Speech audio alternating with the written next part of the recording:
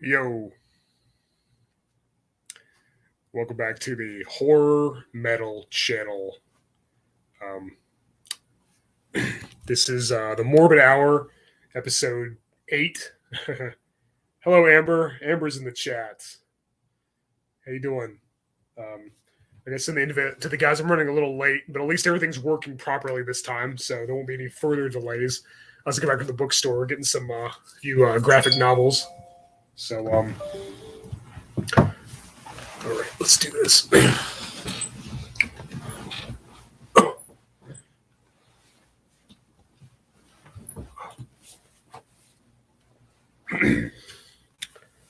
Okay, yeah. Like I said, I just got home. Um,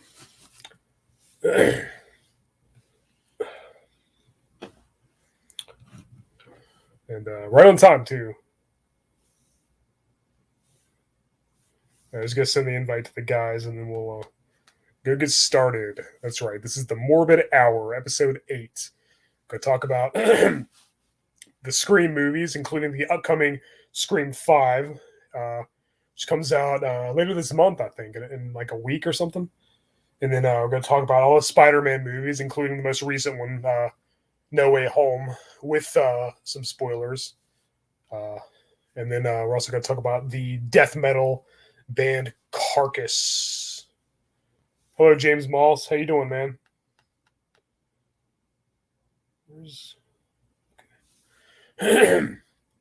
Matt Hale's in the chat. How's it going, Matt?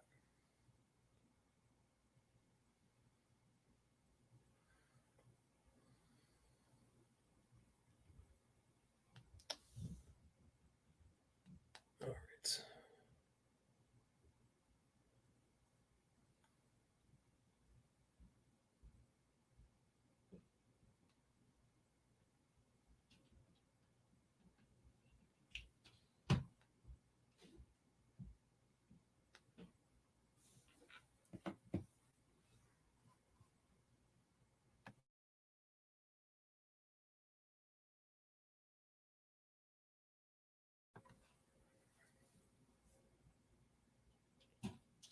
Happy New Year, Matt. Honestly, I don't want to jinx us, but I think 2022 is actually off to a pretty good start. Um, at least for me. I don't know about everybody else, but probably too early to say for sure. But hopefully, it's going to be a great year. I think 2021 was slightly better than 2020, or actually a lot better, really. 2019 was bad for me because that's when I almost died. But yeah, I hope everybody else is having a good New Year so far. And now we're joined by Sean Erschen. Good evening. How's it going, man? And HorrorFan88. Nice. Face. That's Ghostface. Sweet. Oh, It's an honor. Yeah. what's up? What's going on, guys? Not too much. Just got home. Just running a little behind, but everything's working properly this time. So Look at my buddy. nice. I should have grabbed my. Oh, he's right here. There you go. I'll get the black suited one as well, hanging from the ceiling. But That's classic comic book style. yeah.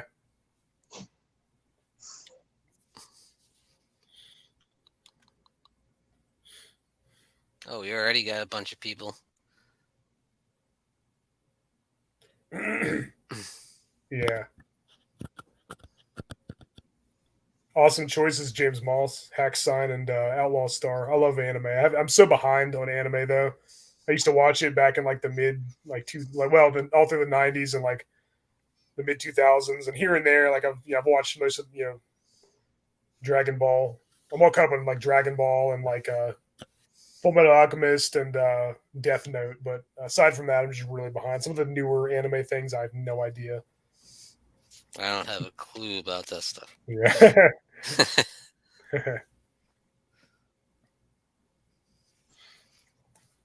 I mean, I've seen a few, but I'm not up on it. Oh yeah, I'm very very behind. Me and Spellbinder used to introduce each other to new anime and manga and stuff. he was a huge anime expert. He'd seen it all. Like he had like an encyclopedic knowledge about anime, much like I do with horror. He was the anime guy, but God rest his soul. Indeed. Yeah. Movie Lover 120 is in the chat. How's it going? What's up? Last of Us video game. Plan to avoid the sequel. I haven't played. That's another thing I'm really behind on is modern video games. Oh, I'm way behind. My newest console is a PS3. I do have a Nintendo Switch, and I have quite a few games that I hardly ever play them. I still play Super Nintendo and Sega Genesis and Atari. So that's all I play. Yeah, exactly.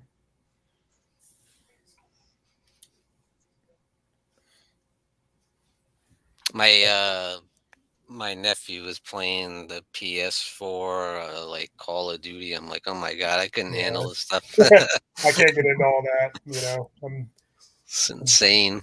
Yeah, it's too complicated. I'm sure it's a fun game if you know what you're doing, but I think it's not my cup of tea. I think I'm just not with it anymore when it comes to video games. I'm too old. Yeah, I got a PS4, and the most I play is either GTA 5 or Mortal Kombat. Yeah, exactly. Nice. Yeah. Whatever the newest Grand Theft Auto Mortal Kombat game is, I'll play those. That's got Mortal Kombat 11 for the Switch for Christmas. I haven't played it yet, but Mortal Kombat, Grand Theft Auto, and if they would make another Twisted Metal, I'll play those. And I'll play a lot of the newer Mario games, or Zelda, but that's pretty much it. Like for modern games, I just go back to the old stuff. With you, movie lover. Yes, I am a Sega Genesis guy. Yeah, I was pretty much both. I didn't have a Sega Genesis when they were current, but some of my cousins and friends did, so I'd play them at their house. And now I have both. Now I have 5 Sega Genesis consoles and 2 Super Nintendos, and I play them constantly. 5. Yep, and only 2 of them work properly with my TV. So Yes, rest in peace, Sidney Poitier. Yeah, I saw that. Great actor. Yeah, for sure. All right, so you guys want to start with Scream? Indeed. Should we talk about the? Yeah. Well, you got the 4K, yeah, nice. Oh wow, look at that! And you got the Blu-ray, Sean? This is 1, 2, and 3 on Blu-ray. I've only got them on DVD, so yeah, I'm the old grandpa, and I haven't updated yet. I only have a Blu-ray. I've got the first one on VHS. I have 4 on DVD. Yeah, I've got the first movie on VHS, and it's that weird, like, rare cover of her, like, on the phone. Like on the phone, you see the phone cord. It's not this cover with all the cast. It's like just the close of her face and holding the phone, which like Drew Barrymore, you mean? Yeah. I should have dug that out, but it was too late. I was late getting home. I wanted to hurry and get this done, get this started. I mean, but trust me, I have that weird alternate cover that. Yes, that help VHS. Are you guys fans of Scream? I am. It's a good another early horror memory for me, even though I still prefer 70s and 80s horror. Yeah. I love Scream, but I'm not a fan of most of the movies that came out that tried to copy Scream. Yep. All the imitators, just like, it influenced a lot of crap. And I still see movies come out to this day that seem to be more inspired by Scream than anything else. That's true. It's just like, man, that they have that, like, I love the first Scream.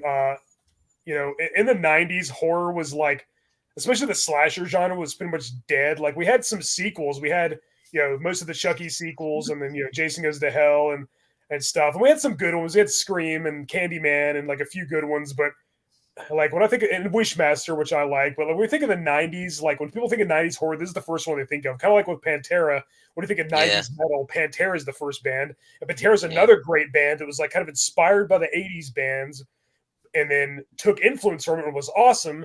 like Scream took influence from the 80s slashers, but then both Scream and Pantera had a lot of crappy imitators. That's There's true. so many movies that came out around this time that had that like watered down diet, almost PG-13 feel where there's like very little blood, no nudity to speak of, which I don't care about. But as an '80s horror purist, I want them to like, if they're going to take inspiration, take it from, do it all the way. Don't half-ass it. Probably a lot of cussing, but Yeah. There's a couple ones I like Valentine. Oh yeah, that was pretty good. Yeah, Valentine's pretty good. I kind of liked I Know What You Did Last Summer when it first came out, but like I think every time I watch it, it kind of gets worse and worse, and then I Still Know You Did Last Summer is kind of like, and then I'll Yeah. always know the last summer. The third one's just like, okay, I I like the first one. Yeah, I think the first one's pretty good. I kind of liked it because it was kind of like a mystery whodunit. It was almost like a retelling of Prom Night because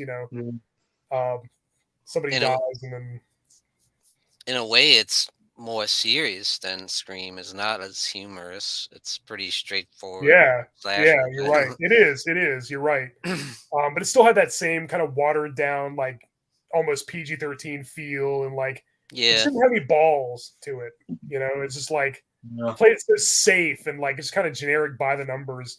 Okay, I'm like I've missed so much of the chat. All right, 1-2's in the chat. How's it going? 1-2. So Amber says, "Hellhound, I can't not wait till Thursday." Me too. We're gonna go see Scream 5 on Thursday. Me and her. Well, So yeah. Got my tickets. I Getting agree. Yeah, it is boring. getting great reviews yeah. so far. I agree with that too. H2O definitely felt like a Scream movie. Oh my god, yeah. Not like a bad thing necessarily, but it felt more like Scream than it did Halloween. Even the poster looked like a Scream movie. And every horror movie in like the late 90s, early 2000s had that same poster, just showed all the casts, and it looked like something from the sitcom Friends to me, more than a horror movie. It's like, why do we need to see all the cast? Like, did a Friday 13th? Yeah, the original poster had the campers, sure, they're on there, but like they're also in the silhouette of a killer holding a knife, and then I don't know, it just looks like an awesome painting. And then all the other, not every other horror movie had to have the entire cast, like all the teenagers. Like, I don't understand why this is a thing. But Yeah. And you also in the 90s had Urban Legend, which came out after. And it's cool, the idea of a slasher movie based around urban legends. That's cool to me. And I thought the movie was 50-50. I thought it was okay. yeah, it's an awesome idea. Have a killer who like kind of builds these elaborate like things you'd read in like an urban legend or a campfire ghost story, but then the execution was very poor. I thought the 2 sequels were garbage. But it was kind of cool how it was kind of made for horror fans, like a lot of these self-aware 90s post-slasher horror movies did. Because that one had Brad Dourif briefly, and then, of course, Daniel Harris, right? Yeah, Daniel Harris. But yeah, this one's still, better than all its imitators. And it's a cool idea. It's a cool concept. Wes Craven is, of course, was a genius, of course. And, but this isn't my favorite one of his movies. Like, this would barely be my top 5. I think Nightmare on Elm Street, Hills Have Eyes, the original Last House on the Left are all better. This would probably be number 4, I guess. But, it can't beat his 70s and 80s stuff. But, again, for the 90s, it's a cool idea. It's like a movie that kind of, it's self-aware. It's kind of like a parody almost. It mocks, like, all the standard horror movie tropes and cliches. And, acknowledges them out loud by the characters in the movie. And again, it's a cool idea. I just wish that every movie that came out after this for like the next 10 years didn't have to do the same thing. But it wouldn't have annoyed me as much. But this one was really good. And so if you haven't seen the first Scream, I guess spoiler alert, but the killer or killers, oh, to hell with it. You know who they are. Billy Lillard, Stu, played by Matthew Lillard, were my favorite of all the killers in the series. They were awesome. Billy was kind of this cold, calculating, like icy psychopath, and then Matthew was kind of the more over the top, manic, quirky, like nut job. And it was kind of a cool contrast. Both of them watched way too many horror movies. He was Like, funny too. Yeah. Yeah. I remember like one of the taglines or one of the trailers or something that said somebody's watched way too many horror movies. And Yeah. now they're a killer and they're imitating the movies. And every time I was with a group of people, we watched that trailer, everybody looked at me like it's not me. It's not me. Yeah, absolutely. I will say about Wes Craven is that he's a brilliant director, definitely one of my favorites. But he helped the slasher genre twice because in 1984 slashers were kind of dying down, and he came out with Nightmare on Elm Street, boom, erupted. And then in the 90s, clearly slasher franchises were putting out some of their weakest stuff. Here he comes with Scream, a huge success. Great point. Yeah, he breathed new life into the genre twice, like you said. Yeah, Nightmare on Elm Street. Yeah, slasher movies like in 1984 kind of becoming a little passe. It was just kind of like either imitators of Halloween and Friday the 13th, but then Nightmare on Elm Street added like a more supernatural twist to it. And then movies like Hello Mary Lou, Prom Night 2, and Slumber Party Massacre 2. There were like, a lot of imitators like after that. Yeah, they took after Nightmare on Elm Street. Like, let's throw some supernatural stuff into our slashers now. Exactly. It's funny because Prom Night and Slumber Party Massacre, the originals, were more like taken from Halloween, but then their sequels took more from Nightmare on Elm Street because that was what was popular after that, which is kind of interesting. But yeah, Wes Craven was just a legend. There'll never be another like him. Nope. And when it comes to Billy and Stu, played by Matthew Lillard, is a favorite of mine from when I was a kid because Scream. I liked him in 13 Ghosts. And when I was a kid, the Scooby-Doo movie came out. He was a great Shaggy. Bad movie, but he was a great Shaggy. He was. And I will, if you're a diehard horror fan, noticing all the little subtle nods and winks in this movie, like the Linda Blair cameo as a reporter. Yes. Billy Loomis. Now he could either be named after Sam Loomis from Psycho or Halloween. I don't know which one. Right. But, yeah. Exactly. Maybe Billy could be a reference to Black Christmas or something. Yeah. Yeah. There you go. Or Silent Night, Deadly Night. But I feel like when talking about Scream, you got to talk about the opening scene with Drew Barrymore. Oh yeah. I mean, that's iconic at this point. Very creepy and atmospheric in a way. And, I don't know why the Ghostface costume, even though it is a cheap Halloween costume, it's very effective to me. But still, I don't know if they can see well in it because Ghostface has got to be one of the clumsiest killers ever. Yeah. He's like Jason in Friday the 13th Part 2. Only more human and vulnerable. And now, don't get me wrong, I love Scream, but thanks to another movie called Scary Movie, when I watch Scream, sometimes my brain will go immediately to this movie and stupid shit in it. Scary Movie was actually the original title for Scream. Also, not many people know that. Yeah, that's right. Yeah, it's funny how a movie parodying it was called Scary Movie. I'm not going to even bother watching that, Amber. Slumber Party Massacre remake. No thanks. Nah. Count me out on that one. That's a hard pass. But anyway, Horror Fan 34 is in the chat. How's it going? And Alex 3.0. I almost met Matthew Lillard. I saw him at the convention, but the line was like out the door. Oh, that sucks. But I got what's his name? Damn it. The other killer who played Billy Loomis. Skeet Ulrich. Yes, Skeet Ulrich. I have his autograph. Oh, that's cool. Yeah, I saw that in one of your videos.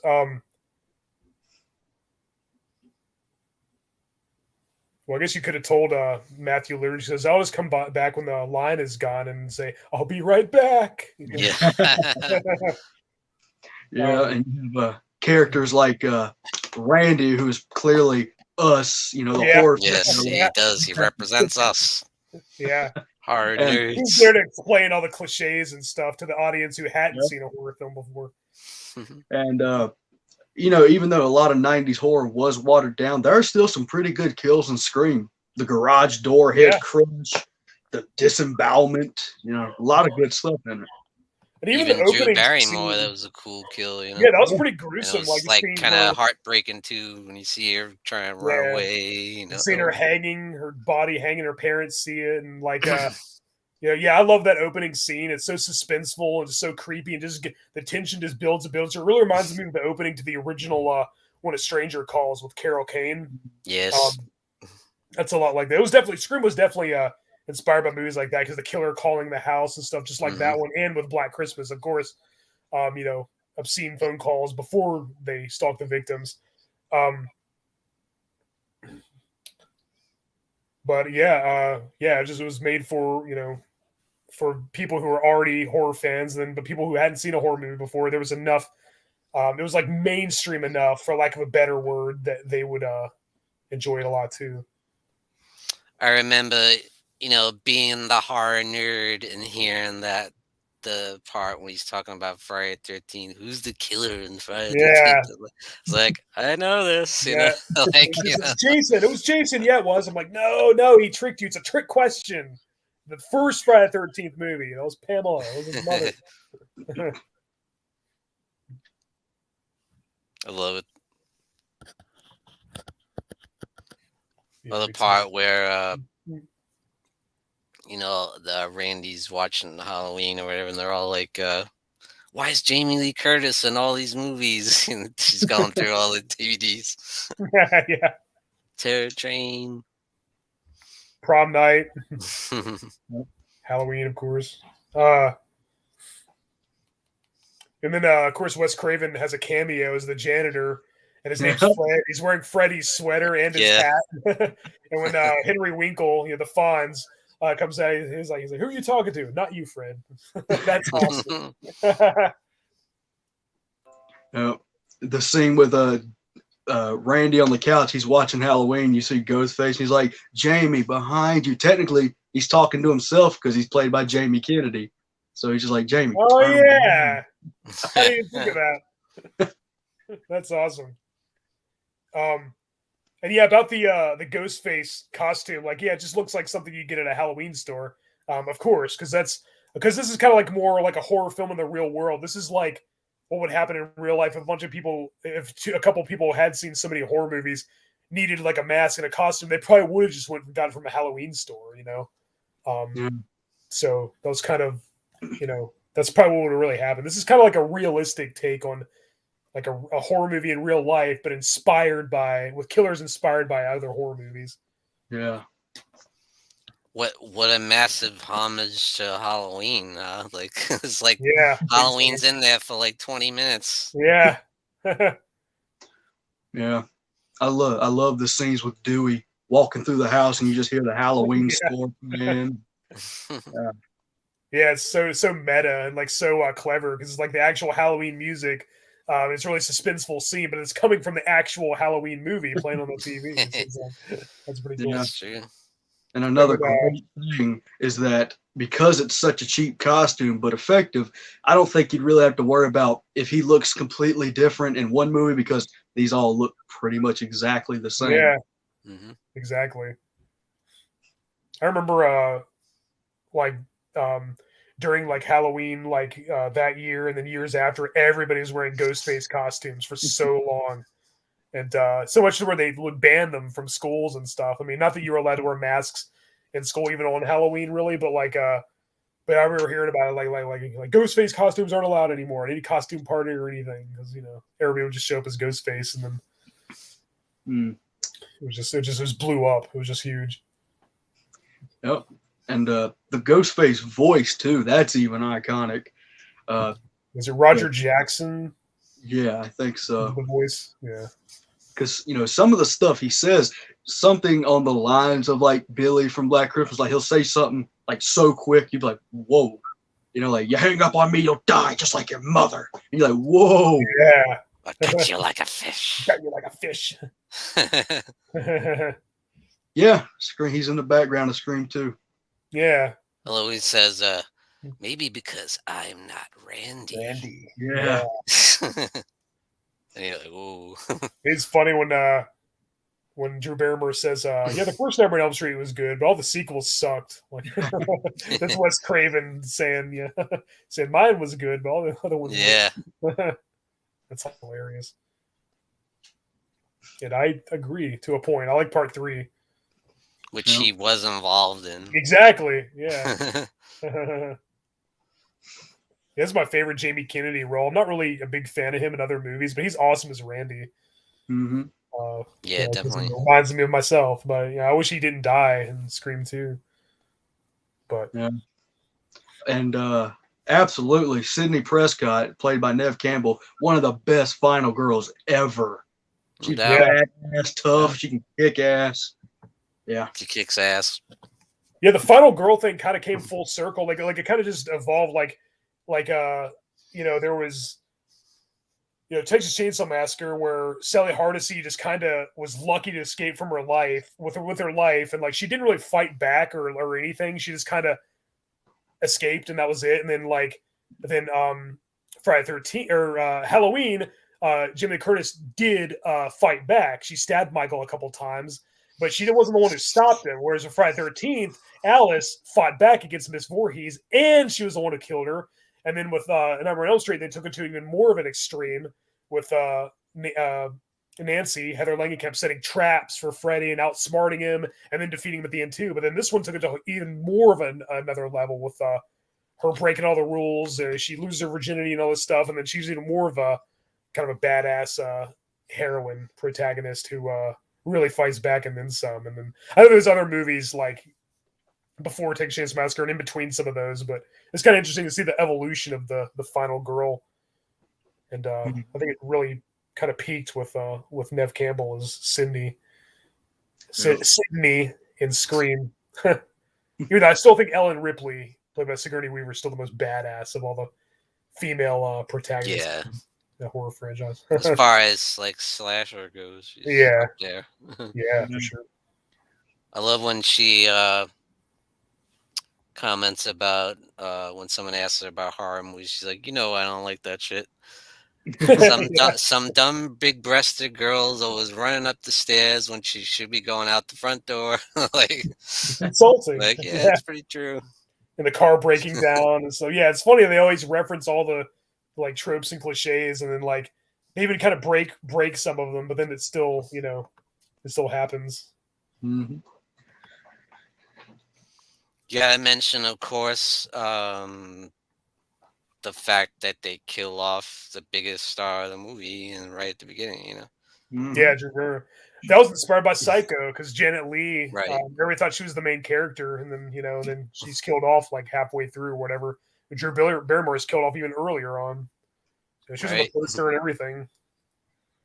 That's the thing, which is heavily advertised on the poster. Yeah, and everything. That was a very bold move.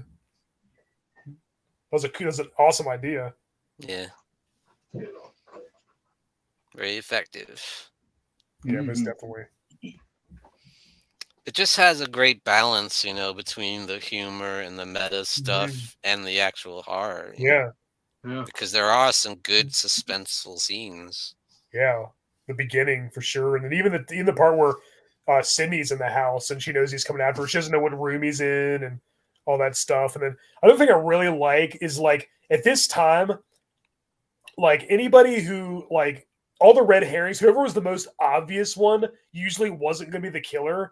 And so like they always turned out to be like the hero, and like the really nice normal guy was the killer. But like with this one, they purposely made Skeet Ulrich as Billy Loomis very obvious, and like they would talk about the whole movie like Randy saying, if that's not a killer, I don't know what is. And then there's all kinds of reasons to want to kill your girlfriend, and then she even he has the mask and the cell phone, and so the audience is thinking, well, that's, and myself included, it's too obvious. I was like, he's not gonna be the killer, and then he is. It's like, oh wow, they they tricked us. Like,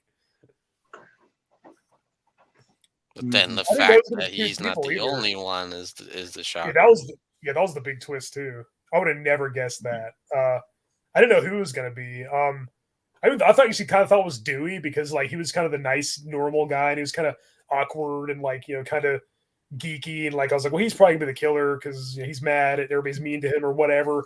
And then, and then funny how Scary Movie, that character Doofy was the killer. But yeah, when I first watched Scream, I had no idea. And I didn't know it was going to be two people. Like, when it was both those guys, I was like, oh, it's both of them? I was like, oh, wow. That threw me for a loop. Yeah. But then when you go back and watch that scene where at the video store, it's pretty obvious. It's like, why didn't I catch that? Okay. Yeah, because he's so creepy. The way, it's so intimidating. Yeah. Yeah. The way he like looks at Randy with like Right. evil eyes and like. Yeah. I think that's what Craven was going for. He wanted to look like he was too obvious. It's like, oh yeah, of course that's Then people were thinking that's not the killer because it'd be too obvious, but it was. It's like he tricked us times two, and then yeah, this is brilliant. And that theory has been around for so long that Dewey is the true mastermind because he's always but never killed. Yeah. It's kind of a weird coincidence. All these people who know Sydney and Gail and Dewey just happen to dress up as Ghostface and team up with another person. I always wonder, like, when I watched the first Scream, I always wonder, like, who killed who. Like, I want to believe that Stu killed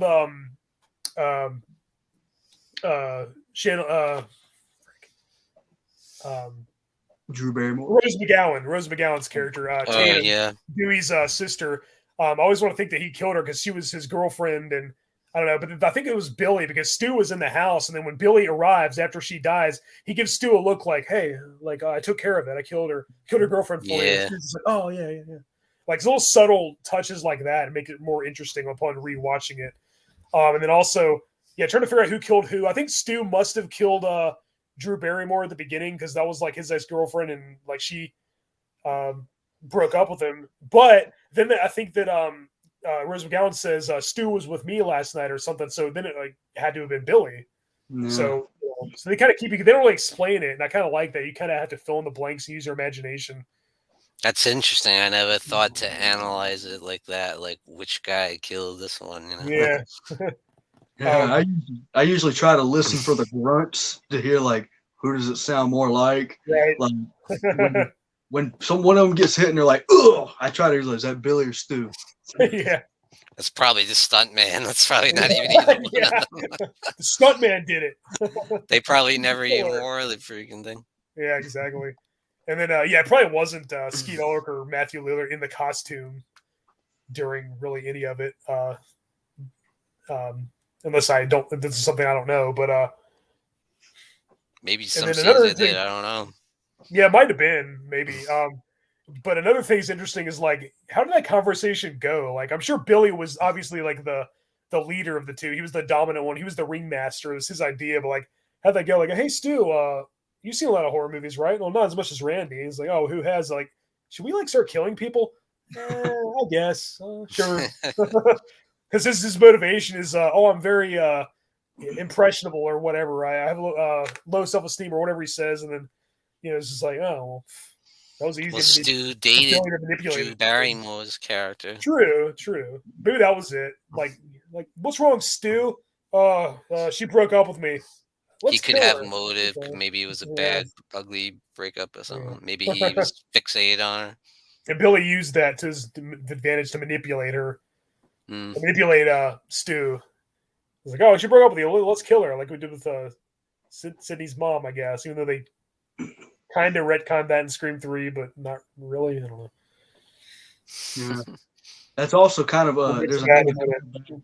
there's another callback to Halloween when Drew Barrymore's parents, they're like, go inside or run to the Mackenzie's house, and you're like, yeah. Yeah, exactly. James Moss is heading out. See you later, James. Thanks for coming by. River Lever 122 is also leaving. Alex, what's up, Alex?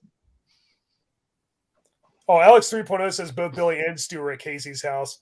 Yeah, possibly. I'm just going by when Rose McGowan says Stu was with me that night. So, I don't know. They're probably trying to, because that was the whole thing. Like there was times where people died when Billy was in jail, and there's other times people died when we knew where Stu was, or he's at the party, or talking to people, or he was somewhere else. So that was the whole thing. So like the audience thinks, well, it couldn't be either one of them. it couldn't be them, but then it was both of them. So that was the clincher. It was like, well, we didn't know it was going to be both of them. Mhm. But now when I watch a Scream movie, I'm always expecting to be two people. Scream 3 was the only one where it was one person. Yeah. So I'm always expecting, like, which two people did it and why. And sometimes the motivations are a little silly. Like, they're starved for a... Yeah. It's just like, oh, that's their motivation? Yeah, sure. Yep. And Billy's motivation was that Sydney's mom was sleeping with his dad, causing his mom to leave, and that set him off. And they ended up killing her mom because, you know, she's no Sharon Stone. Yeah. Maureen Prescott.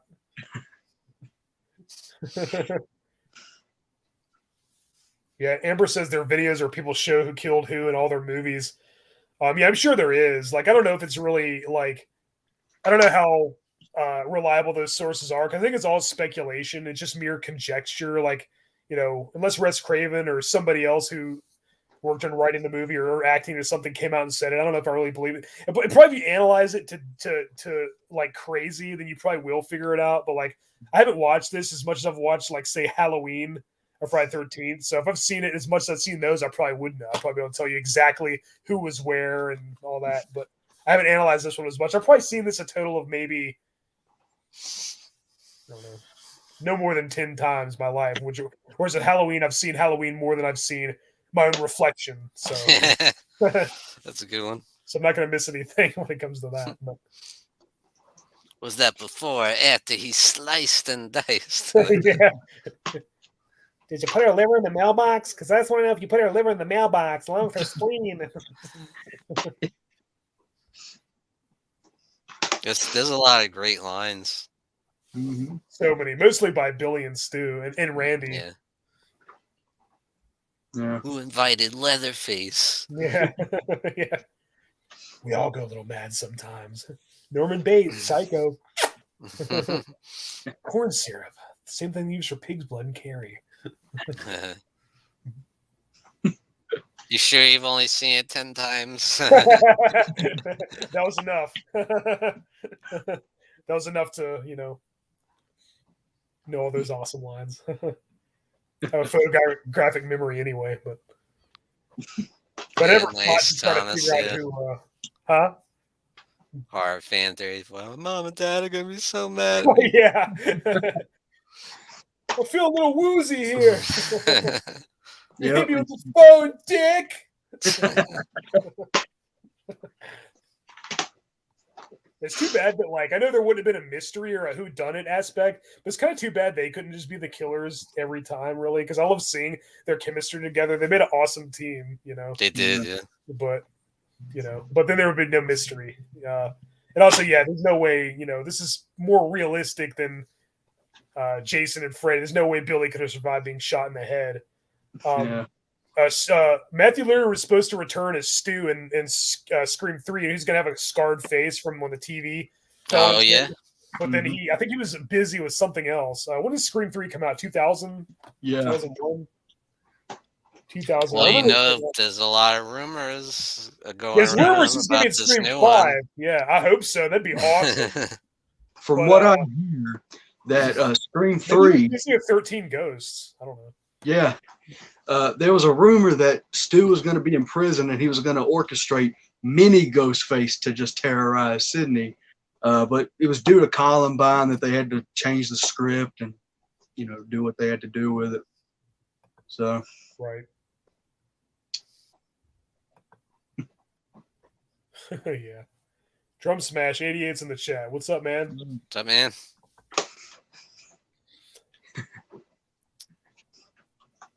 If you think about it, though, it makes sense to have a sequel because, real life copycat killers exist. It does. I'm glad they did. I'm just saying, it'd be cool if we could have seen more Billy and Stu together. Yeah. But I guess they wanted to be more final, and then, yeah, like I said, there'd be no mystery if we knew the killers were every time. It was just Jason. Like, Jason comes back from the grave every time. But even he had a if they did that, it would be like... Yeah. Yeah. Like all the other sequels. Billy back from the grave with a bullet in his head. His skin's all gray and rotting. Zombies. Like... Ghostface lives.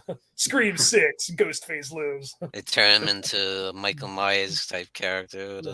Well, then you turn Ghostface into a cyborg and have him in space, like Scream X. Come on, Uber Ghostface. Like, come on, it needs to happen, Hollywood. Make it happen. And Ghostface takes Manhattan, and Ghostface versus Jason and Freddy. I mean, come on. Ghostface goes to hell. They're slacking. Yep. So I guess that brings us. What do you think of Scream 2? Came out 1 year after the first one. What do you think, Hellhound? I'm curious to what your thoughts are on. So, let me just say that, like, when it comes to the Scream series, the first one's obviously my favorite by far, and it's kind of the only one that I really consider kind of a masterpiece. I do think it's like a little overhyped because, like, when I'm talking about horror movies and like somebody brings up Scream, just like, okay, we'll talk about Scream. I mean, we're talking about it now because there's a new one coming out. But like the thing is, it's kind of like when we're having a heavy metal discussion, somebody brings up Metallica, or we're having a country music conversation, somebody brings up Johnny Cash. Yeah, I do think the first one's a great movie. I think it's awesome. But as far as the sequels go, I don't think any of them like really live up to the original or even come very close. But I do think if I had to pick a favorite, I guess it would be this one. And I think it's only because one of the killer's motivations is revenge, and they even mention. Okay, well, let's just go over who the killers are. Miss Loomis, played by Sheldon's mom from Big Bang Theory, Debbie Metcalf, or Laurie Metcalf, sorry. Right.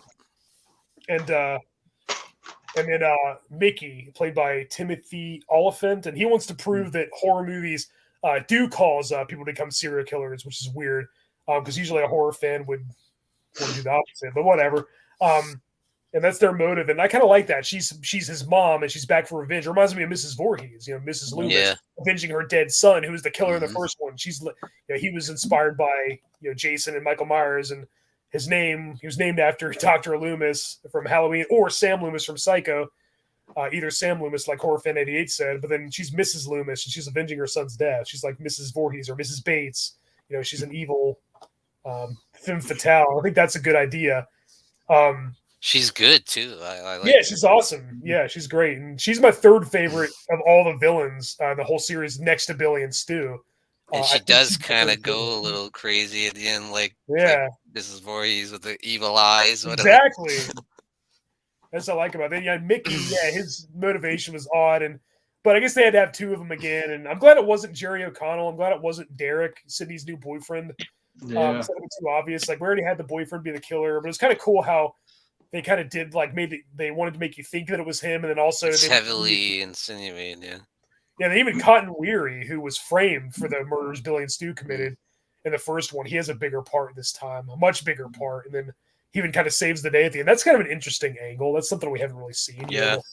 The killers were, there's real killers, and the guy they framed was in jail, and then it was revealed who they are. Then they died, and then one of his mom comes back to avenge him, but then she's defeated by the guy who they framed. That's just awesome. It's like it comes full circle. That's a great idea. So there's a lot of cool scenes in this. I like in the scene in the movie theater, of course. Not a lot of horror movies have a scene in the movie theater. Demons and popcorn. Pretty much the whole things take place in the movie theater. And this one only has the scene at the beginning where he stabs Jada Pinkett Smith. Pretty funny scene. And then Scary Movie parodied that too. It's pretty brutal too when he it kills, is. like, and she's. Everybody thinks it's part of the just show. stand in front of the screen, like bleeding to death. And then everybody's wearing a ghost face mask, and they all think it's part of the show, which is funny. And then it's a cool idea. And I love the scene of the car where like he's knocked out, or he or she is knocked out, depending on which one it is. And they try to unmask him, but then he gets away. Yeah. So yeah, this is my favorite, probably my favorite Scream sequel. But to be fair, I hadn't seen. I said I saw the first one probably 10 times. I've seen Scream 2, 3, and 4 probably twice. Probably this one a little more, 3 times or so. Scream 3 I've probably seen twice. Scream 4 I've seen twice. But yeah, this one I've seen maybe 3 times. But I think it is the best next to the original. There's some good stuff when they talk about sequels, Randy, to talk about Terminator 2 and... Yeah. Alien. I love when they're talking about sequels. Yeah, yeah. But the first movie like talked about tropes and cliches from horror movies and stuff, just in general. This one was all about the sequels. I love that. I thought that was a great idea. And then talking about like all those, that film class they're a part of. Like I took film class in high school, and like my fellow students weren't as cool as these people. We didn't argue over what the best sequel was and what the worst sequel was, and that's a cool idea. I think Randy is part of that, and then Mickey, who's one of the killers, like arguing about sequels. That's a cool idea. And then this one was all about the sequel, and they were right. Sometimes the sequel takes it to other extremes, like it kind of takes the tropes and then kind of runs with them, throws them for a loop, and that's kind of what this movie does. So it's like an interesting way to keep it self-referential and meta, but then at the same time, poking fun at them too, and but both scary and funny. But I didn't think this one was as suspenseful or as I don't know, because some of the humor fell flat and some of the horror fell flat. It sucks they killed off Randy, but I think it was necessary to kill off a returning character just to have more of an impact. But yeah, as far as sequels to Scream, this one is probably my favorite, even though it's not even near as good as the first one. Yeah, I will say I definitely think Mrs. Loomis was the one that killed Randy, because when he was on the phone with Ghostface, he didn't seem that phased. But when he mentioned Billy Loomis and said that he was a repressed mama's boy, Ghostface was like, he got real angry. He was a rat-looking, and I think she even admitted, she was like, yeah, and I took care of something. I'm paraphrasing, but like I took care of Randy. I just couldn't let him talk about my boy that way, or something like that. What I always wonder, I'm sure the answer is obvious. I'm just missing it because I haven't seen this movie very much, or maybe I'm just didn't pay close enough attention. But like, how did Sydney recognize? Okay, so Miss Loomis is pretending to be Debbie Salt, a reporter. How did she recognize Miss Loomis? Did she see her face on the news or something? Because Billy said that his mom abandoned him. Like I assumed before they started dating. Again, I might be wrong, but like I always thought like Billy's mom was, I guess, cheating on his dad with Sydney's mom, which was his motive. But like, how did Cindy know what his mom looked like? Did this happen while they're still dating, or did he show her a picture, or did she meet her somehow? I don't know. I mean, she abandoned him, but she sure did avenge him, or tried to anyway. Yeah, could have been a picture. Yeah, I always wonder that. I'm sure the answer is obvious. I'm sure it's right in front of me. If I watch the movie tonight after this video, I'll probably be like, oh, duh. But yeah, like I said, I haven't watched this very much, and I haven't seen this in years. So, maybe some of our viewers can tell me. I like how Randy says in this movie, is like, it's a sequel. They always got to up the ante. More blood, more carnage. Yeah. And the scene where that cop jumps on the car, the hood of the car, and that construction site, like, that crap goes right through his head, and it's just like, hell yeah. Yeah, you're right, Amber. You could have saw pictures in her house. Yeah, like a lot of horror sequels, they up the explosions, they up the gore. Sometimes they up the nudity and whatever. There's like more, but there's always There's always less substance. There's always less suspense and less scares and less sophistication.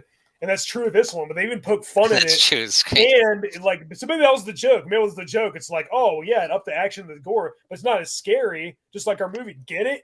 But like, no, I still like it. I still think it's a good movie. It's a solid sequel. Exactly. That's how I feel. It's a solid sequel. Yeah. But it's nothing more than that, really, to me. Right. But I like you were saying, I did like the addition of Cotton Weary and Liev Schreiber. It was a nice red herring at a really good performance, and you sympathize with him too. But then you wonder, oh, could it be him? Yeah, that's a cool idea. Well, Alex 3.0 says Sydney probably meet Miss Loomis when she met Billy, right, when they were dating. But like, I always thought he said that she abandoned him, and like, I don't know what the timeline was for that. Maybe she abandoned him after they got together. I don't know, or maybe she already knew him before they started dating. I don't know. I'm just saying, I don't know what the timeline is.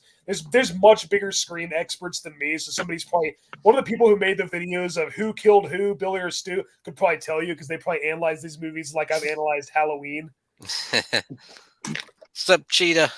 I'm a Scream fan, but I'm not a diehard Scream fanatic nerd. I love the first Scream movie, and I enjoy the sequels, but I'm not like a Scream geek like I am with Halloween. Yeah, me too. Yeah, have Cheetah reviews in the chat. How's it going, Cheetah? Like, I do think Scream is a classic, the first movie, but Yeah, the sequels are like, yeah, they're all right, but kind of the last horror film that I really consider like a classic, because like it's the most recent horror film I consider a classic. Because anything after the 2000s still feels too new to me. Like when somebody says, "Oh yeah, this movie that came out in 2003," I'm just like, even though it is like 20 years even ago. though it is 20 years, but it's like, well, I was well into my adulthood then, so it's like it doesn't feel like it should be. I don't know. It's hard to explain. Yeah. Of course, there are serious super fans. Just the people that grew up at that time, in the 90s, Yeah. I am a big fan of Scream, but it's kind of more of a middle in the road fan, where because I did grow up with more 70s and 80s stuff, I do love and appreciate it, but I'm not like I gotta buy like every copy of Scream I see like I do with Halloween or something. Right. And that's one of the reasons I appreciate it a lot, because it does call back to the 70s and 80s movies that I grew up with, I feel like movies still do that now. Like, movies have been doing that. Like Behind the Mask, Rise of Leslie Vernon, like that was kind of the same thing. It was kind of meta and self-aware and I love that. Yeah, it's good. And then even movies I see now, like they always have to add something new, some kind of gimmick. They'll never do like just a straight up standard slasher like in the 80s. And if they do, it's either like a parody or it's poking fun at it, or like they'll do that kind of formula, but then it'll be some kind of gimmick or some kind of new twist or turn or something. I kind of wish they would just go back to make a throwback, make it feel like the 80s, make it set in the 80s, make it follow the formulas, but don't point them out. Like do the formulas, but don't have a character saying, "Oh, that wasn't an 80s movie." They try. They try. Yeah, they try, but some of them really try to be feel, but they just can't capture the spirit. Yeah, and this is my own personal opinion. Right, everyone likes what they like, but I also don't really care for a lot of the 90s music in these movies. Yeah. Because, it's just something about watching an 80s horror movie and the end credits having a kick-ass rock or metal song. You're like, exactly. But there's just not a lot of memorable scores and there's not a lot of focus on the scores. There's not, back in like the 70s and 80s and stuff, like, the Superman movie had a theme song, and then the Batman movie, of course, which is awesome, but like, and then like Batman Begins and Man of Steel, like Dark Knight, those are all great movies, but like I don't remember the score. I don't remember nothing a single stands note. out. Like I don't remember a single note. And like people say, we've been watching Batman '89 longer and stuff. It's like, okay, but like, but I feel like even when I first saw Batman '89, I remembered the theme. I was humming it when I first saw it. When I left the theater, when I saw Batman Returns in 1992, I was still humming the theme when I left the theater. When I saw Batman Begins, The Dark Knight, whatever, I don't remember. I still couldn't tell you what the theme song was. That's kind of something that's been lost, I think, in just movies in general, including horror movies. Everybody remembers the Halloween theme song and Nightmare on Elm Street, Friday the 13th, but like Friday the 13th I remember, but like what do you really remember about like the modern horror themes? I mean, I don't know. Maybe there is one that stands out. I don't know. But they're just not as important to the movie. No, it's not as integral. I feel anyway. Yeah. The score itself used to be a character, and it used to bring along the horror. It drives the movie in a lot of the older films. Yeah, true. All right, so that clears it up. Billy says that him and Sydney have been dating for 2 years. Sydney's mom's been dead for a year. Okay, I get it. Yeah, I knew it was something obvious that I'm just too stupid to to realize it. But if it's something in the first Halloween, I would know. I'd be able to tell you. Alex is a big Scream fan. Yeah, I believe the right person, man. Yeah, that's what I wanted. I wanted somebody. He says it right there. I'm a big Scream fan. Yeah. That's all I wanted somebody to tell me. Somebody who's seen these movies more than I have.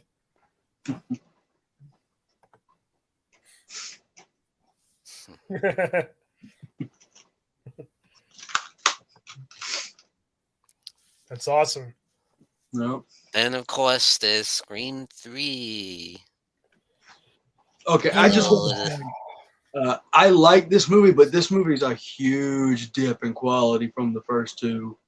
I realized they had to work around the script and change it, but to me, it just didn't deliver on a lot of things.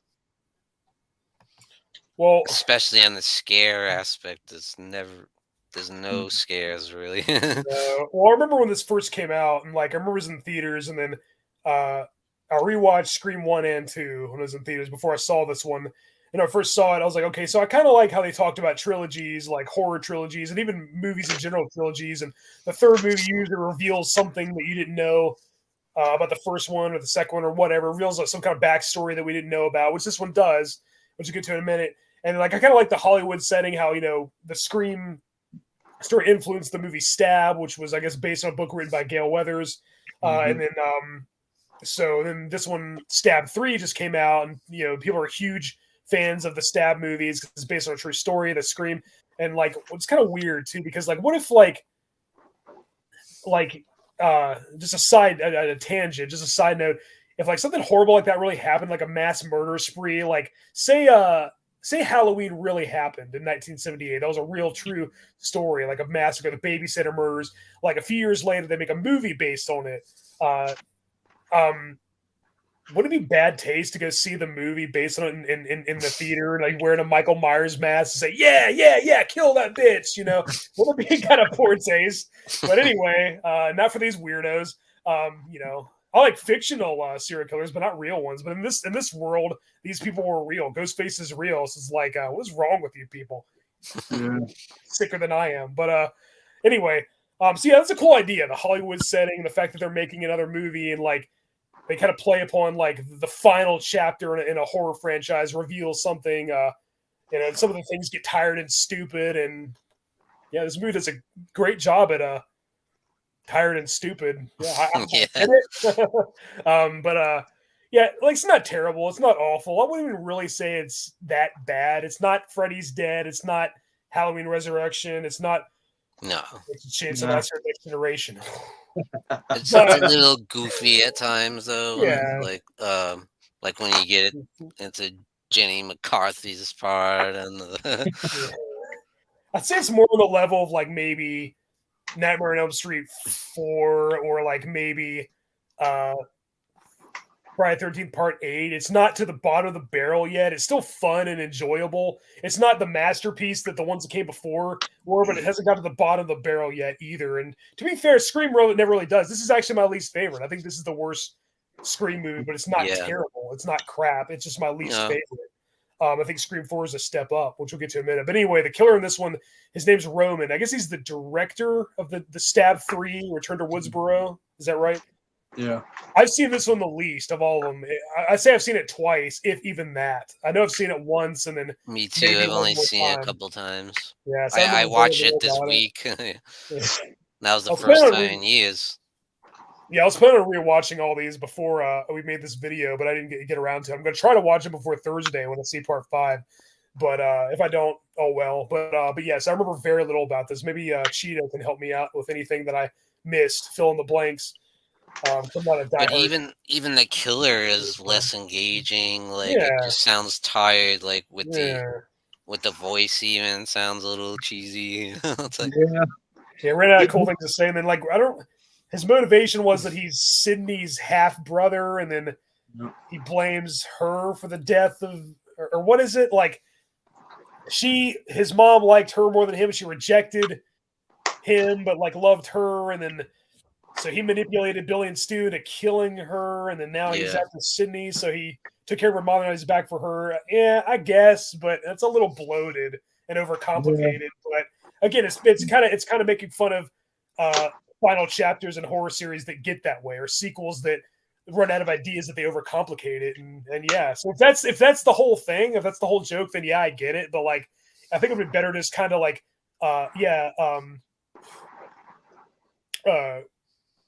discuss that, play upon that out loud, but like don't fall victim to those tired trips and cliches at the same time. Like, by all means, parody them or announce them, but don't like just retread them and like in a stupid way.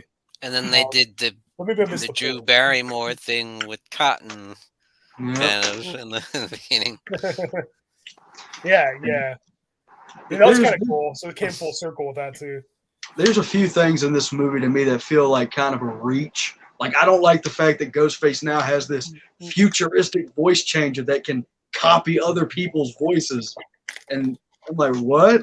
I mean, it's cool, but I don't think that would really happen.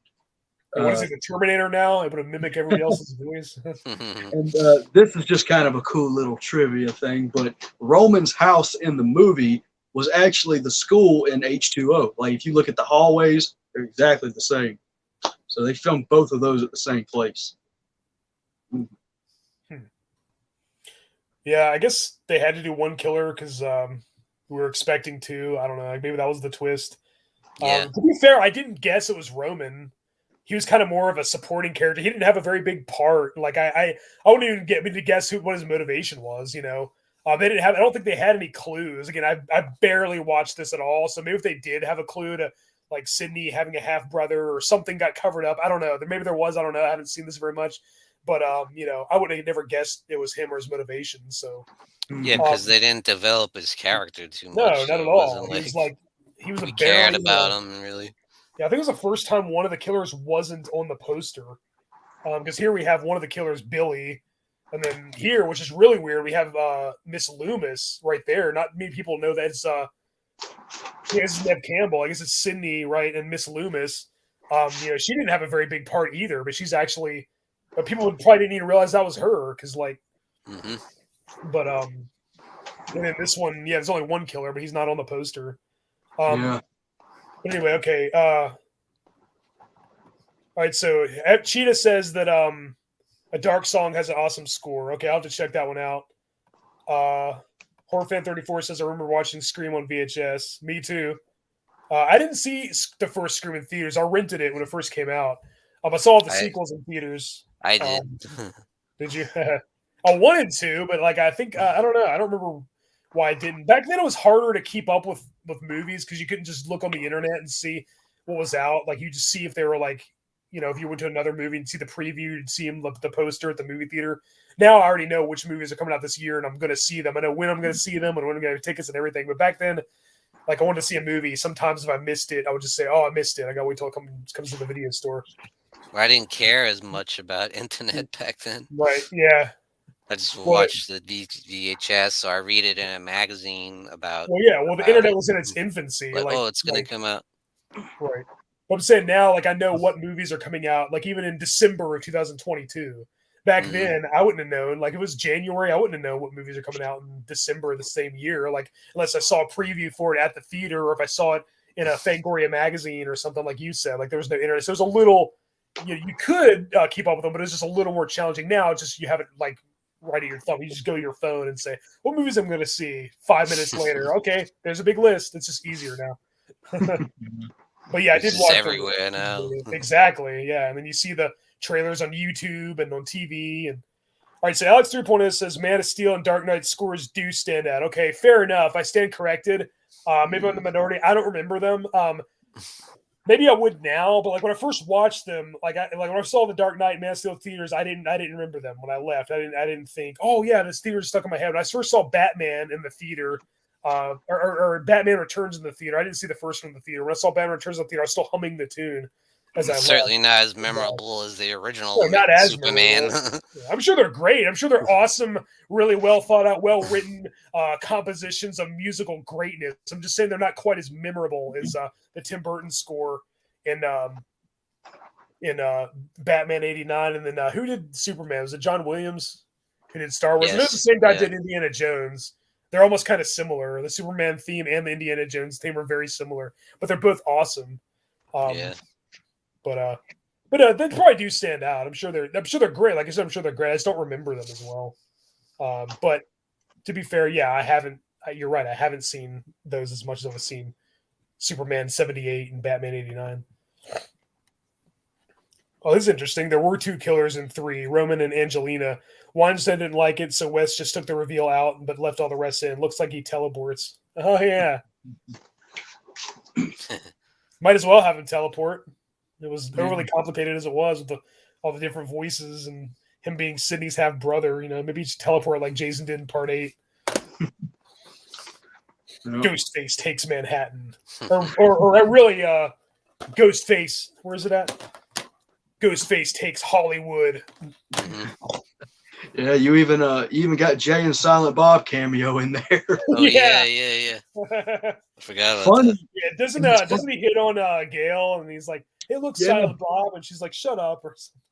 Yeah, and funny enough, in Jay and Silent Bob Strike Back, they go to Hollywood and ended up on a stab set with Wes Craven. Yeah, I think it's Scream 4, and then the monkey is the killer. Like they unmask Ghostface, it's a monkey, and then Campbell's like, "They're not even trying anymore." Yeah. You weren't too far off. You weren't too far off on that one, Ned. We'll get to that in a minute. But it's hard to believe that it took 11 years for Scream 4 to come out. Yeah. And I actually did see this one in theater. I saw this one. I didn't. I actually liked it. I thought better than 3. And definitely. Even the gore, like that one scene where their friends, Ghostface is killing her friend and Sydney walks in, the whole wall is painted with blood and her guts are around. I was like, yeah, they upped the gore on that one. That's one thing that came back. Like gore was kind of more or less dead, especially in mainstream horror movies in the 90s. So like Scream 4 came at a time when like reboots and things were all the rage, and gore kind of made a comeback with like My Bloody Valentine 3D and like all that. The Hills Have Eyes remake, and like gore was kind of now that's the norm. Now gore is like it's hip to like gory horror movies now. It took a long time. I've been waiting like 30 years, but it's finally I'm finally the cool kid because I like gory horror movies, and everybody else does too. Daniel Sands in the chat. What's up? Daniel Sands. Read my last message on here. Yeah, I did about the 2 killers in Scream 3. Sorry, I can't keep up with the chat as well this time because I have to admit, I thought Gail was gonna buy it in this one. Yeah, I was thinking that too. I agree, Alex. Scream 3 is the weakest for me as well. I think it's good. I like it, but I haven't watched it a lot. Yeah. Yeah, it is underrated. I agree. Horror fan 34. I think one of the only issues I had with Scream 4 is it's like they had a filter on the movie, and the movie looked very glossy, like shiny. I was just kind of like, that's a choice. It's kind of the norm with today's theatrical horror films, I guess. Yeah. I thought the very opening was a little bit cheesy with those girls talking. Yeah, there's like a film with really bad acting. Like stab 6 and then stab 7. And then even when it's in the real world, like the way they're talking, like, "Oh my gosh, did you hear about this? What happened?" Totally. So cheesy. I thought that was part of the movie. I thought that was going to be stab 8 or whatever. And then it went into the real movie. I was like, wait, that was real? These girls were real characters in the movie? I thought they were a movie within a movie. I'm like, oh my God, what horrible acting. Me too. I thought it was going to be like a trope or something, making fun of it. It was kind of fun. Stab 6 and Stab 7, even one of them had time travel. Like they're making fun of how there's so many stupid sequels. I think it was a good idea how, like, we had one that we had the other movies talk about horror movies and then sequels and trilogies, and this one is kind of talking about reboots. Like this one's talking about like remakes and reboots, and like this is playing on all the rules of those. And that was a great idea. This one does have some good ideas. It's like, well, now the new rules have changed. But what really pisses me off about this is like the poster says "New Decade, New Rules." When I watch this, yeah, the gore was great, probably the goriest of all the Scream movies, but it still has that like mainstream, like big budget Hollywood blockbuster feel that like Scream 3 and like even Scream 2 had, and it still feels like it's holding back. It still feels like it doesn't have much balls. Yeah, the gore, yes, but still feels like it could almost pass for PG-13. Aside from the gore, it could almost pass for PG-13. Yeah, you get still no nudity, which again isn't a big deal for me. But if you're gonna make a horror movie that's like playing upon all these tropes in the 70s and 80s, have some teenage, have some campers, like have some 30-year-olds playing 17-year-olds go skinny dipping and have Ghostface. Yeah. I mean, come on. If you're gonna pay homage, do it right. And then I don't know, just kind of got tired. By this time, I was just kind of like, okay, so Neve Campbell's back as Sydney, and Courtney Cox is back as Gail, and David Arquette's back as Dewey, and him and Gail are married. It's like, yeah, I like these 3 characters, I like that they're still here, but it's like they gotta do something different. This is getting a little too tired and repetitive. I'm kind of bored with this whole thing. And like, it's a little too implausible that like everywhere they go, somebody's pretending to be Ghostface. Like, I can see a copycat killer, but this many times to the same people and like the same dynamic and like with, and then yeah, I was wondering what the motivations were, and when we revealed the killers, I was like, oh. So Emma Roberts as Sydney's niece, Jill. Cousin Jill. Cousin, yeah. And then one of my favorite actors now, Rory Culkin as I don't remember his character's name. He was the first movie I saw him in was Signs. He's come along. He was great in Lords of Chaos, which was based around like the band. He's become a good actor. Like he's great. Yeah, I think he's kind of surpassed his brother Macaulay, which I liked him too back in the '90s, but he hasn't really done much in a while. But anyway, yeah, he was great, and I think he was kind of my favorite of the new characters. But then, and then I didn't really understand his motivation much. And then also, I had too much of a hard time believing that Sydney's cousin Jill, like her motivation is that like she's jealous of Sydney because she's particularly famous from all these times she's survived being almost killed. Yeah, all these massacres by a different ghost face or ghost faces each time, and so she wants to be the survivor now. That's kind of you're jealous of the girl that someone's trying to kill her all the time. I know. Like, that's a little weird, but it's kind of an interesting angle. It's like, okay, so this person's reaction is another motivation to the original killer. They're not just copying it for revenge or to be in the limelight. They're copying it kind of from the point of view of the victim. They want to be the victim, and so she has this elaborate thing. She wants to be the victim. I was like, that was a little different, but I don't believe her as a killer. And she even killed her mom. Like, yeah, no, I know people are nuts and they commit matricide and do stuff like that, but not this girl. Like, no, like maybe if there was something in there to where her mom was abusive or neglectful, maybe there was, like her aunt was more cared more about Sydney or something. Again, I don't know. I've only seen this probably twice, if that. Once for sure at the theater, and then maybe once when I bought it on DVD. But it's not that. I didn't go to the theater because I was underwhelmed at 3. Yeah. I almost didn't, but my roommate at the time dragged me to go see it, and I was like, okay.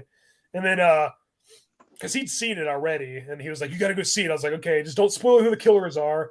And something told me, and he kept saying how gorgeous he thought Emma Roberts was. He kept talking about her. She's Julia Roberts' niece and Eric Roberts' daughter. Brad Roberts. That's the guy from Crash Test Dummies. Okay, anyway. She, I don't think there's any relation. But yeah, so I was like, he kept talking about her. I was like, is she one of the killers? And he was like, no. I was like, I think it is. I didn't know who the killer was going to be. I was thinking maybe it was one of the main cast, like maybe Gail or even Sydney's the killer. I was like, that'd be kind of stupid, but it'd be something different, I guess. I don't know what the motivation would be. They snapped from surviving death so many times that they just went nuts. I don't know, but and then yeah, I like Charlie. Charlie, that was his name, Charlie, played by Rory Culkin. Yeah, he was. I liked him. He kind of reminded me of myself when I was in high school. So if it was Sydney, you just might as well have a monkey underneath the mask at that point. If you ran out of ideas, I might as well do that. So if we see Scream 5, if I see it on Thursday and that's what happens, congratulations. You stooped that low. I might as well have a monkey be the killer. Yeah, I think some of the comedy in this movie kind of fell a little flat. Yeah. I mean, pardon my language, but there was the scene where the cop gets stabbed right in the head, and when he falls, he says, "Fuck Bruce Willis," and then dies. I'm like, what? Yeah, if you get stabbed, you're not gonna like have time to make a joke. You're not gonna have time to make a joke at the camera and then fall over dead. I mean, come on. Yeah. You're bleeding to death. You're not gonna be very witty or clever. I don't care what anybody says. Yeah, I like Charlie, but then Jill turned on him and killed him. She was like, I want to be the main survivor. It's like, well, it's the same thing as in Scream 2 when the femme fatale turns on the male killer and kills him. I was like, that's just kind of a retread. I was like, that's the exact same thing. He was just a poor chump trying to like a wannabe. Yeah, it's always a lesser of the two evils. Like I guess Stu would have been in the first one. Billy was kind of the mastermind, and Scream 2, Miss Loomis is the mastermind. Scream 3, well, it was only Roman. So, and this one obviously it was Jill. So they always had the kind of a follower who just kind of helped them, but then they just kind of used them, I guess. But I guess if that's the kind of angle they were going. But again, it was the same thing they did in Scream 2. So it was like, whatever. But it was a step up from Scream 3. But still, I really don't think any of the sequels live up to the first one. I'm hoping Scream 5, I hope it'll be pleasantly surprised. The trailer looks pretty good. It looks like it's going to be scary and more suspenseful and maybe a little darker. I hope so. I'm not sure what it's going to be a reference to. Like, what's it going to be playing upon? We already had one that did, we already had ones that did like just horror movies in general, sequels, trilogies, remakes. What's this one going to be? The fact that every horror movie now tries to be really dark and overly serious and overly realistic and overly dramatic and not have any humor, because that's kind of what the trailer looks like. But I don't know. I don't know what it's going to be. Like, I don't know what the angle. That's the challenge, though, isn't it? When you got a new director, you got new writers, maybe they that's another thing. Do something different. Right. Yeah, Scream 3 and even 4 were kind of underwhelming. And even Scream 2 wasn't that great. The only one I think is truly great is the first one.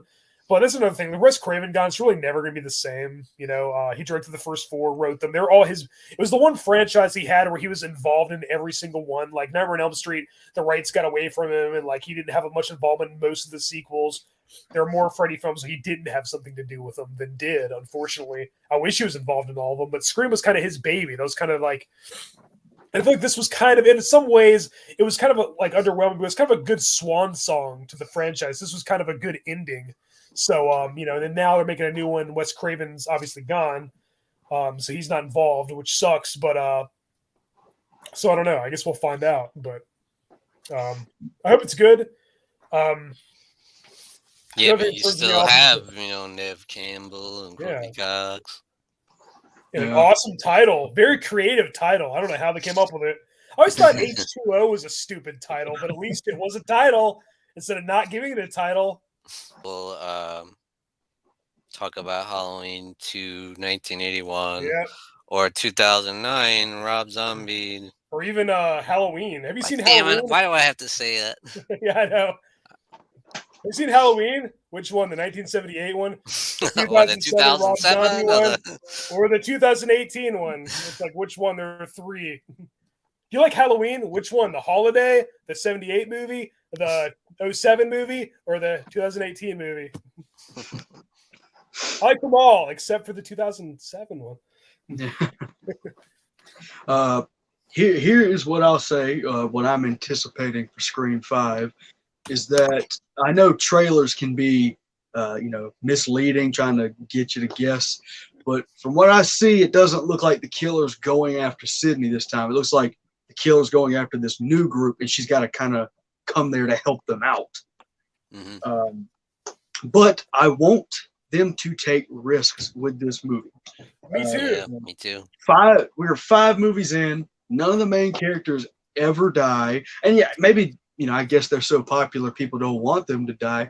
And better kills. Every kill in these movies is always done with just the knife. There's no creativity with the kill. I agree. Yeah, I want to take some risks. Like, none of the sequels really took very many risks, at all. Like, yeah, they did kill off Randy in part 2. And I guess if you count Cotton Weary as one of the main characters, they killed him off in part 3. But really...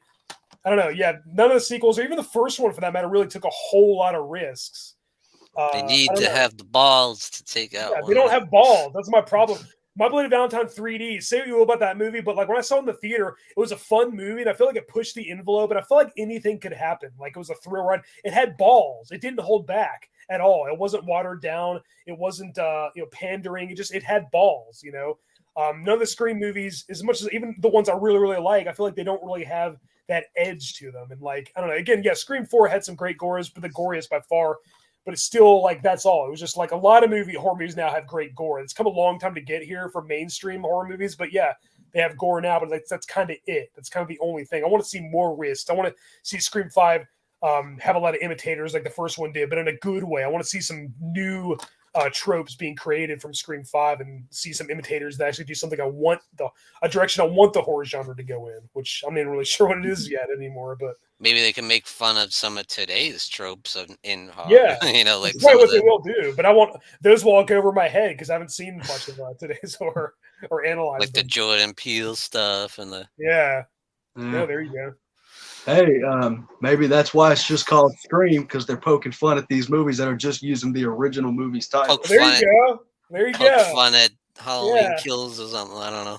It's making fun of Halloween 2018 and The Thing, which is a prequel to the 82 version, but it's just called The Thing. Wow. Maybe just calling it Scream is making fun of the other stuff. Like that's you were saying. That's a good way to look at it. That's a good way to look at it. Okay, maybe it's won me over a little more now. Amber says it's 5 is technically a reboot. Main purpose is to patch the Torthon to a younger group of characters, most likely be a new final girl. True, but isn't it kind of they have the balls to do it? Yeah. Didn't Scream 4 already kind of do that? I mean, Halloween 2018.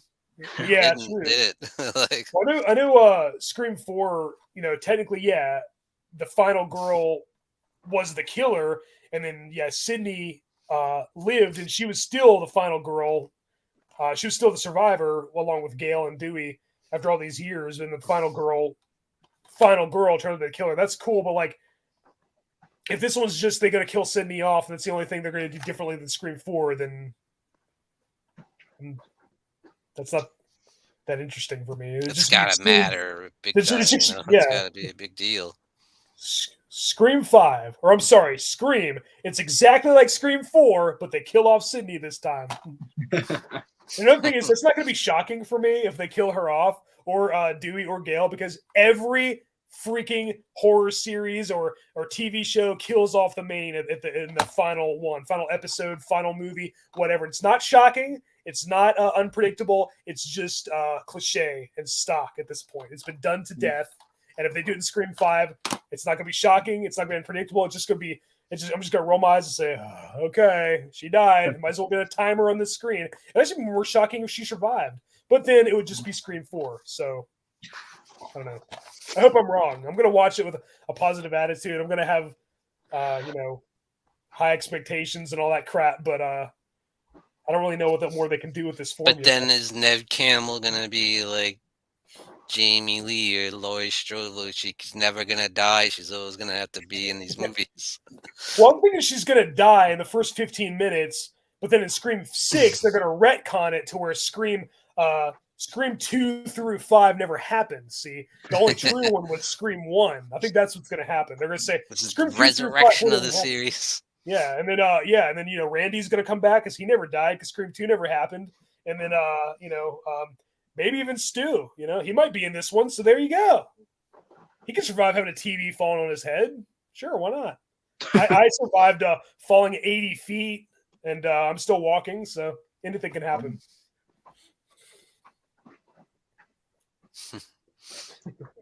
Okay, rant over. Let me put my soapbox away.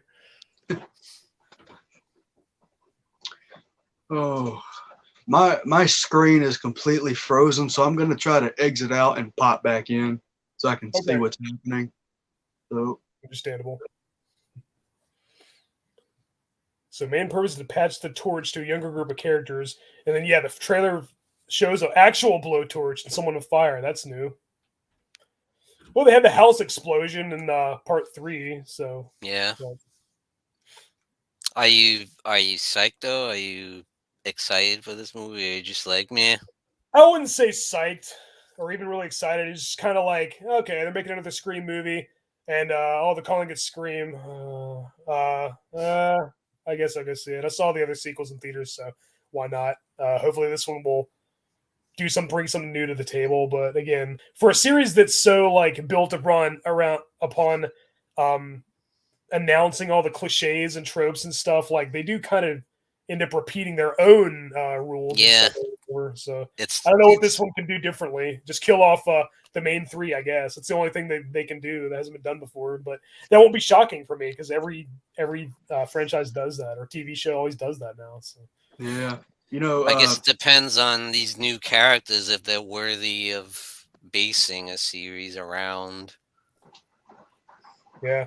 Well, that's kind of the thing with the reboot. Like they always like have new characters, and like they either slowly reintroduce the old characters and have them come back, and then they kill them all off, and then they pass the torch to the younger generation, or they start out with the old characters and then they kind of bequeath their young apprentices. They mentor the new characters, and then they kill them off, and then the new cast. But I feel like I just won't care when Scream 6 comes out, and like Sydney and Dewey and Gail are dead, I just won't care.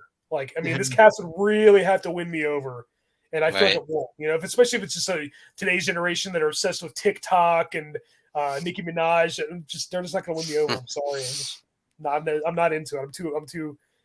I'm not with it anymore. I'm not hip anymore. So I don't know what the kids are doing these days. So imagine Ghostface uses TikTok or something like. Well, there you go. Yeah, maybe he invented to reel him in. Well, yeah, what he did, he invented TikTok, and it's dumbing down America, and so he's making people more stupid to where they fall for him, fall victim to him more easily. That's what it is. That's gonna be the twist. At the very end, they're gonna say, Ghostface is gonna say, "I invented TikTok," and it's going, "Holy crap! It was him all along." That's the big twist for Scream 5, or I'm sorry, Scream. Let me ask you this: how would you feel about this? So apparently the filmmakers have said that the trailer is very misleading, so the fans won't be able to guess things that happen. What would happen if you go to see a Scream movie and it turned out that everyone is playing themselves, and this is like a new nightmare situation where a killer is killing the cast members and they got to find the killer? I don't know how I feel about that. Pulling a Wes Craven as a homage to Wes Craven doing what Wes Craven did. Mind blown. Meta inside of a meta.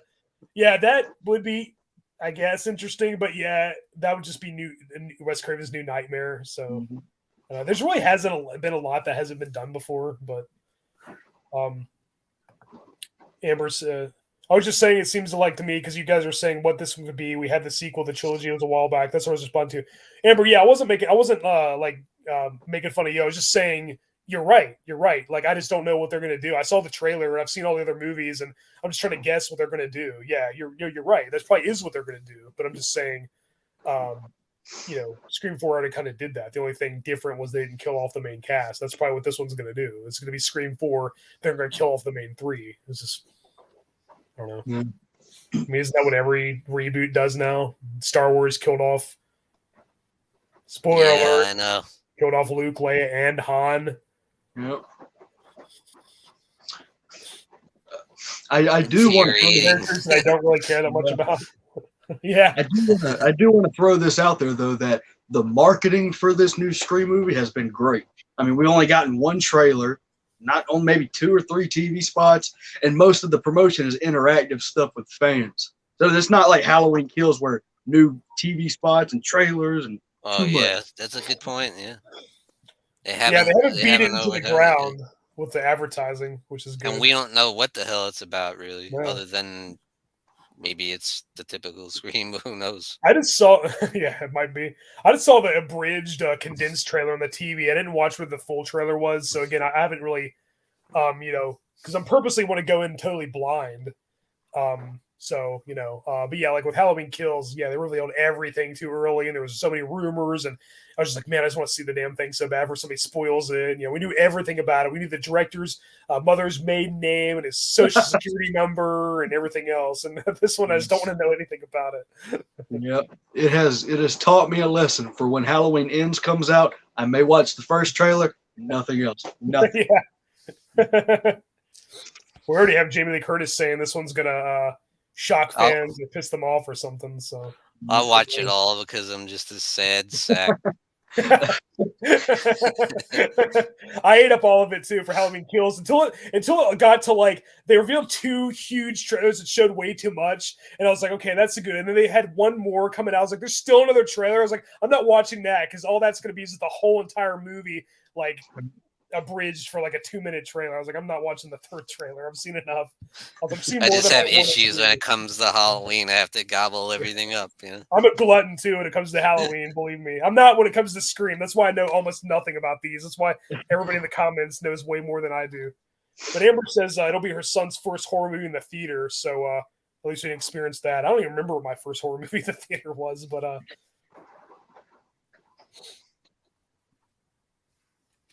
yeah. Sorry, Amber. I didn't mean to say. I hope it's great. That's all I can say. I hope it's good. Yeah, I hope it's good. That's all I can hope for. I just don't know how it's going to play on all these formulas and stuff, and especially when all of them are dead now. Like every horror movie that comes out is like Like, there's so many different like subgenres now and stuff. Like, Yeah. I'm glad that I'm doing a found footage thing because I couldn't be less interested in that. I have exactly zero interest in a found footage Ghostface movie. But I like my idea. Ghostface Goes to Hell or Ghostface X. It'd be better than just calling Could be it interesting, Scream. I guess, if they.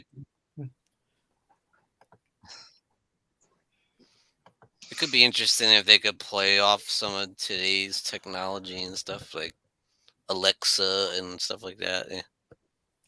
Oh, yeah, they probably will. I guess they kind of did that with Child's Play, but yeah, or like maybe they could do like a chat room or like a forum, like on the internet, or like a MySpace text message or a Facebook Messenger or something, or yeah, like hey Siri or hey Alexa, hey Google, whatever, call Josh, and then dials a number, and then Ghostface answers or something, you know? Yeah. Hey, this is Josh. No, it's not. It's Ghostface. I don't know, something like that.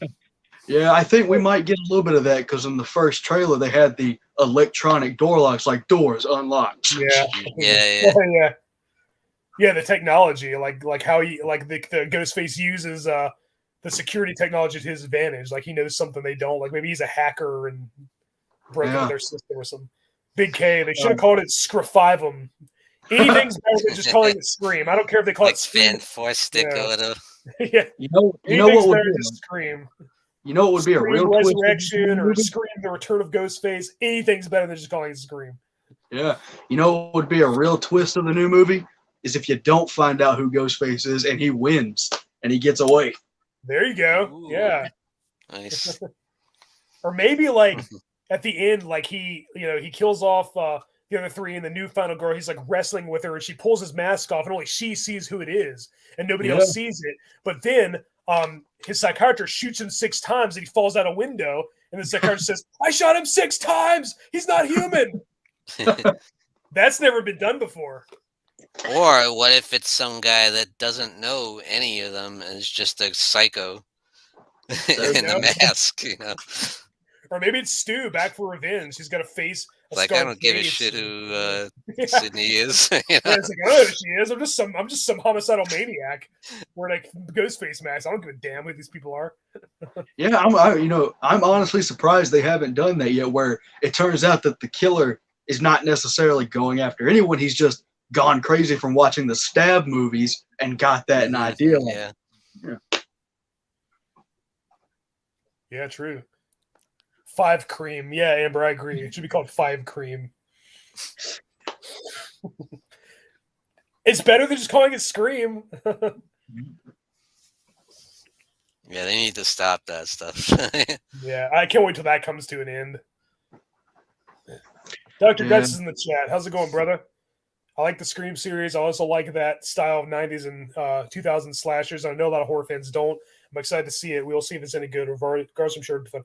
No, I agree. No, I like the Scream series too. I don't, like I said, 70s and 80s horror where it's at for me. But unlike most of those franchises, Scream doesn't have a terrible injury or even a really bad one. Like I said, Scream 3 is my least favorite, but I still think it's good enough. No, I like the Scream movies. They just don't blow me away like Halloween or Nightmare on Elm Street or something like that. The first one did when I first saw it, but I don't know. I think when it's been talked about ad nauseum over the years, and like people are still talking about Scream all these years later, but then like say, I don't know, House on the Edge of the Park still isn't getting the recognition it deserves, or The Beyond, or Suspiria, or something like that, or just it's just like people are still talking about Scream. It's like, well, can we talk about some other movies that haven't been talked about ad nauseum? I will say that's all it is for me. At least they wait a while in between the movies. It's not like, they're knocking one out every year or something like Saw. Yeah. Oh gosh, yeah. They beat that into the ground. But yeah, as long as it's good, I'm sure to be great. I'm sure to be good. I hope it is good. I want it to be good. But they give enough time where you kind of get a little excited. Yeah. They do take their time with it, like you said. There's enough of a gap. They don't pump them out. They don't churn them out every year. Yeah, definitely. I think Scream 3 came out in 2000. 11 years later, we get Scream 4. 11 years later, we get Scream 5. So we should expect Scream 6 in 2033. Yeah. Every 11 years, they get a new Scream movie. Nev that'll be the one Campbell that be an ignores old all the other grandma ones. or something. Yeah, just like Lori. There you go. Yep.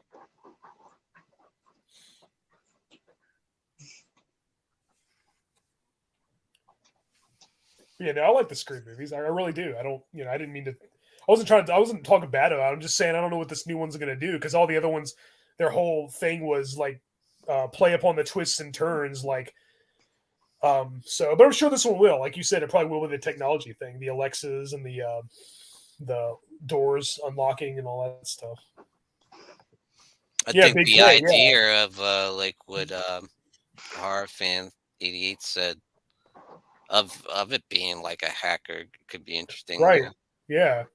Yeah, Big K, Ghostface should send a text this time, maybe a tweet, yeah. Or like we said earlier, let's make TikTok videos. Yep. I'd rather see a monkey be the killer than the Ghostface making TikTok.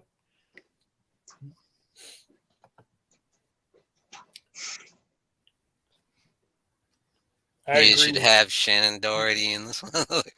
Yeah.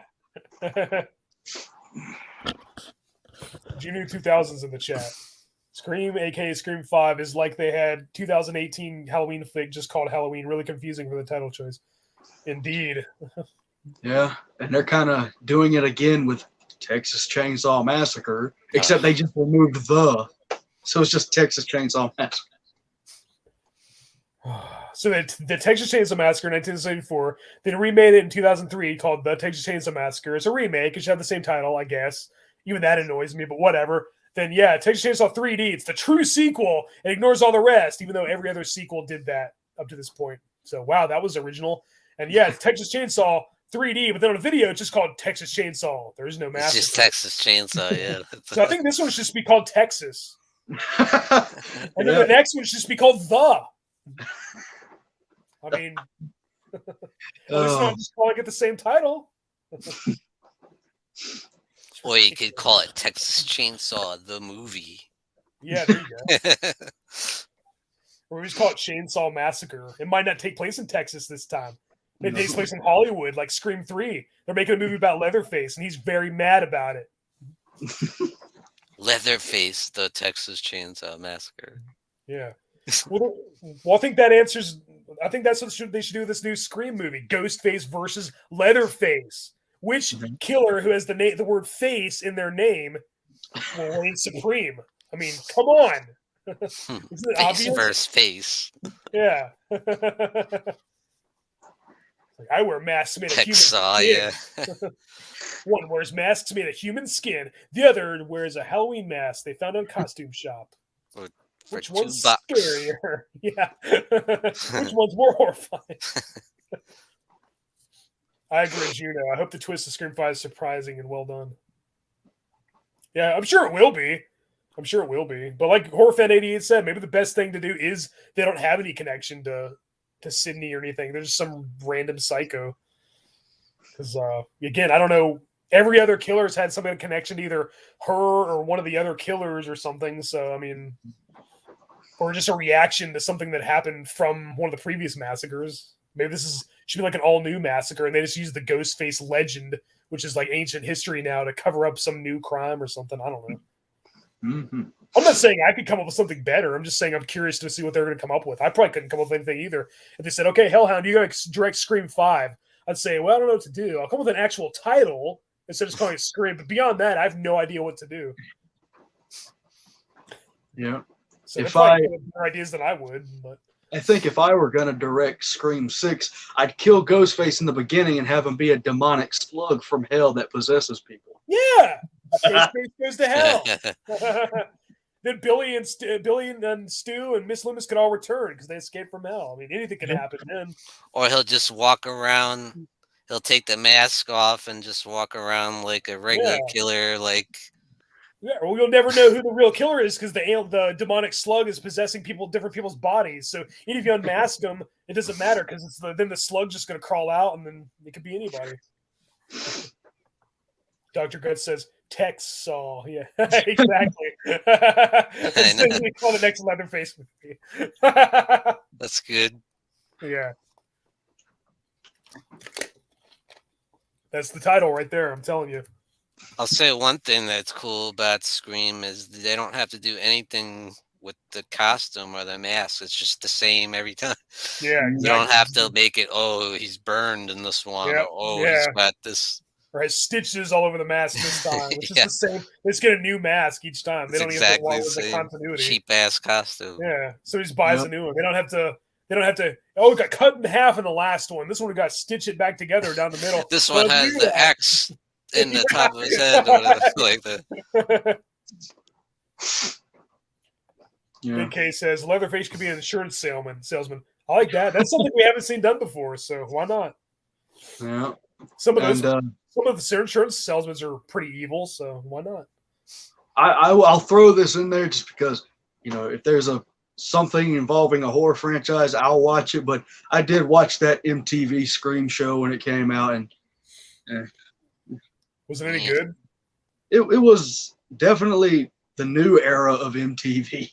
That type of teen drama, and that's probably a pretty big clue of why I didn't watch it. But I will say it's weird. I applaud you for trying. Yeah, greater than I. The show had more creative kills than the movies. Like he used like farm equipment to run someone over and blood shooting out.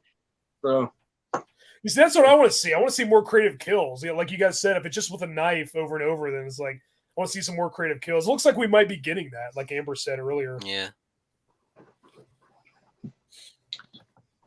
Shall see. More horror movie crossover films than you bring back, and heard they're going to work on his American remake of The Ring versus The Grudge. I'll pass. Yeah. They already remade The Grudge. Yeah, I know. Recently. I mean, you're into that.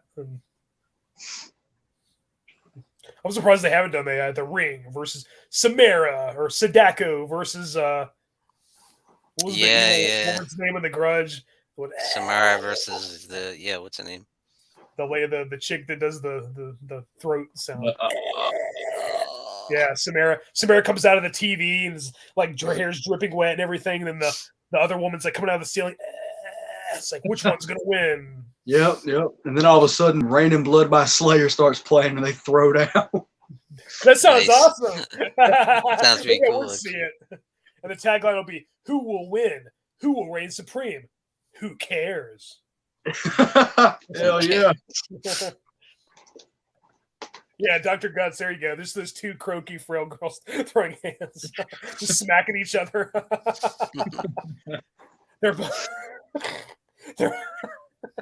What would they do? Like have a hair fight or something? Maybe they're fighting over like the same man they both have a crush on, and like they're just like fighting. Like I saw him first. I don't know. Yeah, it's gonna look like teenage girls, or I guess one of them's a woman, the other one's like a teenage girl. But yeah, it'll look like that scene in Scary Movie 3 where Brenda's fighting the ring girl. It's like, yeah, exactly, yeah. Yeah, one of them's got to pull the other one by the hair.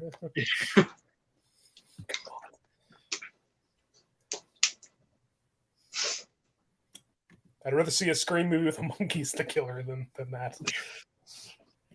All right, so we're almost 2 hours in, and we haven't even started discussing Spider-Man yet. So we better probably do that. I didn't think I was going to talk about Scream for this long, but it's pretty fun to talk about. Analyzed it quite a bit. Yeah. Oh yeah. I guess we'll go through all the Spider-Man movies. Well, this is a huge topic too. Yep. Yeah. So yeah, the 2002 film. So I've been a Spider-Man fan since as long as I can remember. I read the comics. I watched all the cartoon movie series. I watched Spider-Man and His Amazing Friends from 1981 with Iceman and Firestar. And I watched the other Spider-Man animated series from 1981 just called Spider-Man, which nobody knows about. I've got both of them. Yeah. And then I watched the 60s Spider-Man cartoon, Spider-Man, that one. And then the 90s cartoon came out, and it was awesome. That's still my favorite adaptation of Spider-Man outside the comics. And then, I was a huge fan of all these cartoons this whole time. Then this comes out. I go and see it in the theaters. I absolutely loved it. Tobey Maguire, I thought was a great Peter Parker and Spider-Man. My only complaint is that he wasn't witty or enough of a smart ass. Like, he didn't have those one-liners and wisecracks like the character of the comics did. Like that's kind of the only thing I'll change. He did a little bit here and then, like when he's talking down to the wrestler in the cage, which is right out of the comic, by the way. That was an amazing Fantasy 15. Which the other adaptions kind of missed, but I guess they didn't want to do the same thing over and over. But yeah, like outside from that, he wasn't like enough as a wise ass. He didn't do the Spidey wisecracks or a staple of a character, and that was sort of missing.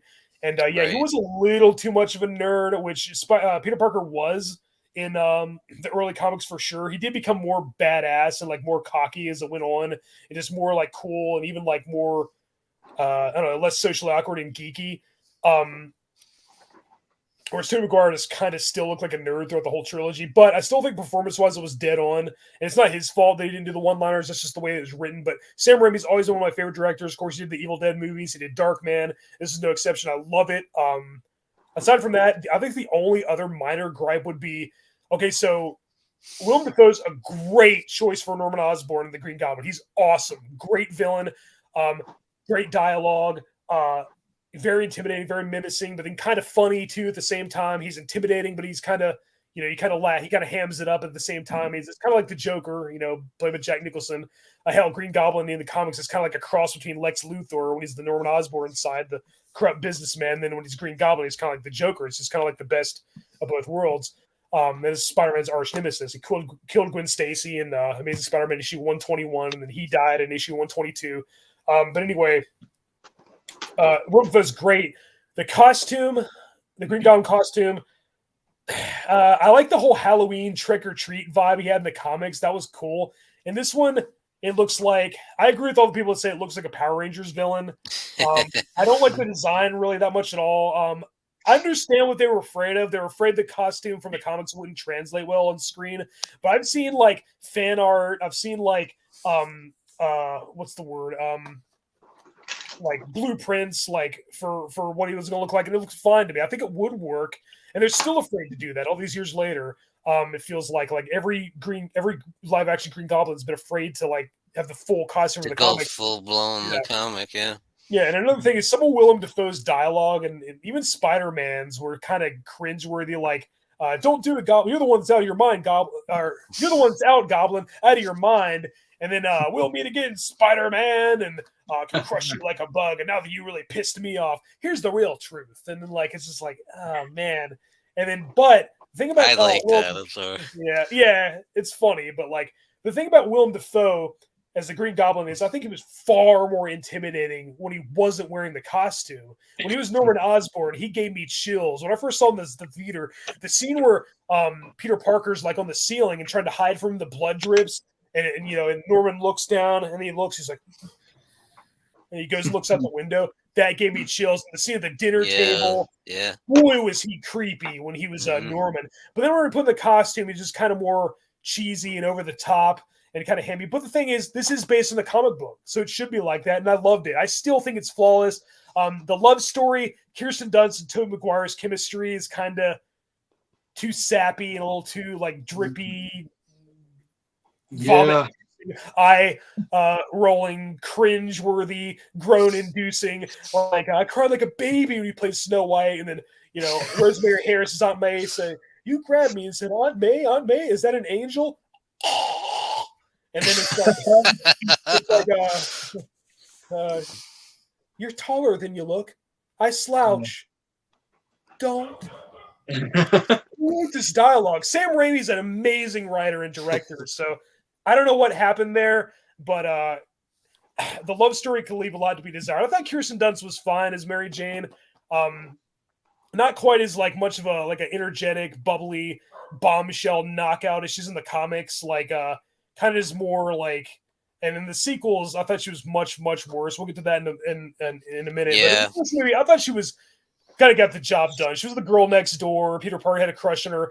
One thing I didn't like about this is that I don't like how the love story and the romance takes center stage. It's almost like the main focus. The main theme here is like the love story. It's all about Peter Parker winning Mary Jane. Like when I was growing up, reading the comics and the cartoon, watching the cartoons, all that, my favorite was always the hero-villain dynamic, the whole good versus evil thing, and then the hero struggling with his guilt, and like usually he loses somebody close to him, and then he uses that to drive him to be a hero and do better, which is They perfectly They adapted do that this perfectly. movie. Yeah. Yeah, the death of Uncle Ben, and it's Peter's fault, and he feels guilty and becomes a superhero was done flawlessly. 10 out of 10. I agree. They nailed it and then some.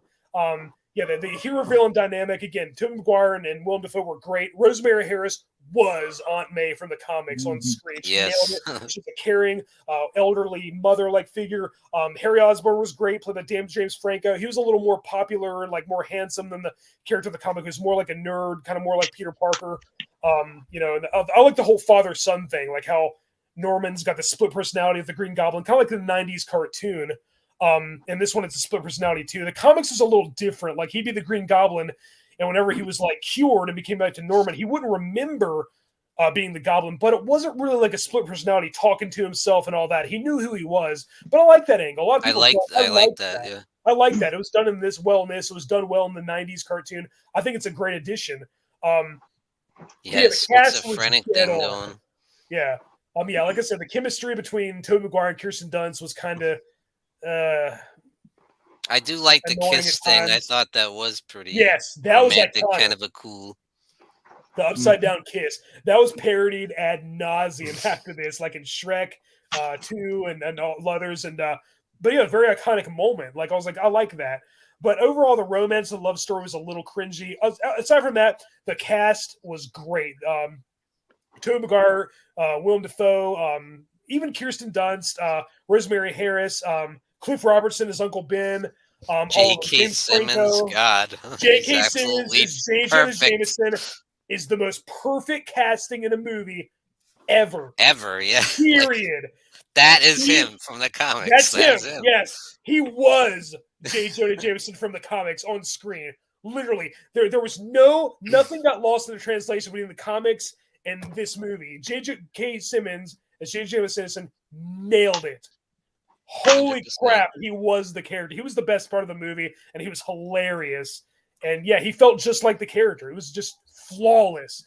And yeah, the ending, the fight between Peter and between Spider-Man and Green Goblin, and they even kind of reference Gwen Stacy falling off the bridge. This time it's Mary Jane, and she lives, of course. Everything's done well. I still think it's a 10 out of 10. I still think it's a great superhero movie, one of the best. I absolutely love it. Some of the dialogue's stupid, the romance, Tobey Maguire should have had more one-liners and wisecracks. Kirsten Dunst should have had that dumbfounded look on her face as much as they did. But other than that, awesome movie, and I think it still holds up. There's some cheesy, corny things in there, but I don't care. It's a comic book movie, and that's how it's supposed to be. Love it. Yeah, I will say Spider-Man is my favorite superhero of all time. So I think that they adapted him perfectly in this. And yes, Tobey Maguire is my favorite. He was the Spider-Man of my childhood, so of course he's gonna be my favorite. But when it comes to the romance, it sucks that throughout this trilogy, it seems more negative than ever positive. It seems like Mary Jane and Peter are always either at each other's throat, or the moment it seems like it's going good, something happens, it goes wrong. So it just kind of, but yeah, like you said, J.K. Simmons is J. Jonah Jameson, perfection. That was perfect. And this is early 2000s humor with a lot of the stuff like "We'll meet again, Spider-Man." Yeah. Okay. The suit, I really like the suit. That's kind of one of my problems with today's is like you can tell a lot of the times it's CGI. Like they're wearing like the suit with the Boston whatever. Like you could see this was a real suit, and yeah, I think he does have some funny quips sometimes. Like I forgot the part where that's my problem. Yeah. And he's a good actor. Husband make it for you. He's a great actor. Tobey Maguire is a fantastic actor, especially the scene where Uncle Ben dies. I think that hurts everyone. It's just so emotional and dramatic. Yeah, wow, that was done flawlessly. Mm-hmm. And the final fight, a lot of final fights in superhero movies today just feel kind of safe sometimes. This was a brutal fight scene. He was getting it really was brutal, man. Yeah, they got all messed up. Him and 10 out of 10 for me too. Love it. You've spun your last web, Spider-Man. When he stamps on his hand, that's intense, man. Godspeed, Spider-Man. We forgot he also has organic webs in these movies. He doesn't have the web shooters. That is the only example I can think of an adaptation besting the source material. If you have the powers of a spider, what does everybody think of when they think of a spider? Web. Ask any little kid, what's Spider-Man's superpower? His web. He ought to be able to produce his own web. A teenager developing a web shooter that does that. I hated that in the comics. Way before this movie came out, I always hated that. Stan Lee even said if he'd make any change to the character, to anything he did, he would have said he would have given organic web shooters. The mechanized web shooters, yeah, it's fine for the time, and like they'd always run out at the worst times. I think the organic web shooter is way better. It's one of the only changes. Like I know I'm in the minority with that, but I don't care. I think organic web shooters is better than. I liked it. I thought it was like awesome. You said, it makes them more like a spider, you know. Yeah, if you give up our radioactive spider, who's to say you can't produce your own webbing? Yep. You can't forget Shazam! Go web, go! Yeah. Up and away, web. Oh. Yeah, Dr. Guts, you're going nowhere. Yeah. Yeah. I love Macho Man. That was freaking cool. Yeah. All right, let me get caught up with the comments real quick. What Wes Craven film do you think is underrated? Honestly, everybody knows about Hills Have Eyes, but I think it's not talked about enough, like the original. And also, I don't know, Serpent of the Rainbow, People Under the Stairs, Shocker. I don't know. Deadly Friend. Huh? Deadly Friend. Deadly Friend, yeah, baby. That's a good choice. Deadly Blessing. Deadly Blessing, yeah. I used to get those confused when I was younger. Raimi Spider-Man trilogy 1 through 3 is best Spider-Man films. Yeah, I think they're great. Spider-Man 2002 is my favorite movie based on Marvel character ever. Tobey and Dafoe are the greatest of all time. Agreed, they're awesome. Spider-Man 2002, a brutal fight scene between Spider-Man and Green Goblin. Definitely. And yeah, the best part is Macho Man's taunts. You're going nowhere. Yeah. I got you for 3 minutes. I wasn't expecting to see him when I saw the movie. I was like, Macho Man. I know. I was like, just like in the comic, he fights a wrestler, and I didn't know it was gonna be Macho Man. I didn't know they were gonna follow the origin story very well. The only thing I had a problem with was in the comics, it was a radioactive beam that he was seeing as science. A spider just happened to come down and get caught in the beam that it bit him. In this one, they're creating like a new breed of genetically altered bioengineered spiders together, and then it bites him. It's like, okay, well, anybody could have become Spider-Man. Like that spider went into whoever finds the spider on the ground and puts it back, they could get bit and also be Spider-Man. I didn't like that as much. I liked it better. It's just a 1 in a million chance. It gets hit by the radioactive beam, bites Peter Parker, and then the life ends from this radioactive body, and that's it. You know, but whatever. What can you do? It's still adapted to the origin very well. Yeah, absolutely. I agree. June 2000 said Spider-Man 2002 is one of my favorite Marvel film next to the Hulk 2003, Ghost Rider, and Daredevil 2003. I'll say for me, it's my favorite out of all the franchises. It's very I know up that's there. a lot of people wouldn't say that, but I just feel like it hits all the right beats of the comic in a lot of ways, except the humor as Spider-Man part is the only thing missing for me. But there's a lot of emotion in it. And I love freaking Willem Dafoe as Green Goblin. He's my favorite villain that's been represented on screen for me. I love him. Yep. And he's very accurate to the comic. His costume, I agree, could have been a little bit better. I like the mask. Yeah. But his performance is just straight up villain. I love it. Yep, it's classic comic book villain, you know. Exactly. His perfect casting, and like I think they're afraid to have like a latex mask where his mouth opens and closes as he talks because that might have looked cheesy. But like the thing that's cool about Willem Dafoe's the Goblins, you can see his mouth behind the mask and his eyes. Yeah. And he makes those expressions that only Willem Dafoe can do, and it's just very intimidating and menacing and just hilariously awesome. That's the thing. He's menacing as hell. Yeah, but I really agree with Richard Casey. He says, VURFYI, very compelling. I agree. Very compelling analysis. Very intricate and insightful. Very well said.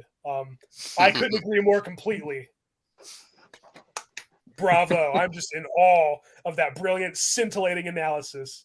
But like you guys said, there was sometimes the romance was a little bit cheesy at times, but I also think the special effects hold up pretty damn well. Like when he's crawling Oh, on on up the wall, and anytime he's swinging through the city, I think it looks pretty damn good still. It looks great. This is the first time we saw that in live action. The only other time was like there was that Japanese Spider-Man show, then there was the Spider-Man segment on the Electric Company kids show, and then there was the live action show in the 70s with Nicholas Hammond, where the web coming out of the Yeah. looked It ridiculous. just looked like a rope. Like synthetic, but that's all they had back then. So I will say, seeing this on the big screen, just like whoa, it just blew me away. Yeah, it was mind blowing. adding to what Hellhound said, I know we'll get to it, but Rosemary Harris as Aunt May is perfect.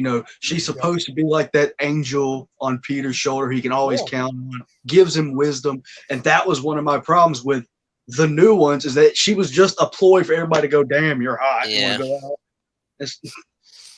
And she is attractive. I agree. She is the classic version of Aunt May, without a doubt. Loving, nurturing.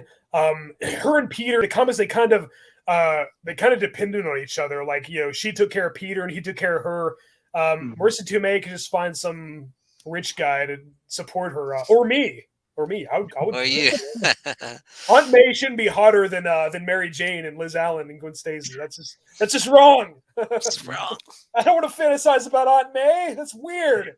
All right, Amber's leaving. She says You have to separate this version from yours. I guess so. Got to run, guys. Hope you all have an awesome night. See you all next time. Good. Except for Hellhound. Thanks see you for Thursday. joining us. See you Thursday, Amber. Scream 5. Can't wait. But to the first one I ever saw in theaters, Spider-Man 2. My grandfather actually took me to see this one, and those are always good memories you can have. And this movie blew me away. It was so fantastic. Alfred Molina's Doc Ock, one badass villain, and I think that's another thing, is that a lot of these villains aren't inherently evil. They're kind of more or less corrupted to be evil. Like tragic. It's more psychological, just like a Batman villains. That's pretty much all psychological. Usually they just get like a scarred face or have a bad accident or something and they turn evil. And here, like Spider-Man, it's like, there's a normal geek and then science happens and he's a hero. And then there's, either a down on his luck loser or a scientist who's trying to make billions. Science happens and then he's a super villain. But it's more like they're a tragic figure and there's more emotion to it. It's not just like the science making them a villain. There's more like there's some loss that they go through, or there's some kind of challenge that they face, or something's taken away from them, and then they become a villain because of that. It's not just the science behind it, which is interesting because it's kind of like both. Yep. And I think that the Sam Raimi movies perfectly showed the things that Peter has to go through, not only doing his real life, but being Spider-Man, which causes so much stress. He kind of has that web block, as he calls it in the new one. Yeah. But yeah, like you see Peter go to college because he can't reveal he's Spider-Man. So to everybody, he's just a nerd. So you can really see him struggle, but always pick himself back up and go for it. I love how they incorporated the Spider-Man No More thing. That was perfect. Mm-hmm. And the way they handled that was just so good. Well, now he doesn't have a care in the world, and he can do whatever he wants. He can get Mary Jane, but then things happen, and raindrops. He's forced to think, oh, do I want to be this kind of guy, or do I want to be a hero and use my powers for good? Does that? I like that dynamic. Absolutely. And this movie kind of has a funnier, or kind of the lighter side of the whole musical number with raindrops keep falling on my head, opposed to the Spider-Man 3. Oh, good. We'll talk about that. Oh, yeah, we'll get to that on the next one. Yeah, so when I first saw this in theaters, it blew me away. I liked it almost just as much as the first one. It was kind of hard to pick between the two. The only problem I had with this one was I think it kind of repeated a few of the same scenes, kind of like the same structure, like the burning building and stuff like that. But what it was doing was the more I thought about it, I was like, well, he was trying to show himself that he can still do these things, but then the thing is he can't because he's Spider-Man no more, just like in issue 50 of the Amazing Spider-Man comic. Amazing Spider-Man issue 50, the title was Spider-Man No More, and even had the same image on the cover of him throwing away the suit in the trash. Right. So I think it was cool they adapted that storyline. And then, of course, J.K. Simmons as J. Jonah Jameson, who returns and awesomely plays him again. Perfect casting. He has a field day with that whole thing. And and then Alfred Molina's Doc Ock was perfect. Just totally flawless. I remember before this came out, there were rumors that the two villains are going to be Doc Ock and the Lizard, because they mentioned Kurt Connors in the first movie, and then he's even a character in this one played by Dylan Baker. We never saw him become the Lizard in the Raimi trilogy, but I knew Kurt Connors was going to be in it, and I was like, oh, cool, two villains. And I saw the movie and it was just Doc Ock. I was like, oh, okay, well, that's cool. They have more time to develop one villain, and then Alfred Molina playing perfectly. It looked great. It's cool to see his metal tentacles do all this crazy stuff.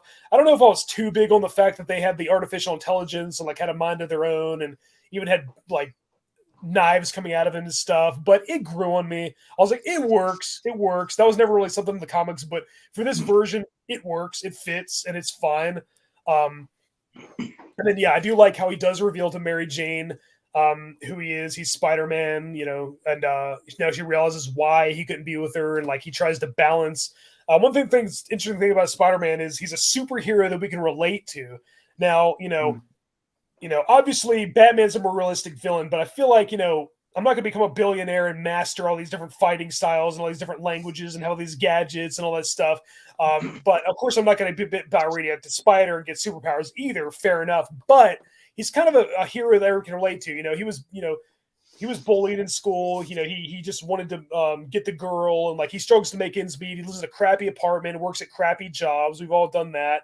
And and he's trying to balance being a superhero on top of all these things. He's just a normal everyman. He's an average Joe, and he's a superhero. And that's so fascinating. I think this one captured that better than any other live action Spider-Man movie. And then he's a pizza delivery guy.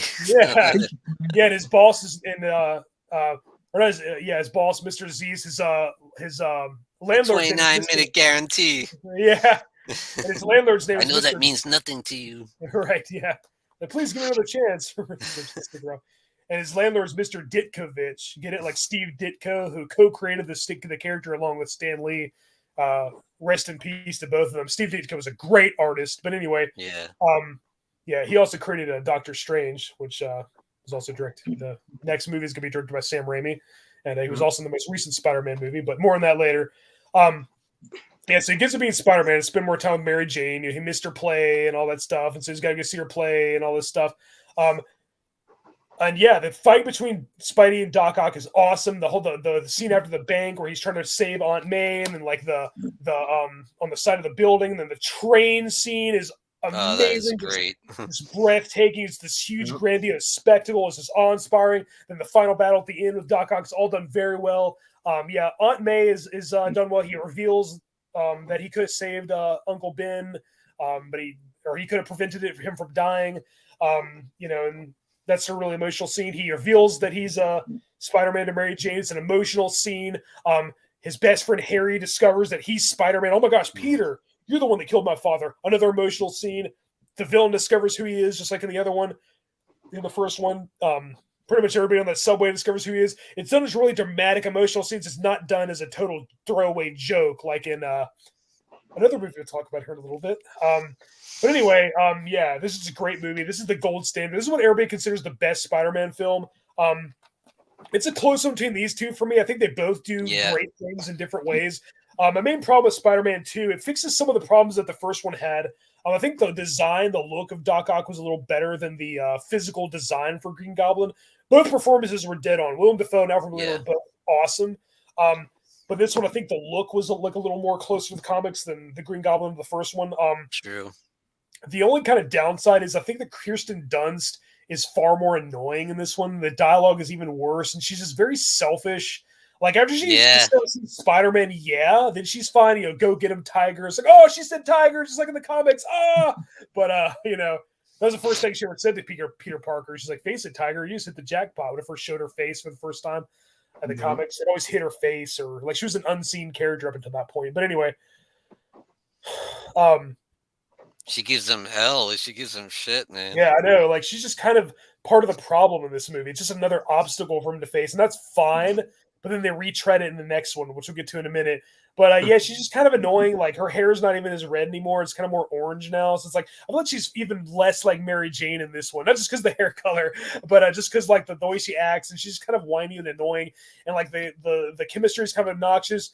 Do you love me? Do you not love me? You didn't see my play. You didn't see my play. Everybody saw my play, but you. Why didn't you see my play? Why didn't you see my play, Peter? It's like, oh my gosh, my get off my best back, friend woman. Can't even make an 8:00 curtain call. Yeah, yeah.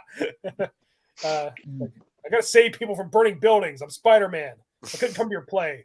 I'm saving the day. Sorry about your play. I almost lost my life to a supervillain, but I missed your play. I know. I'm sorry about your huge problems. She's not very understanding. The dude's like killing himself trying to save the world. Exactly. But to be fair, she didn't know that at the time, I guess. But it wasn't his fault. When he tried to see her play, but there's this obnoxious usher. Something's got to be done about that usher. It was played by the man himself, Bruce Campbell. He has a cameo in all three of these movies. He's great, and he's great. Yeah. And he was funny as hell. Helps maintain the illusion. Oh my gosh, I believe Sam Raimi said that if he did Spider-Man 4, it was going to be revealed that Bruce Campbell was Mysterio. Yeah. All that. He's got all these different jobs, and he's a master of disguise, kind of. But I also want to mention... Cool. That's pretty cool, actually. Yeah. Danny Elfman's score is perfect. You know, it's so recognizable. It's memorable. Yeah. Hell yes. And you got to mention, guys, the scene when he first becomes Doc Ock is straight up Evil Dead. Yes. Yes. Even has a chainsaw. Like, holy crap, this is like a horror movie. Yeah. There's a chainsaw and the freaking, like, the screaming, the blood. And it's like, this is a Raimi movie. Even the POV shots, the close-ups, the interesting edits, like the quick edits and stuff. I was like, this is the same Raimi movie. Yeah, you have Evil Dead Spider-Man right here, and it's awesome. You have that nurse that gets dragged and her nails are ripping off. Yeah. Just like being dragged into the cellar by one of the Deadites in one of the Evil Dead movies or something. Yeah, that was awesome. That's awesome. Yeah, Alfred Molina, he nailed it. Yeah, the cast was great as usual. Yeah, James Franco, his character is expanded upon. He's taken to the next level. Tobey Maguire's character is taken to the next level. Everybody progresses from the last movie. They grow as characters. That's what I love about it. But I feel like the love story is still kind of where it was in the first movie. It's kind of this like Peter and Mary Jane's relationship is just kind of still. They kind of have the same arc in this movie as they did in the last one. It's kind of like. Like if they have new problems, that'd be fine, but it's kind of like the same problems. They're together now, sort of. And then she has a new boyfriend, John Jameson, J. Jonah Jameson's son, who becomes Man-Wolf and Colonel Jupiter in the comics. But in here, he's one of those boring, most shallow, most one-dimensional. That would have been cool if they had him be background characters ever. Yeah, or something, or at least give him more than 2 lines. The only scene we remember is, can you kiss me upside down or whatever she says, like, can you lay back and kiss me like this? And that's it. It's like this would be more of an obstacle. You know, we have Peter saying, oh, she's dating another guy, and then, oh, it's my boss's son, but all it was a very minor character. He had nothing to contribute with the plot. It was boring. True. He was a background character. Even Flash Thompson wasn't developed very much. He was in the first one a lot. Was he even in this one? No. Not that I can remember. I don't think he was. It was Joe Manganiello who went on to play Alcide in True Blood, but I don't really think he had much of a presence at all. Maybe in the background somewhere, but I don't. He was in the background at the funeral scene of Part 3, Harry's funeral. He was in the background. That's what I mean. Yeah, he's not like one of the main characters. One of the awesome thing about Flash Thompson was he hated Peter Parker, but he thought Spider-Man was Spider-Man. Awesome. Yeah. That's so cool. Like. He'd be like, Spider-Man's a real hero. Everybody loves him. He would beat up people when they made fun of Spider-Man. He'd be like, don't you dare say that about Spider-Man. Then Peter Parker would walk in and be like, what do you want, Pipsqueak? That's awesome. Like that's just Which genius. they did do a little bit in the new ones, so you gotta give them that credit at least. But like in what was it? Far From Home when he's talking so much about Spider-Man, he's like, "What's up, dickwad?" Yeah, but he has to like use third-rate juvenile insults. Yeah. He has to call him Penis Parker, and he has to be a scrawny little nerd. It's like, why are they even rivals? I think they should be friends. Like, why are they? Flash Thompson should be the antithesis of Peter. He should be like a meathead, athletic jock, football hero, not a fellow nerd, a scrawny. Yeah. The bullies in my school look like that. I would kick their asses. But whatever. We'll get to that in due time.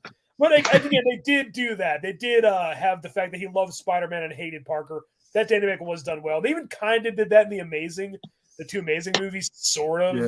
But anyway, back to Spider-Man 2. Excellent film. Love it. 10 out of 10. The next one's a masterpiece. They did have one. I'm sorry, good. No, I was just saying the next one's a masterpiece. Best one ever. They had one funny scene with him and Spider-Man in the elevator. That's probably the only funny part when he's Spider-Man. That Spidey outfit kind of rides up in the crotch a little bit. Yeah, it wasn't funny enough in this one either. But what can you do? All right, I'm gonna get caught up to the comments really quick. I'm heading to work. Love the stream. See you later, Big K. Thanks for stopping by. 2000s Marvel have awesome films. Yeah, I love the first two X-Men movies. And the first two Spider-Man movies. That's right, John Landis. Had a little cameo there. Yeah, that's right. Mary Jane and Peter relationship not being stable, selfish. I enjoyed this film. Yeah, I agree. Matt's in the chat. What up, y'all? What's up, Matt? Did y'all see Bob Saget died? When did that happen? I don't know. I don't know if I heard about that or not. I don't think I did. I don't think I heard about that. I didn't hear about that. Yeah, if it was like a few months ago, then I might have heard it and forgot. But if it happened like today or yesterday, then no, I haven't heard about it. Yeah, the John Landis cameo. That's pretty cool. Yeah, Sam Raimi had put a lot of his horror references in there, which is awesome. Because he has his brother in every movie. Yeah, Ted Raimi. Yeah. Yeah, I like Darkman too. That was pretty much it. Wasn't actually based on any comic book, but that was a pretty cool superhero movie. So I always thought Sam Raimi would be a good choice for Spider-Man.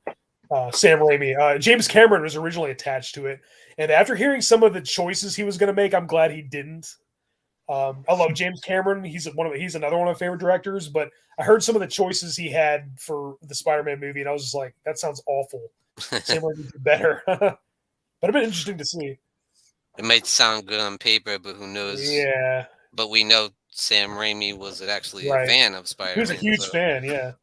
And he never cared for the mechanized web shooters in the comics.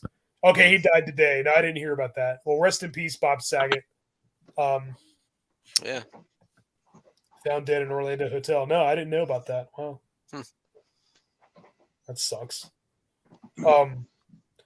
Does anybody want to? Anybody have anything else they'd like to add about Spider-Man 2?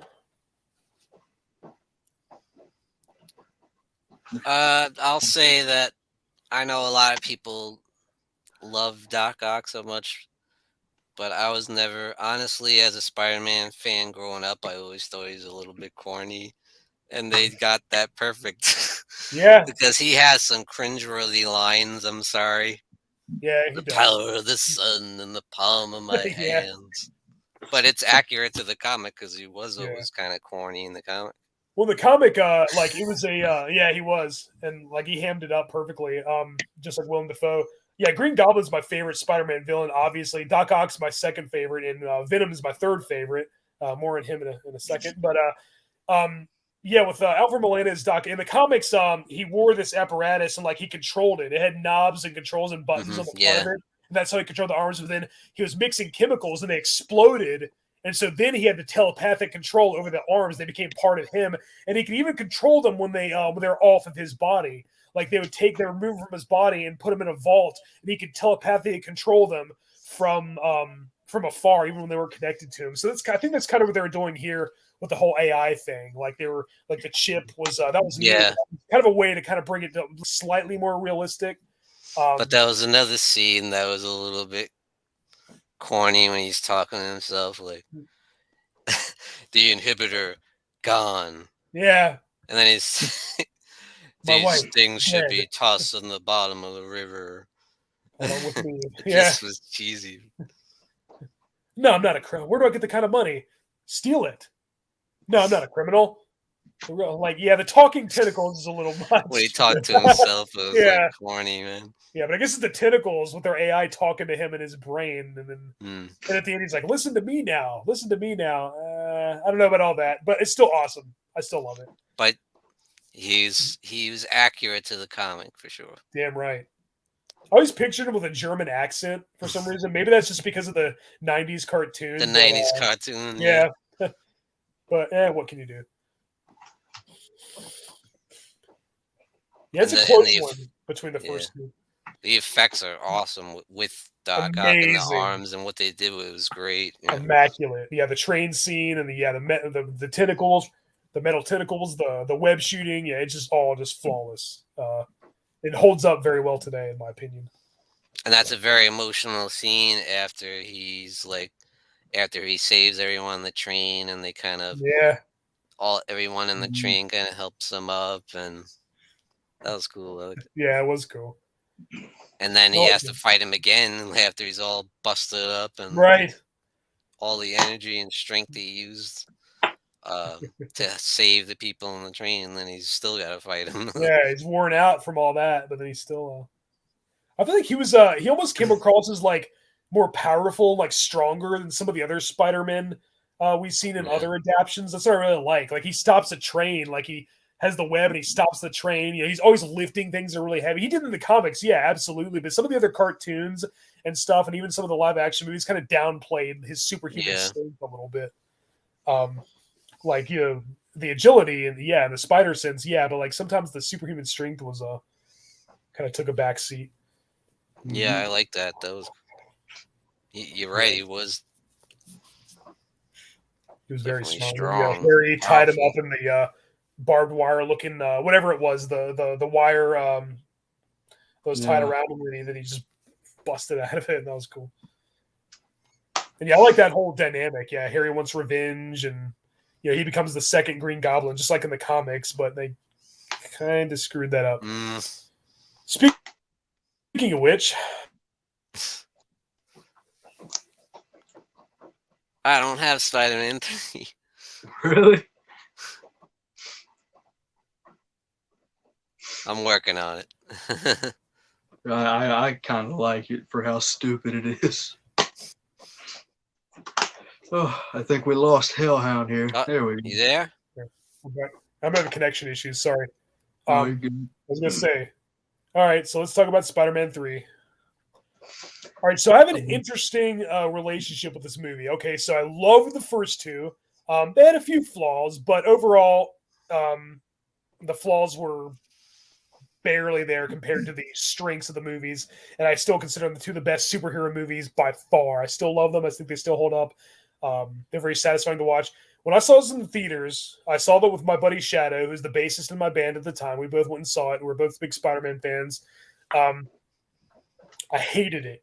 I absolutely hated it. I was disgusted. It was the first time I ever left a theater feeling sick. And this was after I'd already seen Batman and Robin at the theater in 1997.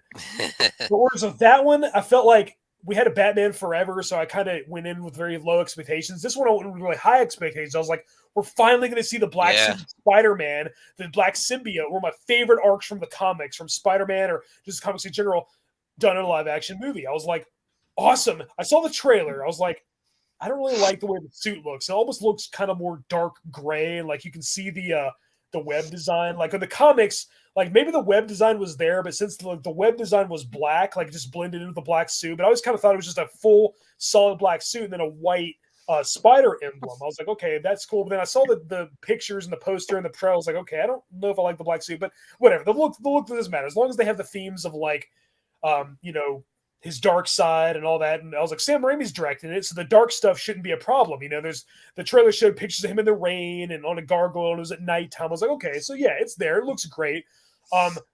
Now, a common misconception is in the comics, the black suit did not make him darker and act like more of a badass. That didn't happen in the comics. He got rid of the suit because he found out it was alive. It was an alien symbiote. The first time he wore it, chronologically, it was in Secret Wars issue 8, which I have, but didn't feel like digging out. The first time we saw him in the black suit was Amazing Spider-Man issue 252 and Marvel Team Up issue 141. Damn, dude. You're good with this stuff. Thank you. You're the right guy to talk about this. Yeah. My knowledge of useless bullcrap is limitless. If you ask me about Pythagorean theorems or pi, I'll be like, I don't know. But if you ask me about comics, oh yeah, I can talk forever. But anyway, yeah. So that was one of my favorite story arcs in the comics. The first time that he wore the black suit in an adaptation outside the comics was in the 90s cartoon. That was also the first time that it enhanced his personality, made him more aggressive. He beat the crap out of Shocker and the Rhino. Yeah. Yeah, and like that was the first time. And then the Spectacular Spider-Man cartoon, which came out in 2008, a year after this one, also did that. And pretty much every version of Spidey wearing the black suit does that. He's darker and more badass and more aggressive.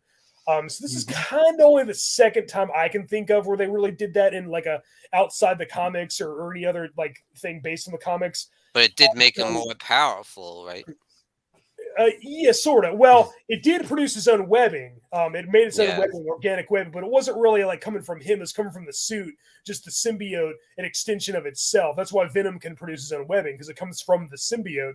And also, it mimics street clothes. The symbiote suit could turn into whatever he was wearing. It could turn into a tank top or turn into a tuxedo or whatever. That's also absent from here. They did that in the 90s cartoon, but not in here. I don't know why. Yeah.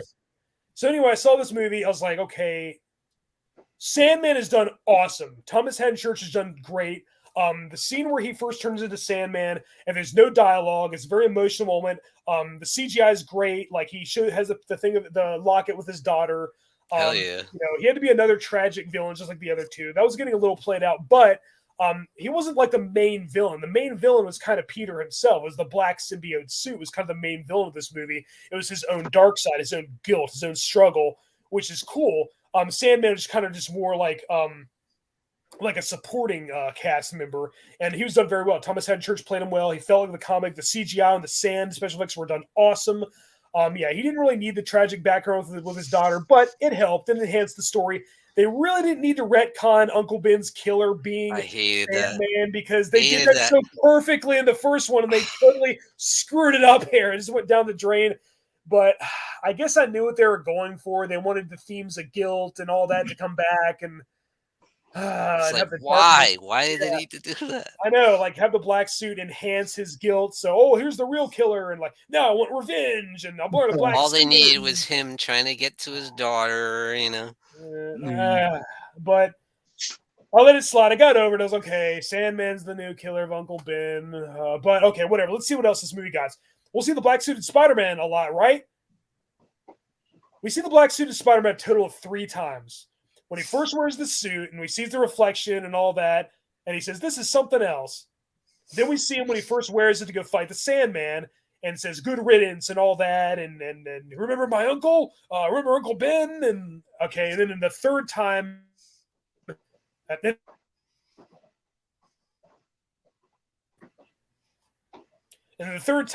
when he takes the pictures and shows them to the Daily Bugle and we got to have these Jonah and all those, and we see the picture, and then the third time we see him is where he takes off the suit. We don't see a whole lot of black suited Spider-Man. All we see is Peter Parker with a black suit under his clothes, not turning into his clothes like in the comics, under his clothes, and making him act like a total jackass. Okay, I don't know a whole lot about alien symbiotes, but okay, I thought it was more interesting they make you a dark and like a badass and more of like, I don't care about the villains. I don't care if they live or die. That's cool.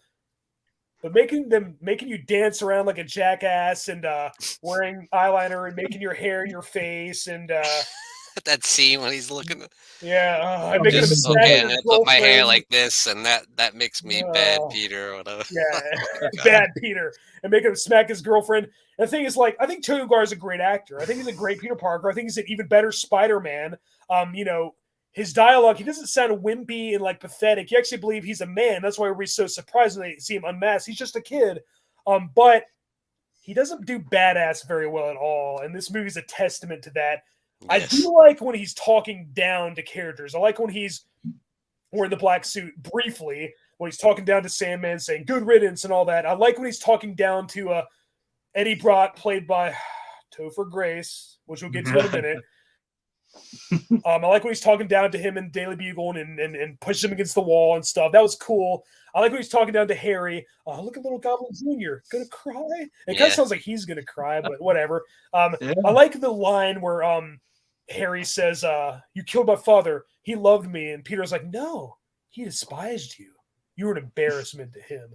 I thought that was a good line. It could have been delivered a little better, but I like the way it was written.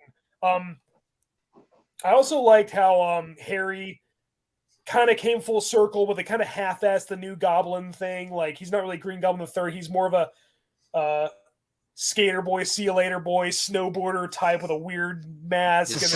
And then his stuff with Mary Jane, my God. And when they're cooking. Oh, yeah. Why is there so many awkward dance scenes in this movie? The scene they're cooking, let's do the twist, and then doing the twist for Christ's sake. And then the dance scene at the nightclub where Mary Jane works, and then Peter's dancing. It's a big elaborate musical number. What the hell's going on? Is this a Spider-Man movie? What the hell's going on? And then, say it with me now. What everybody remembers about this movie. Peter Parker's walking down the street. He looks and he sees a costume. He sees a suit he wants. Does his black symbiote suit transform into the suit? No. He goes into the store, comes out of the suit, and dances in the street while everybody's pointing and laughing at him. I wanted to shoot myself for real. What is going on right now? What is happening? Hurt me. And like, I died inside. Me too. And like, on the one hand, I'm tired of seeing Raimi haters and people who hate the whole trilogy using that as their one defense. The Raimi movies suck because Peter Parker danced in the street. I'm tired of seeing that's defense, but I have to agree with them. That scene really bites. But you can't defend it. Yeah, you can't defend that scene. I can defend these two all day. I can defend these two until I'm blue in the face. Defending him dancing in this movie. Sorry, you win. I don't have a defense for that one. Me and my buddy Shadow, he leaned to me. He's like, "Is this supposed to be funny?" He was like, "What's going on?" I was like, "I don't know what's happening." I was like, I feel like somebody just killed somebody close to me." But I think he probably was trying to be funny, but he just went like too far. Yeah, it didn't work. And the thing is, Sam Raimi could have made they would never do something like this in the comic. No, and Sam Raimi could have made it really dark, really gritty, really surreal, like really kind of horror influenced Spider-Man movie with this one. They had the black suit; it would have been perfect. But no, it just made it kind of quirky and cringe-inducing, which brings me to my other huge problem with the movie. And this is an even bigger problem with the dance. Topher Grace's Eddie Brock. Okay, so here's the thing about Eddie Brock in the comics. Okay, I already said that the black suit didn't enhance Spider-Man's aggression or his dark side, so that could have been done better than here. They didn't. One thing about the comics is we didn't get to know Eddie Brock before he became Venom. He briefly appeared in Web of Spider-Man issue 18. It just showed his hand. It was a hand that pushed Peter in front of a subway train, and Peter's spider sense didn't warn him of the danger. And then in Web of Spider-Man issue 24, I have both of them, by the way. I didn't feel like digging them out. A black arm tries to reach for him outside of a window. It's a black arm. It's Venom's arm, and his spider sense didn't warn him. And this was in 1986. Venom didn't appear until a brief cameo in Amazing Spider-Man 299 at the very end where he torments Mary Jane. And then it says, "Honey, I'm home," or something like that. And then Amazing Spider-Man 300 was the first full appearance of Venom where he fights Spider-Man and reveals that he's Betty Brock and gives a backstory. We didn't know Eddie Brock until Amazing Spider-Man 300. We never heard the name. We never saw him.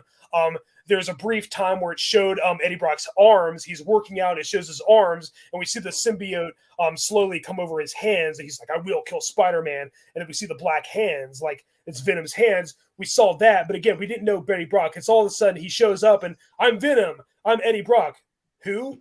You ruined my journalism career with the Sin Eater thing. You revealed who the real killer was, and now my career's over. So you destroyed my innocence. Now I'm going to destroy you, Spider-Man. It's like, oh, okay. When did this happen? It's just a flashback. That's one big problem I have with the comics. We didn't know who Eddie Brock was. I thought that part they didn't do too bad with explaining how he becomes. They did, yeah. We got to know him, and same thing with the '90s series. They showed Eddie Brock, voiced by the guy who does who voices Mo and Clancy Wiggum and The Simpsons, and oh my god, Hank Azaria. Hank Azaria voiced Eddie Brock Venom in the '90s Spider-Man cartoon, and we got to know him. Spider-Man ruined his career because Eddie Brock wrote a paper. He worked with the Daily Bugle. He wrote it for a paper about how Kurt Connors was the Lizard. But when they came to see the Lizard, it was Kurt Connors, and they're like, oh, because Spider-Man saved him, and then he blamed Spider-Man. We got to know him. So the '90s cartoon kind of bettered the Black Symbiote storyline and Venom storyline. This one had a great chance to better the comics, but it didn't. That's what they should have did. They should just watch the '90s cartoon. And exactly. So in this movie, in the comics, Eddie Brock is a muscular, tall He-Man who works out constantly. He's got a blonde buzz cut, which he does in this. But the thing is, Topher Grace is about as intimidating as a gerbil. And I know what they were trying to do. What they were trying to do is they wanted Venom to be a dark reflection of Peter. They wanted him to be a mirror image. They wanted someone who looks like him, and he looks like that's fine. That's fine. He didn't have to be muscular and badass and everything. But like when he becomes Venom, and they constantly have the symbiote melt away to reveal his face and have him say, "Do you remember what you did to me? You humiliated me." It's like, I don't want to see Venom doing that. That saddens me. That's making me want to cry when he cries. Don't have Venom cry. No. When he's Eddie Brock, it's fine. Before he becomes Venom, that's fine. By all means, show all the bad things he goes through. Spider-Man, Peter Parker steals his girlfriend. He ruins his career. He loses his house, loses his car, whatever. Have all that fine. Show him be really emotional. Show him go to church, just like in the comics, flashbacks, just like in the '90s cartoon where he bonds with the symbiote. Have all that. Yeah. But once he becomes Venom, have him be a total badass. Don't have him be Topher Grace whining anymore. Have him be Topher Grace somehow being a badass. That was the zero of the dynamic of him and the symbiote and the relationship, and the whole we are Venom. And he's talking to himself and talking to the costume, right? Who's inhabited his body. There's nothing of that. Nothing. No, none. Like, like he says, I did this and I did that. It's not we. And like one of the interesting things about Venom in the comics is that it's a combination. Venom is the symbiote and he's Eddie Brock together. Venom isn't the symbiote by itself, and he's not Spider-Man wearing the black suit. Venom is Eddie Brock and the symbiote. They ruined that in the Venom movies with Tom Hardy, and they ruined that in this movie. So they've screwed it up twice in two different universes. That's interesting. The symbiote wants revenge against Spider-Man for rejecting it. It liked being Spider-Man. It liked having these spider powers and copying the powers, which he did, and gave them to Eddie, which is awesome. And it felt rejected when he got rid of the suit in the church, which this one did pretty well. When Spider-Man gets rid of the suit, it's in the rain, cool, and it drips off of him, and he even uses the bell tower, the sound waves throw the symbiote right off of Peter's back, just like in the comics, cartoons, all that. The symbiote sends it a sound, and then it comes, and when I tell you what, I hated the dance scenes, I hated some of the other awkward crap in this movie. When the symbiote first went down and grabbed onto Eddie and first transformed into Venom, and he looks at the screen and then he's Venom, and we see the teeth and it comes to the camera. That was badass. That was cool, yeah. I was like, oh, we're going to see Venom. Holy crap, this is going to be awesome. Then when he teamed up with Sandman and it showed him, I was like, okay, sure. Have both villains team up. That's fine. But he still talked like Topher Grace. I was like, that's not good. Yeah. He melted away and said, I want him dead too, Flint. He won't really help your poor daughter? That doesn't seem right to me. And it's like, interested. And it's like, in the cartoon, he's had this awesome voice. Like when he was Eddie Brock, he talked like Hank Azaria, had a thick New York accent. Spider-Man ended my career. Now I want revenge. So he turned to Venom. I'm Venom. I'm going to kill you. Yeah. Eat the spider or whatever. Perfect. This was just Topher Grace whining the whole time. Yeah. He could have said in that scene, if they would have added the voice, he could have been like, "You want to kill the spider? We want to kill the Yeah. Exactly. Together, he doesn't stand a chance. What do you say? Interested? Something. Not what they did here. Also, yeah, when they showed Venom, yeah, like, if he's not big and muscular, that's fine. But also, he just looked like the Peter Parker Spider-Man, just with a mouth and fangs. Like the white Spider-Man was bigger, yeah. Some but of it was. Some of it looked cool when he was. Yeah. When he had the mask on, yeah, and when it wasn't Topher the Grace sound behind effects the are pretty mask. cool. It's like he had that weird Yeah. noise, and it sounded He like made this- alien. Like Yeah, it made this alien sounds like a xenomorph. He'd be like, that was cool. some of it was cool Yeah, when that he was was awesome. full Venom. Yeah, when he was Venom, it was cool. It Which wasn't was as cool as it very could have little. been. Yeah, Venom looked better in the Tom Hardy movie. The voice was still all wrong, and the fact that he has a personality was all wrong. But that's another video. He looked great, and this one he didn't look that great, but he still looked better. Whenever the face melted away, Topher Grace was like, "Stop doing that, please." I know. It's like, did it oh, with he's Topher cartoon, Grace. but- We gotta show his face. Oh God, yeah. Every 'Cause time he he's was an actor. badass and like hissing and shrieking, I was like, "Cool, cool, cool." Then it showed his face. It's like, stop it! You're ruining it. You know that scene right before where Peter's on top of the tower and it's raining and he's just like this? That reminded me straight out of one of my favorite movies, The Crow, with Eric Draven just on a rooftop raining and bowing down. It looked very similar to that. It was a cool shot, man. Yeah. Even when he's ripping it off, it looks like kind of like a horror movie. He's just like, "Rah!" And you hit the bell and it's "Rah!" That's cool what's so stuff. infuriating about this movie, because there's some great stuff in there. The effects are excellent. Yeah.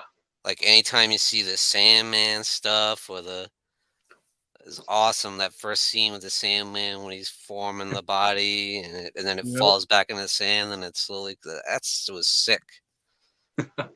Yep. And you're right. That part was cringy. After he thinks he kills the Sandman, he walks in the alley and just goes, "Not evil." And he has become, that is like one of the biggest memes ever now. Bully Maguire, like, stings, doesn't it? Like that whole thing. But then the part when he's fighting Sandman on the train, he like pushes his face against the thing, and then it slowly That was awesome. tears. A lot of cool Pretty much stuff, and that's what everything- pisses me off so much about Me this too. movie. This is a missed opportunity. Pretty much It everything looks with great. Sandman. The effects are great. The Yeah, pretty much performances everything are to do- solid, but they just Pretty much everything to do with Sandman, other than making him Uncle Ben's killer, was pretty awesome. And yeah, the black suit Spider-Man was botched, and then Venom was botched, and Gwen Stacy is just shoehorned in there. She's just thrown in there because she's look, just we a got prop. Gwen Stacy here, one of the little prop. classic character. Mary Jane's part of the problem again. She knows that Peter's Spider-Man, but she still only cares about herself. Oh, he's a big she's even celebrity. worse She than says, this. Yeah, she's like, "This isn't about you." He's like, "I know." It's like, it's not about him. He's trying to make you feel better, you idiot. Can't you just think about me for a minute? Yeah, my gosh. He was One comparing. part He was saying people didn't like Spider-Man at first, but now they like him. That's what he's trying to tell her. But she was like, "This isn't about you." It's like, "I know. I'm trying to tell you. People didn't like you, your play, or whatever dumb crap at first, but they're gonna like you later. So I'm trying to tell you, sweetheart, but you're not listening." Do a little bit less Peter Parker crying too, like on screen. Please. I was like, why is he crying like every 5 minutes? Like, yeah, he cried. like I know he's going through a tough time, but come on. Yeah, one part that I can really see made me, losing Uncle Ben would make him cry, and like losing Harry, yeah, like he would cry. But then, oh man, like I feel like he's just kind of, I feel like he's always sad in this movie. Like it's just like, man. Yeah, one part that really made me cringe was the nightclub scene where they get like a close up on his mouth. He's like, "Now take on this." And oh god, no. I don't know what that was. Some weird musical or something. It was like that's the thing, because I think they did that because of choreographed this big dance. because the Spider-Man the musical was coming out. That's why I think the studio probably came in and said, "We need you to do something to promote the musical on Broadway," and he threw that in there. I bet you. We need to promote our musical, so would you mind destroying your movie Would you mind advertise ours? completely destroying the franchise with the scene? Thanks a lot, Spider-Man musical. Assholes. But yeah, like I said, the thing about this movie, I hated it when I first saw it. I felt disgusted at the theater, but it has grown on me, and I don't love it, but like when I watch it, there are a lot of scenes I look forward to. I look forward to when Flint Marko first becomes a Sandman. Thomas Haden Church did great. I do look forward to when Eddie Brock first becomes Venom. I kind of look forward to seeing Tobey Maguire as Peter talking down to people as the black-suited, Peter Parker, not Spider-Man like it should be, but that could have been done better. I kind of like how Harry kind of became good at the end. It kind of became like his sidekick and helped him fight Sandman and Venom. In the comics, he sacrificed himself to save his own wife and son and teamed up with Spider-Man. He set a trap to kill them, but then he turned good at the last second and sacrificed himself to save them. So that was kind of like what this was. He sacrificed himself. He died at Venom's hands, similar to how his father died. The Green Goblin died the same way in the comics. He was impaled with his glider, and then this one, Harry died kind of like his father did in the comics and the movie. So a lot of things came full circle with the Harry character, but I didn't like. But then you have the scene where he jumps when Spider-Man jumps on the glider with him, and they're like next to each other talking. Like, oh my god, this is like Batman. Yeah, 1960s show. Yeah, or maybe Batman Forever or something. Like, no. All right, so it's almost 9:00, and we got a few more Spider-Man films to go, and we got to talk about Carcass. So I think we spent enough time on the Raimi trilogy. Let's get to. Do you guys want to talk about the other movies, or should we save that for another video? What do you think? Want to get to the other movies? Okay. Yeah, I haven't even eaten dinner yet, and then it's almost my bedtime. But yeah, that's fine. All right, so The Amazing Spider-Man. This is a reboot. It came out in 2012, the same year as The Avengers. The Avengers was great. My laptop stopped working, by the way, so I'm on my phone. But anyway, obviously. But anyway, yeah, this is directed by Mark Webb. It stars Andrew Garfield as Spider-Man. I think he feels more like the character of the comics overall. He's an outcast and he's socially awkward, but he does the wisecracks and one-liners and better than any live-action Spider-Man ever. Yes. He nails it. And I even think he kind of resembles Peter Parker in the face a little more than any of the other live-action actors. And yeah, he was more badass. He was more happy being Spider-Man. And Tobey Maguire would always say, "This is my gift, my curse. My sword is not for the faint of heart." And this Spider-Man says, "What do I love about being Spider-Man? Everything." That's what I want to see. When I see a superhero movie in the theaters, I want to leave the theater wishing I had superpowers. I don't want to leave the theater feeling sorry for them. And this movie excelled at that. The Uncle Ben thing was a little more rushed. I didn't like Martin. I love Martin Sheen, but I didn't like him quite as much as Cliff Robertson. It was a little more emotional in the original. This one's kind of rushed. The origin of the spider, they kind of ruined. They screwed that up again. It was more genetically engineered spiders. And then they had this weird thing with his parents, which was kind of a new idea. It kind of worked. It kind of didn't. Chris Cooper, well, he wasn't in this one, but Norman Osborn wasn't in this one. They made a reference to him. I kind of like the idea of Oscorp being behind all these things. That's kind of a cool idea.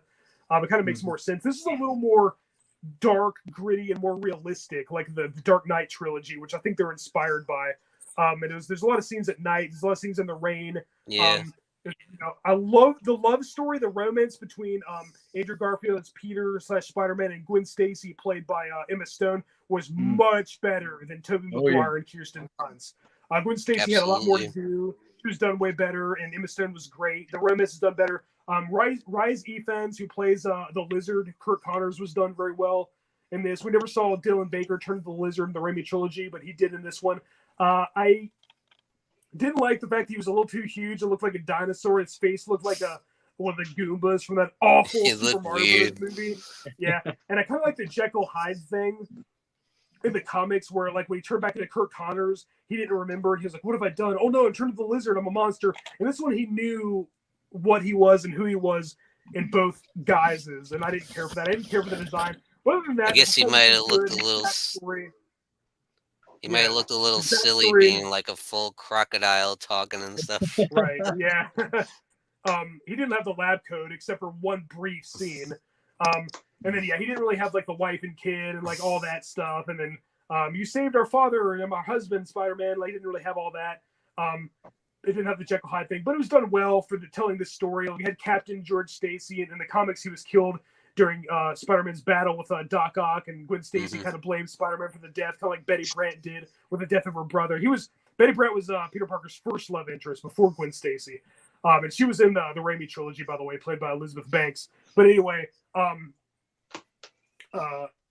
great movie. I think it's very, very good. I didn't like it as much as Spider-Man and Spider-Man 2, but I loved Andrew Garfield. I think he deserved better material. Emma Stone was great. Martin Sheen was good. Sally Field was good as Aunt May. She was a little younger than Rosemary Harris, but whatever. Still not to the other extreme, which we'll get to in a minute, but she's still like the elderly, caring mother figure who kind of struggles to make ends meet to support her nephew. The death of Uncle Ben was done pretty well. It was Spider-Man's fault, and like he feels the guilt. All that stuff was done very well. The hero-villain dynamic was done good. There's no J. Jonah Jameson except for one brief reference. Not really a Daily Bugle, but they did some things that the Raimi films didn't do, and they did them very well. There's some things missing, but some things that were missing from the Raimi trilogy that this one did. But overall, I really liked it. I'd probably say maybe an 8 or 9 out of 10. But I really like this. So I think this is very underrated. I think this is the most underrated Spider-Man movie ever. Very good. Did you like that he wasn't quite as nerdy and dorky as he was like in the comic or in the Raimi movies? Well, in the comic, he was nerdy and a total geek at first, like a stereotypical by the numbers geek. But as soon as he became Spider-Man, he got more and more badass and more cocky and arrogant and wise. And this one, so in the Raimi movies, he never did stop being a nerdy geek. And this one, as soon as he became Spider-Man, he became a one-liner spitting badass. So that's what I like. And yeah, he did feel more like he did look and feel more like he looked more like Peter Parker. He kind of felt more like the Spider-Man from the comics than Tobey Maguire did. But I do think that the Raimi trilogy did get a lot of other things down better than this one did. But I still love it. I still think this is a great movie, and it's not talked about as much. People are going to talk about the Raimi trilogy or the MCU Spider-Man films of Tom Holland, but I think these are kind of been forgotten, until now. But more on that later. Sometimes I feel like it could have been better if they didn't do the origin again, because when they do it, it's like, oh, we've seen this, True, but yeah, a lot of people say they didn't want to see the origin done yet again because it was too soon. Fair enough. And that's what bothered a lot of people. Right.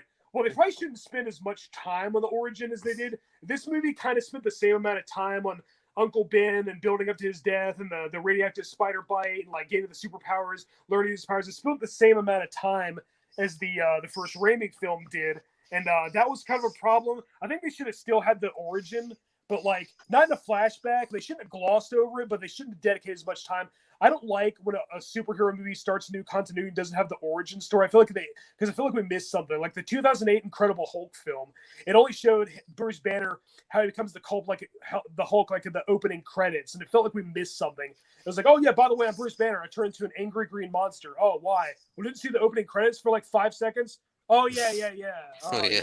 There was no dialogue, but yeah, I got the gist of it, I guess.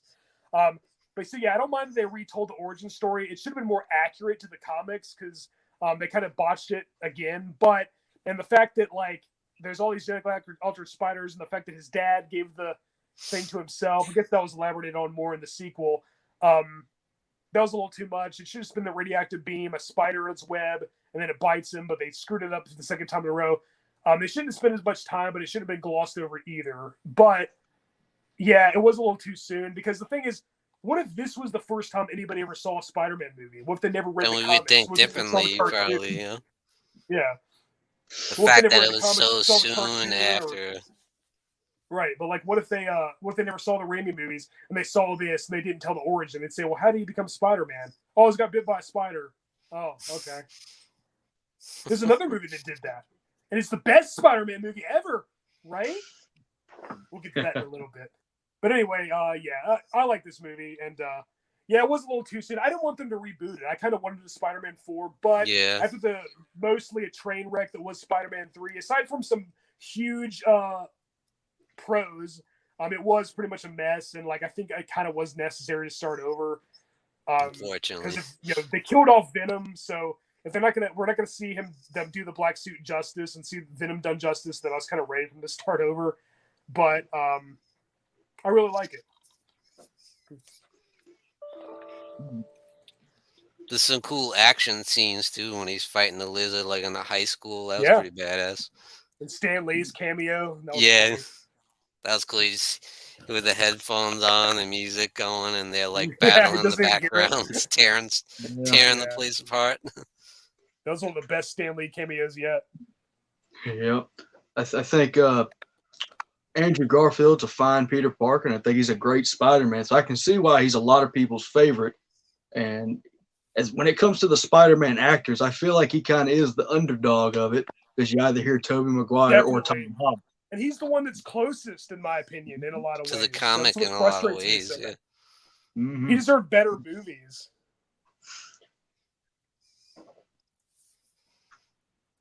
In some ways, yeah. And that, like you said, the romance part is a lot better, and Emma Stone is perfect as Gwen Stacy. And Spider-Man being a sarcastic badass was done better, and Andrew Garfield resembling Peter Parker more physically. And the supporting cast was good. Yeah, Rising Funds was a good Lizard. Kurt Connors, that was all fine. I just don't think it was quite as good as Spider-Man 1 and 2. Some of the themes that were my favorite were gone. And it felt like they were trying to do like a more realistic, like gritty, dark Spider-Man. Yeah. I think that, they were more inspired by the Nolan Batman trilogy. And whereas Amazing Spider-Man 2, we'll get to in a minute, was kind of more inspired by the Avengers films.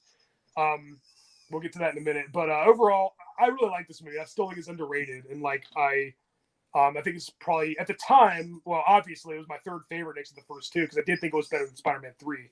And I still think it is in my top 5.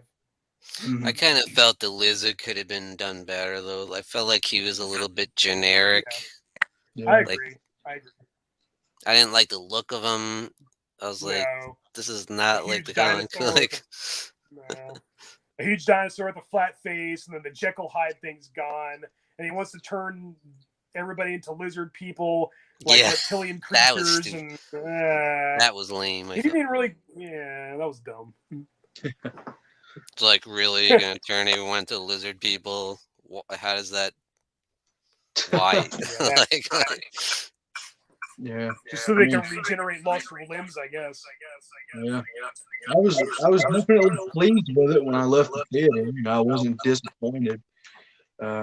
Look, I was like, wasn't bad. I didn't think the cast was very memorable outside of Andrew Garfield and Emma Stone. They were kind of forgettable, even when you got amazing actors like Martin Sheen and Sally Field, some of the best actors ever. Yeah, but they were just kind of like phoning it in. I felt like, like they were just taking a paycheck. They don't give a damn about Spider-Man. Or But I remember when I saw this one in theaters, The Amazing Spider-Man 2. Unfortunately. So here's the weird thing about this one. Okay, so me and my ex-girlfriend went and saw it. She liked comic books too. She liked superheroes. One of her favorites was Red Sonja. They did make a live-action movie about it. Wasn't very good. And Mary Jane briefly was Red Sonja in the comics, which was weird. But anyway, that's another story. So when we saw this movie, we both were comic book fans. It's one of the only girls I ever dated that liked superheroes. We also saw X-Men Days of Future Past and liked it. But so the thing about this movie was, okay, so Spider-Man 3 I hated when I first saw it. It was like the bottom of the barrel, but it kind of got better and better every time I saw it. It's still not great, but I kind of watch it and I know what to expect. I already know. I'm already have a fair warning about the dance scenes and like all the awkwardness. Like I'm already prepared for it. Where this movie, like, all I really wanted to see adapted was like Gwen Stacy's death and Green Goblin killing her. And I was like, there were elements of that were almost done well, but like that was the part big thing was for done me. amazing. Yeah, that part was done good in a way, but they still kind of screwed up some things around it. So when I saw this had like some of the same problems as Spider-Man 3. It was too overcrowded, it had too many villains, had too many characters, had too many subplots that went nowhere, too many plot points, just too much. And what they're trying to do is they're trying to build up to a Sinister Six movie. It was they're trying to do like the Marvel movies and build like a shared universe, like and like it's a bad idea when they do that. It should still be a self-contained movie, like it's almost like a to be continued. So all right, so let's get the cons out of the way. The Rhino, he's only in the movie for like 5 minutes, and it looks like absolute crap. A Transformers reject who's more like a walking tea kettle. This big mechanized Rhino suit. Why is it so hard to just have a guy in a Rhino suit that this looks more like a humanoid Rhino? That would look awesome. It worked in the comics. It worked in the cartoons. I think it would be awesome in live action. I think he's up there with the Juggernaut and X-Men: The Last Stand. Yeah, as maybe the worst iteration ever of a comics. I don't know which one's worse, but anyway, and then so yeah, Jamie Foxx's Electro I thought was fine. He looked like Dr. Manhattan from Watchmen's stoner cousin, but aside from that, okay, the thing is, in the comics, like the yellow starfish mask would not have translated well to live action. I get that. Ridiculous. Yeah. I don't know what they could have made him look like. I think the look was fine, having him blue and electric. It wasn't. I didn't have a problem with the way he looked. That was a pretty cool costume. Yeah, that was fine. He looked kind of bad. He had lightning coming out of his fingers, all that. Like the fact that he could turn into electricity and and generate a costume, whatever. That was fine. The fact that he was like, okay, so he was this awkward guy who worked at Oscorp, who's a nobody, and didn't have any friends, and nobody noticed him. And then, like, he looked up to Spider-Man and is like, oh, you remembered my name? That was a weird... He was obsessed with Spider-Man. Yeah, he was obsessed. It was kind of like Edward Nygma is played by Jim Carrey in Batman Forever before he becomes the Riddler. That's what it reminded me of. It was stupid then, and it's stupid now. Once he becomes Electro, it's pretty cool. He still has some dumb dialogue like, oh, you need me? Okay. Like, you remember my name. Sure, I'll help you kill these people, whatever. The motivation was weird. The backstory was stupid. Jamie Foxx's performance was fine. The look was cool. I thought he was terrible. Yeah. I mean, thought it was some of the worst acting in the franchise. Well, I think that was more the way it was written. Like, because we saw him do a good job in, well, we'll get to that in a little bit. We'll do a fine job. The acting, for what it was trying to do, was fine. The dialogue was terrible. Oh, you remember my birthday. Of course you remember my birthday. You remember my name. I don't think anybody's going to be able to sell those lines very well. So, in Jamie's defense, I don't think I could deliver those lines well. So, I mean, he didn't have much material to work with. So, to be fair, like, at least he looked badass when electricity was coming out of his fingers. Give him some credit. So anyway, but the problem with this movie is, okay, so this movie set up a more realistic, more gritty, more like a serious take on Spider-Man. Didn't feel much like a comic book like the Raimi trilogy, which was kind of a problem. But okay, if you're going to set that up, this one feels too much like a comic book. It feels too surreal. Like right down to the stereotypical German doctor who runs the experiments on Electro and basically says, okay, I think I know what we'll do here. This might help a little bit. It's like, what is this, a cartoon? Is this the 60s Spider-Man cartoon? What the hell's going on? This has no place in the universe that this one's set up. And so, yeah, and then, oh boy. So, that was stupid. The whole thing with his parents at the beginning and the fact that they have, like, technology that shouldn't even exist yet. Like Peter Parker's still a little kid. How do they have a laptop and all this stuff? I don't know, but whatever. It's not important. Then the fact that his dad, all this elaborate backstory, his dad did his experience on himself and then passed them to Peter. And then now Peter's the only one who can be Spider-Man because he was bitten by the spider and because what his dad did. And then Harry, who's just shoehorned into this movie, by the way. Like he wants the Spider-Man. They're going to shoehorn the freaking Green Goblin.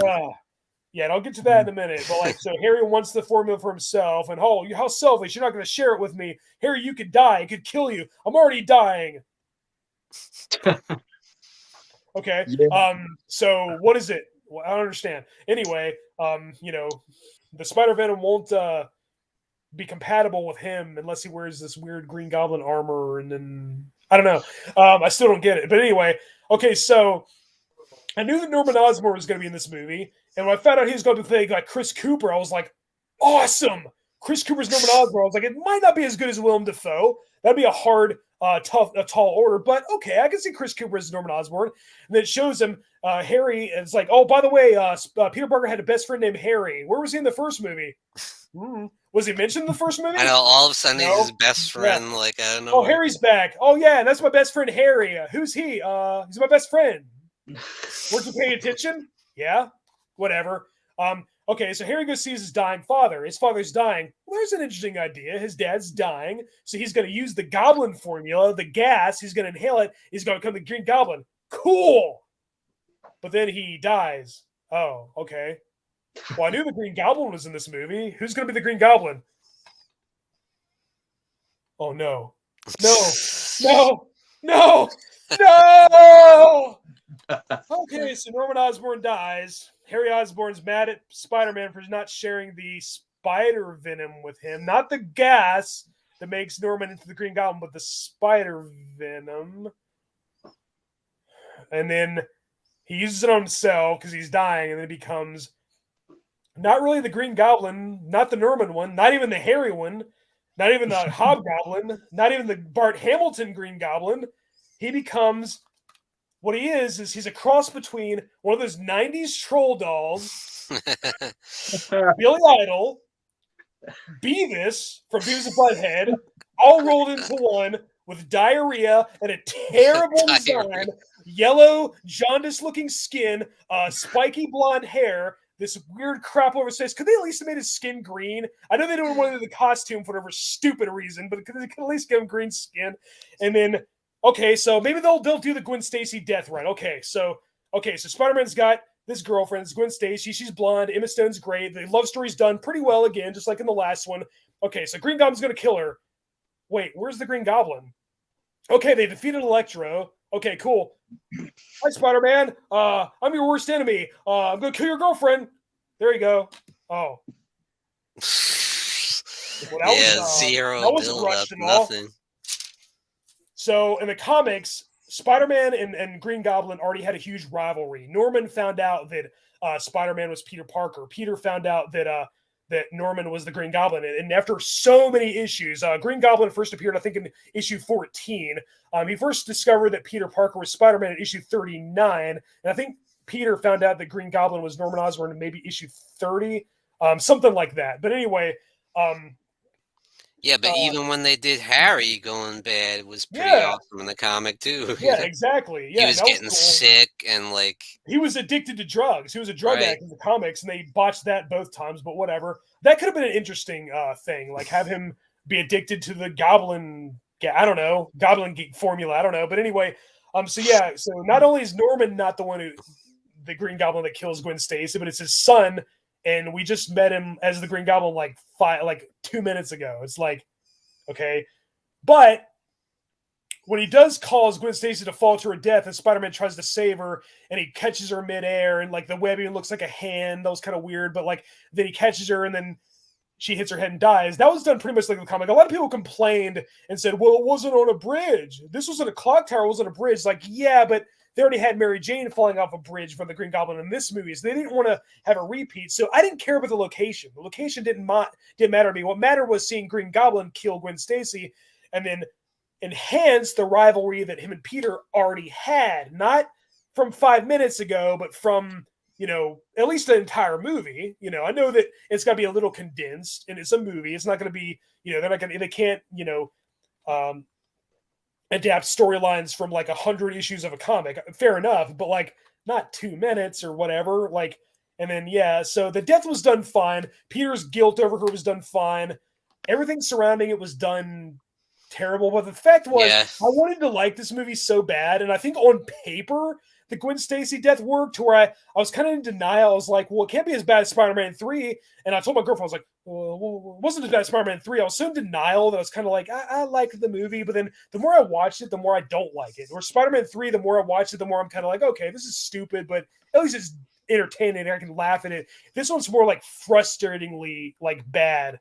With like dumb, at least. Yeah, Green Goblin was ruined times 3. Like, and then Electro, the performance and the dialogue was stupid. The Rhino was one of the worst ever, and then the dialogue was crap. There's a few redeeming moments. Again, I think that pretty much everything to do with Peter and Gwen was fine. Some of the guilt, the Uncle Ben thing was done fine. Like him still struggling with the death of Uncle Ben, and now she's struggling with the death of her father, Captain George Stacy, played by Dennis Leary. That was fine. The relationship's been taken to the next level. Like, he's struggling with the fact that he kept a promise to her father that he would never endanger her life, and so it makes all the more impact when she does die. That was done fine. Everything else was pretty stupid. Electro looks cool, but...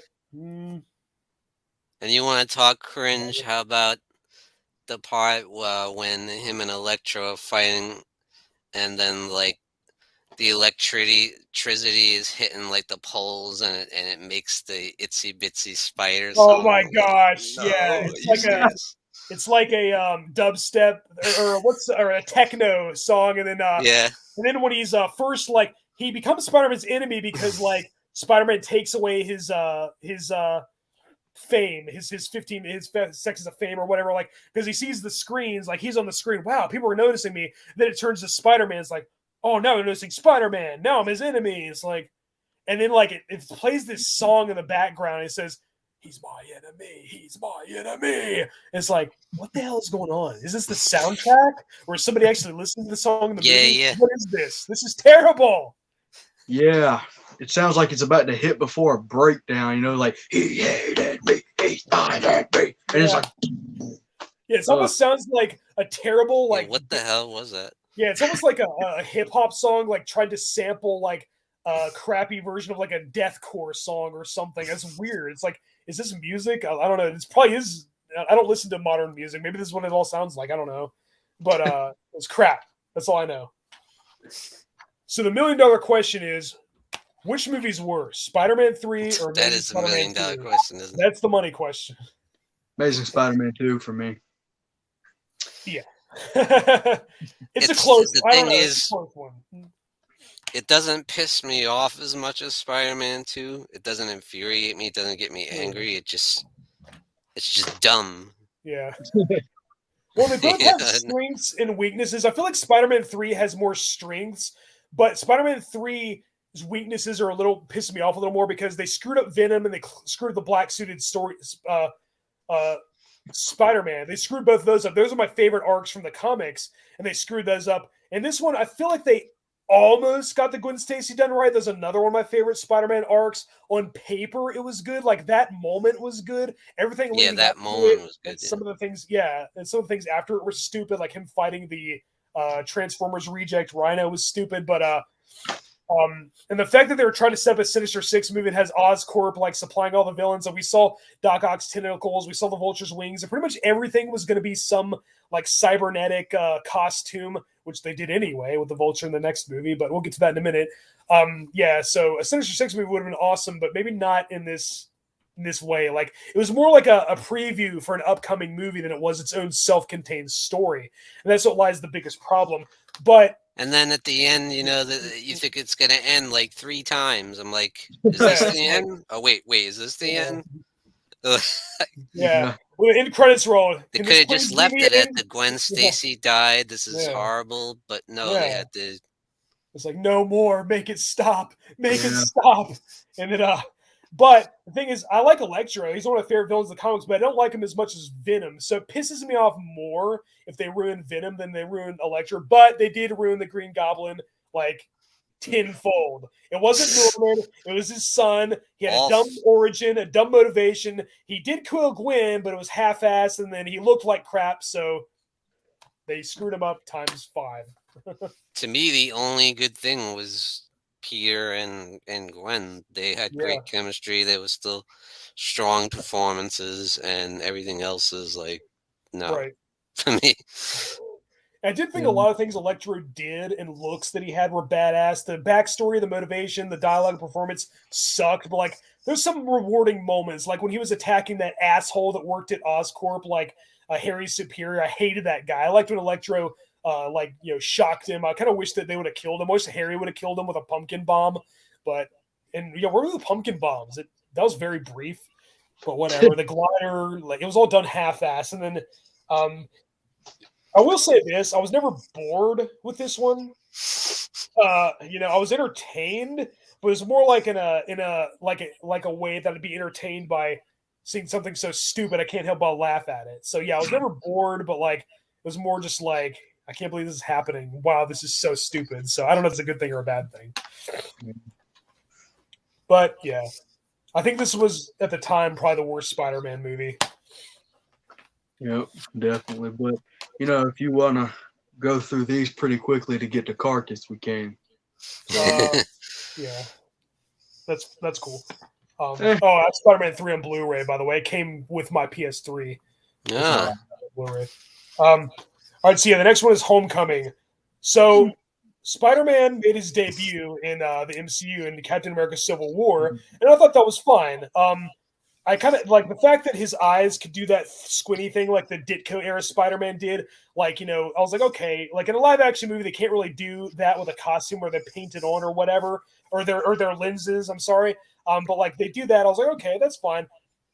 I saw Civil War. Spider-Man didn't have a big part. He was cool. It was cool seeing him swinging his web, all that stuff, and getting the better of heroes who were around much longer than him. That's a good idea. That's kind of how Spider-Man was in the comics. Like he was a young teenager, but he frequently bested some of the other heroes, Fantastic Four and like some of the others. Then having Tony be a mentor to a new superhero character, not a bad idea. Not for Spider-Man, but we'll get to this in a minute. Okay, so in the comics, Spidey, as we established, he's an independent loner and a smartass, and he's arrogant. There was one time where he wanted to join the Fantastic Four. He went there and acted like they were lucky to be in his presence. He talked down to him and said, "You guys would be lucky to have me." He didn't go there and kiss Reed Richards' ass and say, "Please let me join the Fantastic Four, Mr. Richards. I'll do anything, Mr. Richards. I'll go fight crime, Mr. Richards. Give me a fancy suit, Mr. Richards." And then, people give, and so Captain America Civil War was fine. I like Spider-Man. I thought Tom Holland was a great choice. I was like, this guy, I like this kid. He has potential to be a great Spider-Man, maybe the best Spider-Man, and he has the same name as the director from Fright Night and Child's Play. So how awesome is that? Tom Holland. And so I liked him a lot. I was like, okay, I look forward to seeing more of him. He was cool in Civil War. I didn't like how Tony Stark discovered him. I didn't like how he automatically knew his origin. He already knew he was Spider-Man by spying on him with cameras. That's a little weird. Whatever. And then I didn't like young, hot Aunt May. I love Marissa Tomei. She's a great actress. But as Aunt May, okay. I guess I had to do something different. Fair enough.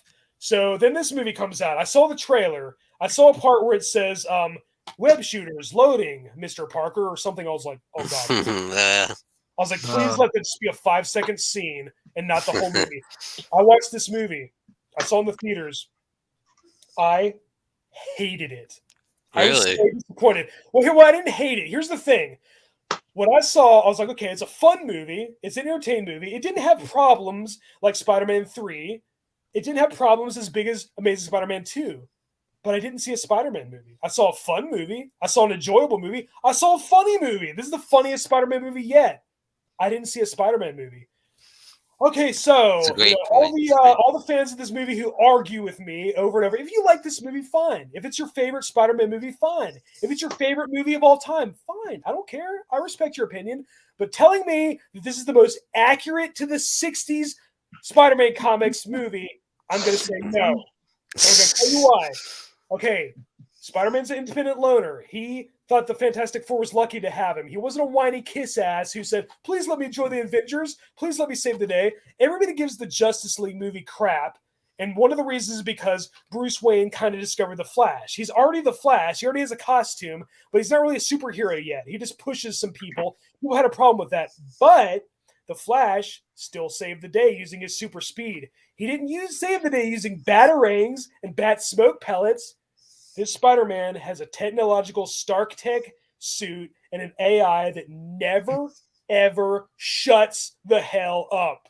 This Spider-Man doesn't need a spider sense. He has an AI suit that says, warning, incoming danger. So that's gone. That's botched. Yeah. He even talks to the AI about relationship problems and girls he has a crush on.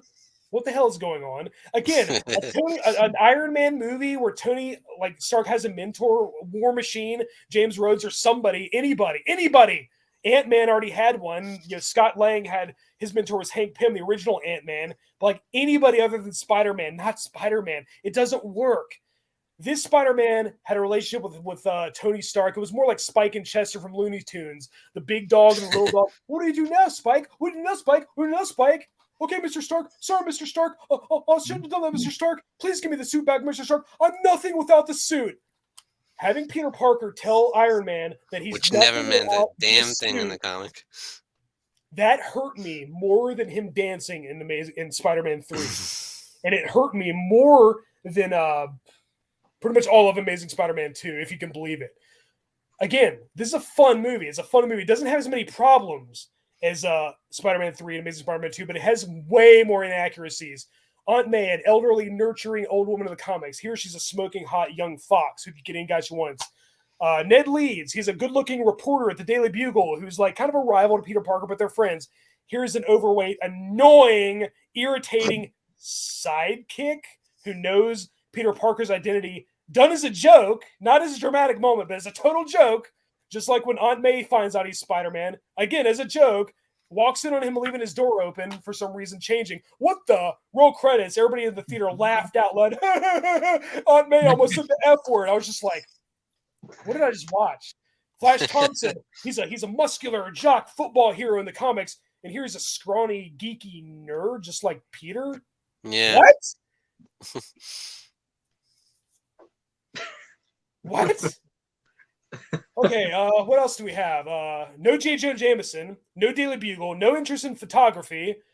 We don't know if he's a nerd. We don't know what he is. All we know is he goes to high school, and it's more like High School Musical than a superhero movie, but whatever. This felt more like an Iron Man spinoff than a Spider-Man movie. I know that Robert Downey Jr. technically only has no more than 20 minutes screen time, but even the villain had more connections to Tony Stark and the Avengers than Spider-Man movie. This just felt like if this is a post-Avengers world is all I saw in this. I didn't see a self-contained Spider-Man movie. I just saw a preview for more Avengers movies. And but that brings me to my two pros. They're huge pros. Tom Holland has potential to be a great Spider-Man. If they wrote him better, it would be awesome. And Michael Keaton as the Vulture, as Adrian Toomes was awesome. I don't know why he's Liz Allen's father, and she has a different last name, but whatever. He was awesome. Very creepy, very intimidating. I don't know why he was so evil just to support his family, but why not? Michael Keaton was great. Tom Holland was great. I liked him better than the comic book version of the Vulture because I always thought the Vulture was like kind of a cheesy, corny villain. But here I'm like, oh, Michael Keaton, he's a badass villain. Like, yeah. That was kind of my issue with these first two MCU movies, that the villains are great. You know, Mysterio's great in this one, but they had problems with Tony Stark, so they didn't feel like Spider-Man villains. No, they didn't. He was an Iron Man villain, and then he even had the technological suit. It looked like an airplane. It's like, why can't he just have the ability to fly like the suit in the comics? Why do you need all this other fancy crap and stealing from the company and like the alien tech from the Tesseract and all this crap and blah blah blah blah. The port of the Loki open. Like, why does this always have to be? Why can't it be a self-contained Spider-Man movie? And then the supporting cast sucked. I hated the supporting cast. Tom Holland and Michael Keaton were great. The supporting cast, the performance-wise, they were good, but they didn't feel like their comic book counterparts. That sucked. And then Zendaya frequently got Oh, that's another thing. Mary Jane, a smoking hot, bubbly, outgoing bombshell in the comics. She's energetic and fun to be around. This Mary Jane's brooding and sullen and mopey and morose, and my life sucks, and it's everybody else's fault. What? That like the misfit child or whatever. Like, what? Yeah, that's the antithesis of Mary Jane in the comics. What the hell are they thinking? But I'm sorry. Most accurate Spider-Man movie ever, guys. This one's just like the Ditko comics, right? No. If you like it, fine. If it's your favorite movie, fine. But don't tell me it's more comic accurate. That's false. You know, and I have the comics to back it up. I can look at them right now. But anyway, yeah, one thing I did like is the romance didn't take center stage. The love story was kind of like in the background. Him and Liz Allen wasn't a huge focus. That was kind of more about the villain dynamic. That was kind of a cool thing. The father of his love interest is the villain. That's a cool thing we haven't seen the Spider-Man movie before. I liked that. I love the scene in the car where I was gonna say that. That was awesome. That gave me chills. So my favorite thing in the comics is the hero, villain, good, evil dynamic. And this one did that great. So I have to give a lot of points in favor of that alone. The good versus evil thing was great. Spider-Man didn't really feel like himself. He had an AI suit. He didn't use the spider sense. He didn't really use his powers to save the day. He used Iron Man's influence to save the day. That sucked. The supporting cast sucked. Tom Holland was great. Michael Keaton was great. The hero villain dynamic was great. Too many references to Tony Stark and Iron Man. Too many references to the other MCU movies and the Avengers. But other than that, I didn't like it. I was disappointed. But I watched it. And it's grown on me. And now I think it's a good movie. But overall, it's still not a satisfying comic accurate Spider-Man film that I'm waiting for. It does some things better that the other ones didn't do. Again, I think Tom Holland has great potential. He could easily be the best Spider-Man if he was written better, but this one left a lot to be desired. I'll say one thing I liked about it was the fact that it's a more small-scale story because it's just him being the friendly neighborhood Spider-Man. You know, he's not in the big city with the big skyscrapers and he's just in like kind of the small suburbs, jumping on top of the houses instead of. I love the part when he shoots his web and there's building to latch onto or anything. Yeah, that's something we haven't seen. Like him in like a field. Yeah, him in a quiet neighborhood, just like a town, and like seeing what he would do, and then.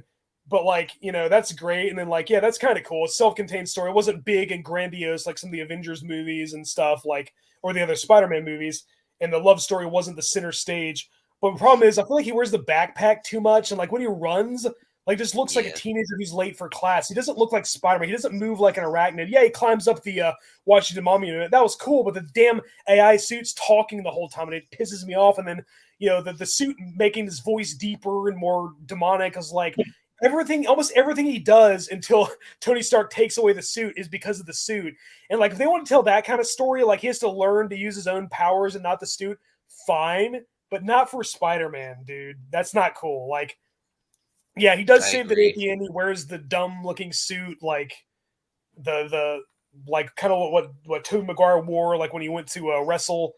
Like the pajamas or whatever. Like the pajama looking thing. And like he saves the day using that. It's like, oh, he's finally using spider powers without the AI suit, but he's wearing that. So it's like, okay. So this didn't give me the Spider-Man movie I was looking for. But it was enjoyable. It was fun. It was funny. I thought Ned was annoying. I thought he wasn't funny at all. But one line I thought was hilarious is when he had to be the guy in the chair. He had to be the one telling Peter what to do, which I thought was stupid. And he even saved him from the Shocker one time, which I thought was dumb. The Shocker was shoehorned in. He barely had a presence at all. And then the terrible Tinkerer, an old man in the comics, he's an old, skinny, white-haired man in the comics. Here's a young, overweight guy with a goatee. It's almost like somebody dared them to make a Spider-Man movie and make all the characters as opposite as possible. But I digress.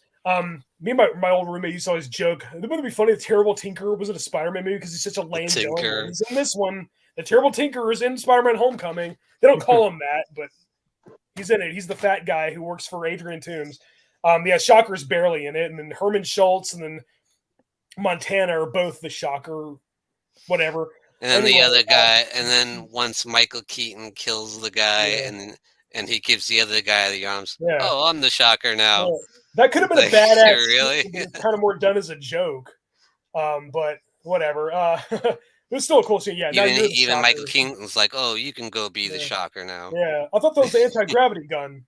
Here, now you're the Shocker. Yeah, Michael Keaton was great. Like, he made this movie better than it was. But anyway, yeah, so Ned was annoying. I hate that they called him Ned Leeds. He's nothing like Ned Leeds. But one scene that got chuckle out of me when he's the guy in the chair and then the teacher walks in. What are you doing? I was watching porn. That was funny. Seeing Flash Thompson say Penis Parker, and then smack Peter Parker's ass. That wasn't funny. That was just cringeworthy. That was just like Peter Parker dancing in the street, only more insulting. But like I said, it's grown on me. I'm not as hard on it as I used to be. When I saw it, I don't know what I was supposed to expect, but I guess I was expecting the wrong thing. I thought the MCU, I was like, Spider-Man's finally going to be with other characters in the MCU. This was the ultimate Spider-Man movie I wanted. I didn't want to see this Spider-Man with Iron Man and Thor and Captain America and all them. I wanted to see a more comic-accurate Spider-Man, but that had already been done in the Raimi movies and even like the Amazing Spider-Man movies. So they had to do something different. But to me, this is more like a what-if story. It's you could say it's in another universe.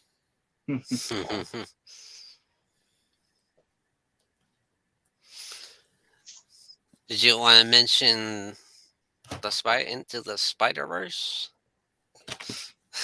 That came after Homecoming.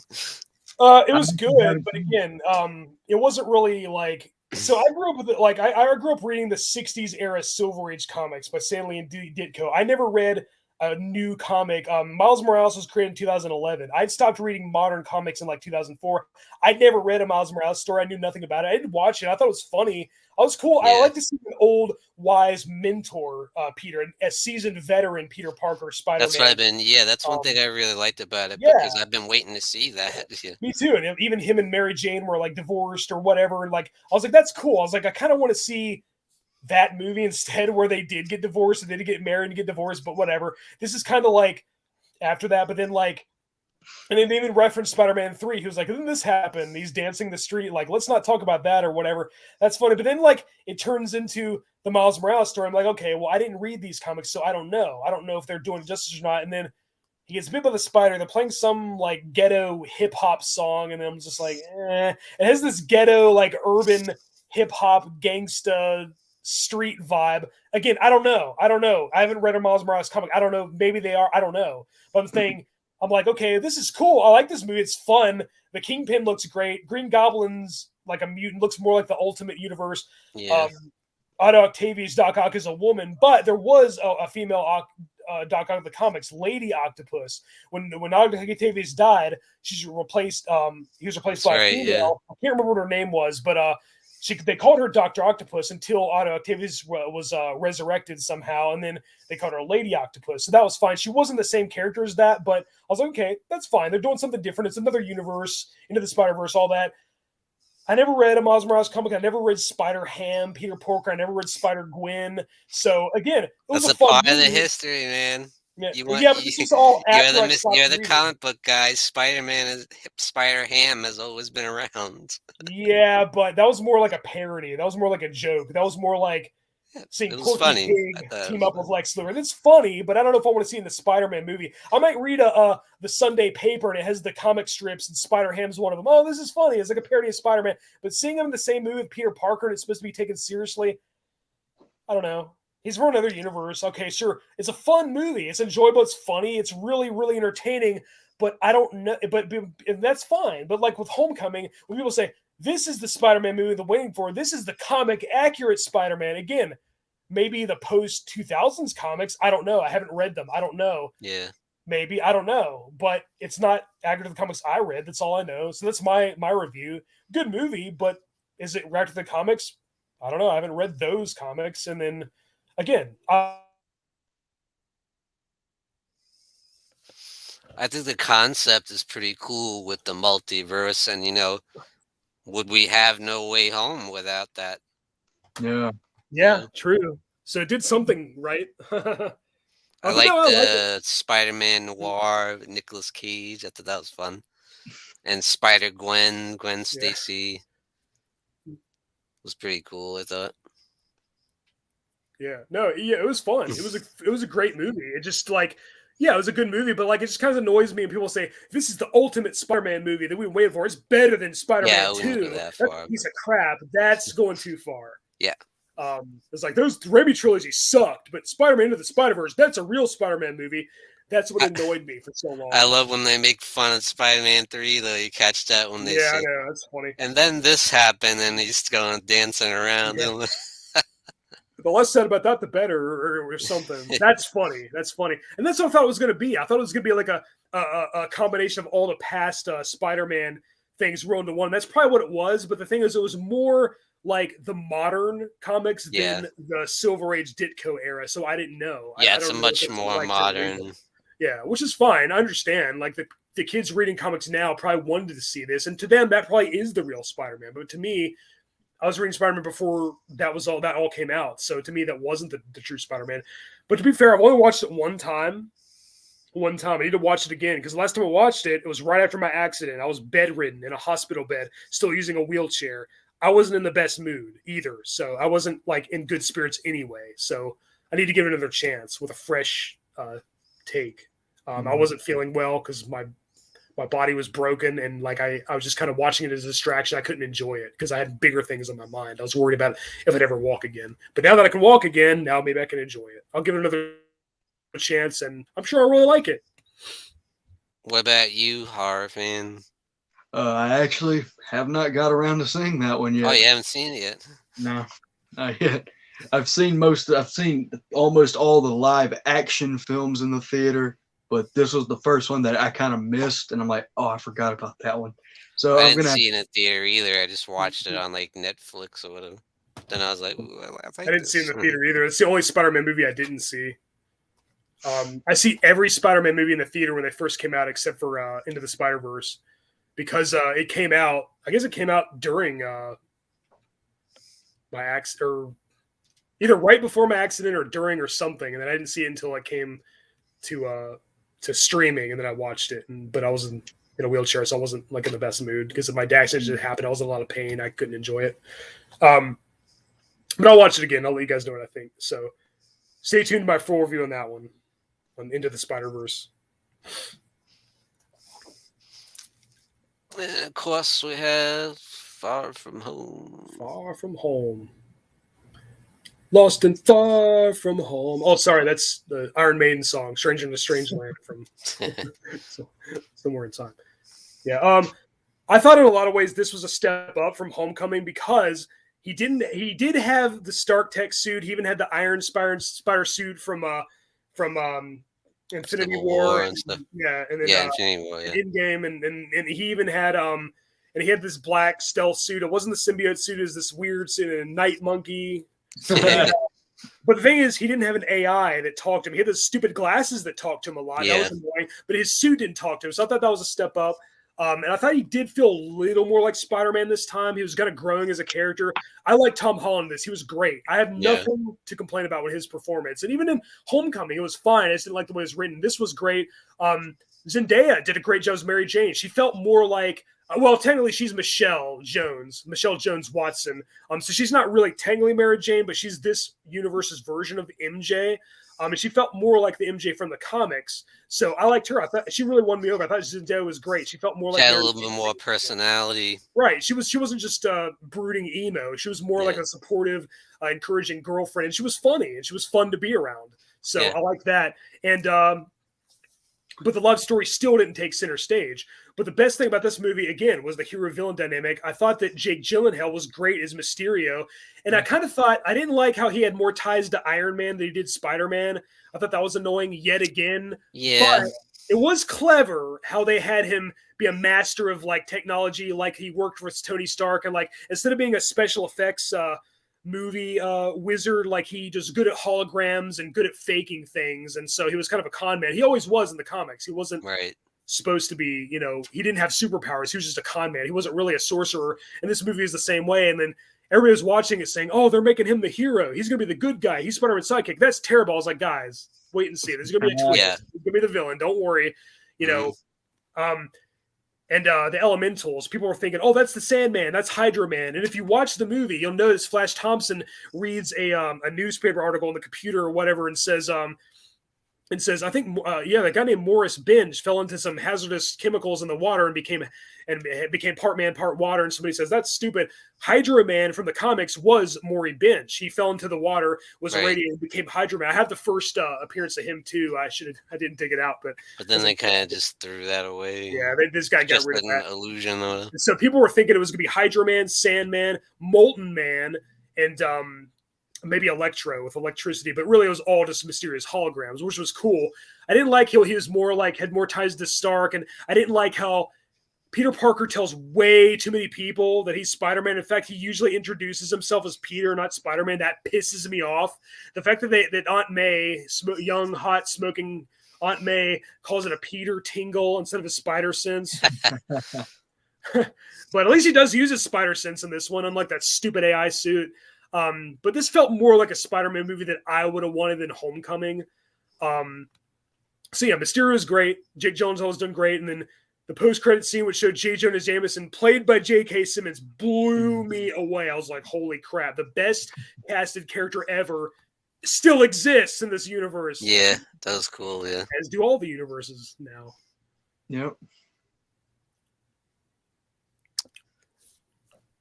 I kind of like that. It was, taking Spider-Man out of his element. He's in somewhere, he's in Europe and stuff. That was different. That was cool, yeah. He's and you got to see some beautiful scenery of the different, Italy and Florence and Paris. The only thing that's funny is it's like, oh, Spider-Man's over here with us now, and so is Peter Parker. What a coincidence! Where's that different black suit? Yeah. It's like, oh, that's the Euro ripoff of Spider-Man, Night Monkey. But no, I thought it was good. I liked it. I think I knew more what to expect. I was like, okay, I didn't really know what to expect the Homecoming because this is a new take on Spider-Man. And so this one, I was like, okay, well, I saw in Homecoming, I'm prepared. As long as the AI suit doesn't talk through the whole movie, I'll be fine. And it didn't, so I was good. And I thought they nailed it with Mysterio's suit. I was like, holy shit, that's exactly like helmet. I was afraid that they were going to be afraid to adapt that. I'm like, I was the same. I like, how are they going to do that? I was like, they're going to be afraid to do the fishbowl thing. They're going to be afraid this is going to translate. But no, they did. They made it smaller, but it looked great. Yeah. I love the effects, when he is doing the illusion and throws Peter Parker into. That looked awesome. Like with that looked great. All right, so all three of us already talked about No Way Home, and it's already almost 10 o'clock. It's way past my bedtime. Sorry. I got to take my pain meds. Should we just sum up by saying it's too early to reveal to talk about it yet, and just say go see it? It's freaking awesome, or what do you guys want to do? So, I think I already talked about it enough. If you guys want to talk about it while I go take my pills, you can if you want. I got to take my pain meds. I was supposed to take them almost 2 hours ago, and my knees are starting to hurt a little bit from sitting. Maybe we overshot given these three huge topics a little bit. Yeah, I didn't think I was going to talk about Scream. Because there's so much to talk about, Yeah, I know. Because we're such big fans of these. Yeah. It was hard to narrow it down to our usual. I can't just talk about Spider-Man for 5 minutes. No, it's too hard. And if I talk about the new movie, if I get my full thoughts, I'm going to be here till tomorrow morning. So fair enough. Yeah, I'll just say, saw it in theaters. There's my ticket. It blew me away. I won't give any spoilers, but definitely my favorite of the Tom Holland films. By far. This ain't really a spoiler, but I think he finally becomes Spider-Man. Yeah, it felt more like a Spider-Man movie than the others. For more of my full thoughts, go see my video. I did spoilers. I did everything. There's a few things I forgot to mention that I was going to mention here, but we're almost 4 hours in. We haven't even got to Carcass yet, so I'll say go see it. I highly recommend it. It's awesome. It is the ultimate Spider-Man movie. It fixes all the problems of all the past versions, which is just mind-blowing. I loved it. It blew me away. For all you people who are mad at me for talking about it at Homecoming, well, you're right, because this version is the best version of Spider-Man. It's just it took them a little longer to get here because my other favorite versions, the Tobey Maguire and the Andrew Garfield, still exist in this universe, so they saved it. Mm-hmm. Yep. They fixed it. Yeah, it's a celebration of all things Spider-Man, Exactly. Yep. It was kind of more the Spider-Man I grew up with. Like, Into the Spider-Verse was kind of just like, yes, I knew Peter Parker, and that's it. Like everything else, Miles Morales, Spider-Ham, Spider-Gwen. Like, I knew about Spider-Ham, Peter Parker, but I didn't really know about all this. This Spider-Man No Way Home, it was a combination of the comics, even some references to some of the cartoons, and it was a combination of the three live action movie Spider-Man, and it was the best of all three worlds. And even fixed some problems I had with all three versions. It was like this nicely web wrapped package of Spidey nostalgic awesomeness, and it just excelled. It just shot in all directions, and it just exceeded my expectations and then some. Mm-hmm. Well said. 10 out of 10. I agree. All right, so let's talk about some Carcass. Yeah. All right, so their first album was Reek of Putrefaction, and if you guys want to introduce this while I go take my meds, I'll be right back. Reek of Putrefaction, their debut album by Carcass. All right, so real quick about Carcass is this, out of all the bands that we've done, this is actually some newer stuff for me. I've already heard Necrotism, right? Necrotism. Necroticism. There you go. Heartwork and Symphonies of Sickness before. Those three I've heard. So all of the other ones are first fresh listens for me. Interesting. So this first one, Reek of Putrefaction, is the first one that I went to listen to, and I thought it was pretty dang good, for their first album. I think you've said it was grindcore. That was not right. mistaken. Yeah, they're not bad. The vocals are really cool. I believe the vocalist is Jeff Walker, I think. Well, technically, it's Jeff Walker and Bill Steer together, because Bill Steer does the deep growls, and then Jeff Walker is kind of like. But yeah, I thought overall pretty solid first album, great debut. Like I said, still fresh in my mind, so I'm not quit going at it. But what do you think of it? Well, it's definitely savage, it's really brutal and almost over the top, I would say it sometimes. And the production was very primitive, very lackluster production, but in a way that kind of adds to the charm of it, in a way, if that makes sense, because it gives you that real raw feeling. When you hear old Slayer before Rain and Blood or whatever, or Exodus Spawned by Blood or something real raw and nasty. It's nasty. And the vocals, I have no idea what they're saying. He's straight when you get to the parts of Bill Steer, it sounds like he's straight up barking. One song, he's carbonized eye sock. He's just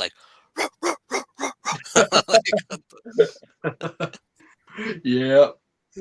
It reminds me of the first time I ever heard Cannibal Corpse with, of course, Hammer Smash Face, and you get to the vocals, it's like,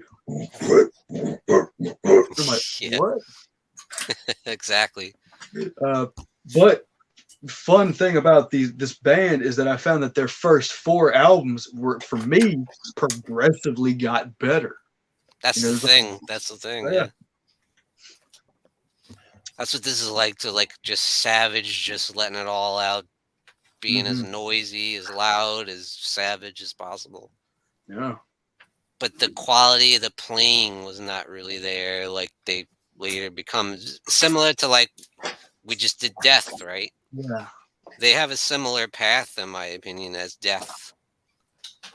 Because you listen to the first Death, it's very raw, gritty, nasty, gory. Same thing here. Yeah. And then you get to their 4th album, and it's kind of getting more of that melodic death metal in there. Oh, yeah. Music. And you got the crazy theme titles: Genital Grinder, Vomited Anal Tract, Fermenting Innards. Oh, man. Gore-drenched lyrics, and again, Death was like that too. Yeah. I knew when I went and looked up these albums, reading some of the song titles, I was like, what? This is crazy. And blast beats out the ass, yeah. You barely hear the guitar, and that's total opposite when you go later on. Mm-hmm. Here it's drums, drums, drums, drums, and vocals. You don't even barely hear the guitar half the time. It drowns it out. Some people would probably consider it to be their first album is just noise. It's just a bunch of things going all off at the same time. Some But people might see it that way. it kind of adds to it. You know, I think you got to kind of be in a mood for something like that. Yeah. But it's like, so sometimes I like hearing stuff like raw and nasty. So this will give you that, you know? Absolutely. And some people are funny. They worship the freaking first 2 Carcass albums and don't give a damn about the rest. Yeah. Like, what? You don't care? What? Like, to me, they got better and better and better, you know? Oh, yeah. I think my favorite would still be Heartwork because that was the first one that I heard from them. And I just really enjoyed the musicianship. And, me too. It was the first one I heard. I saw the videos on Headbangers Ball and stuff. Oh, yeah. I was like, oh shit, these guys are good, man. Yep. And then when I actually went and listened to the CD you probably don't remember or see any of them. It was called Blockbuster Video, right? Yeah, yeah. They had Blockbuster Music. Oh, it was a record store that you could actually listen to the CD before you buy it. Like they would take it out of the plastic in the package, and you could sit there and listen to it and put your headphones on, which I thought was genius, but you know, didn't work out. I remember the video store days, but I don't ever recall the music part of that. That's pretty cool. Yeah, it didn't catch on, but I thought it was pretty cool. Like, I loved it. I was like, oh shit, I'll stay here all day and listen to music. Yeah. I actually discovered Carcass because I was listening to a Creator song, and someone in the comments said 2 of their riffs kind of sounded similar. So I went and checked out Carcass, but when I listened to them, I totally forgot about the comparison because I was just immersed in their own music. I'm like, wow, this is great. Yeah, that's so when I put the headphones on and I put Heartwork, I was like, oh damn. Like, it blew me away. Like the guitar lifts are like so loud and like so heavy. Yeah. Like I had never heard anything like that. Because I wasn't at that time. I wasn't into like death metal really and stuff. I was just kind of starting new. Absolutely. For me, it always came to it was like a slow progression into things. Like when I first heard death metal, it was in Night of the Demons 2, but I didn't catch on to it again for like 7 years after that, and kind of slowly got into it. Yeah, me too. Is like I want to hear the heavier thing because it started with Iron Maiden, and then I was like, all right, let me check out Metallica. Okay, let me check out Slayer. Let me check out Pantera.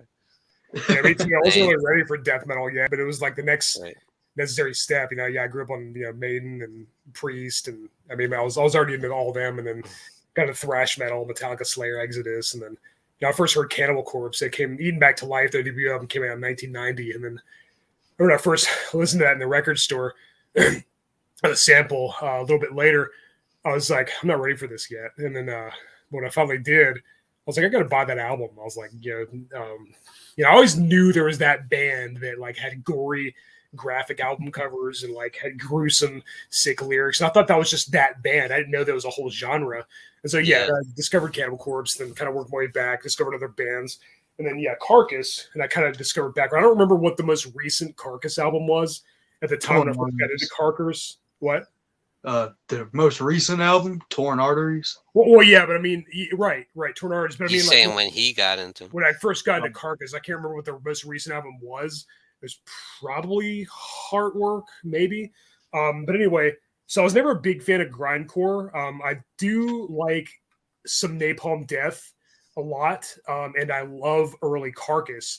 And so Reek Putrefaction, and this is like the censored album cover, by the way. The real cover is far more gross, but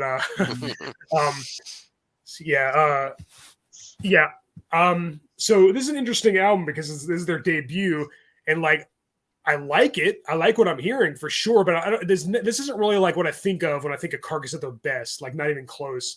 It's good at some great riffs. Some really sick lyrics and sick song titles and and stuff. And then, again, I'm not a big fan of grindcore, like I said, but it was, it was enough for a death metal fan like me. I was already kind of a veteran death metal fan when I started really getting into them. I already loved Cannibal Corpse and Death and Morbid Angel and Possessed, Autopsy, Obituary, all that. And so when I started listening to Carcass, I heard some of their songs and I liked it. So I bought this one. I listened to this one and I was like, and yeah, all the songs are really short and like, they're like, sometimes like 2 minutes long at the most, and sometimes less, sometimes maybe a little more. And then that's kind of like a grindcore thing. There's like every grindcore CD, there's like a lot of tracks, like almost 30 tracks, and then really short songs with really gross, obscene lyrics, like that make Cannibal Corpse songs sound like Barbra Streisand songs. So anyway, yeah, I listened to this. I was like, yeah, this is pretty good. I like the riffs. I like some of the. I like how savage and brutal it sounds, and how just like these lyrics, it paints the right kind of atmosphere. So these sick, gruesome, disgusting, nasty, filthy tales of debauchery and stuff. Like a Cannibal Corpse album sounds more like kind of like a really gory horror movie, but it's kind of more like tongue in cheek. It's over the top and kind of cartoonish. This is more like something really sick, like Cannibal Holocaust or a Serbian film or something. Yeah. Even though I wouldn't want to watch those at all, but I do want to listen to this. But my favorite thing about early Carcass was they had the three vocalists. Of course, they had Bill Steer on guitar, Jeff Walker on bass, and Ken Owen on drums. But all three of them did vocals, mostly Walker and Steer. Bill Steer had the really low, deep gutturals, like kind of remind me of Chris Barnes. It's the same. That was saying the Harvey. Yeah. Yeah, him and Chris Barnes and Bill Steer had very similar gutturals, and then Jeff Walker had kind of more raspy screeches and shrieks, a little more higher pitched, but still really brutal sounding. And then Ken Owen had like all these weird random noises, like these gurgling sounds and howls and shrieks and just weird Ken Owen noises, as I like to call them, in the background and stuff. That's a sad one. That's the song "Carbonized Eye Socket" when he's straight up barking. Like, yeah. Like, what the hell? Yeah, it's basically these weird, inhuman, animalistic noises, and it's awesome. And that's my favorite thing about early Carcass is like, and that's kind of what got me into the band. They had three vocalists, well, really two, and then a third who would do like crazy noises. And Ken Owen would sing less and less as they went on, and so would Bill Steer. But we'll get to that in a minute. But yeah, I like that, and like they weren't really about really like well thought out, scaled out, melodic, wailing solos. It's kind of more like angry, aggressive, violent, heavy riffs, and just like unleashing this venomous, angry, aggressive fury in all directions with these disgusting, repulsive, savage lyrics. But certainly isn't awesome. Guitar driven. Yeah, very much so. It's more like the crazy vocals, the blast beats. Yeah, exactly. Yeah, really fast, really heavy stuff. I never heard anything like it when I heard this. Kind of like with Cannibal Corpse, I didn't know what death metal was. I thought that was the only band that did this. I didn't really know what grindcore was, and I heard this. I'm still not a big fan of grindcore, but this isn't even close to my favorite thing Carcass has done, but I like it. I like it a lot, and it really grabbed me. I think the only issue, if I had to pick one, is kind of the production. Yes. But I think that's kind of the idea behind grindcore, especially like from this era. I think that's the whole point. And yeah, oh my gosh, the song titles Genital Grinder, Regurgitation of Giblets is actually my grandma's favorite song. No, she'd probably have a heart attack if I even read these off to her. But anyway. About fermenting innards. Yeah, oh yeah. That actually had pretty good riff though. I like and then when he gets to the lyrics, he's just like very beautiful ballad, like a composition of I think it's a love song or something, maybe. I like the opening riff in Genital Grinder. It's the first thing you hear. It's the intro. That was my introduction to Carcass. And I was like, this is awesome. I want to hear more. But I was like, I don't know if this is going to be one of my favorite bands yet. And I had friends that were like, oh, yeah, Carcass is great. They're awesome. I was like, well, I'm not really big into grindcore. They're like, well, keep listening. They get more and more like, they get less. They move away from the grindcore and get more into death metal the more they go on. And I was like, okay, I'll keep that in mind. But anyway, check out this album if you hadn't already. I recommend it.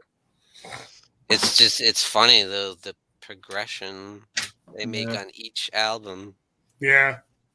Yeah, they're very diverse. Each album's kind of its own thing. Like they change their sound each time, and they keep it fresh. That's one thing you can say about them. They're, but they're still consistent in that you kind of know what you're getting with Carcass. But no, I like Putrefaction. It's off to a great start. Again, not really one of my top favorite albums, but it's cool to see where it all started, and I do like listening to it. There's not a lot of focus on the playing, I feel like.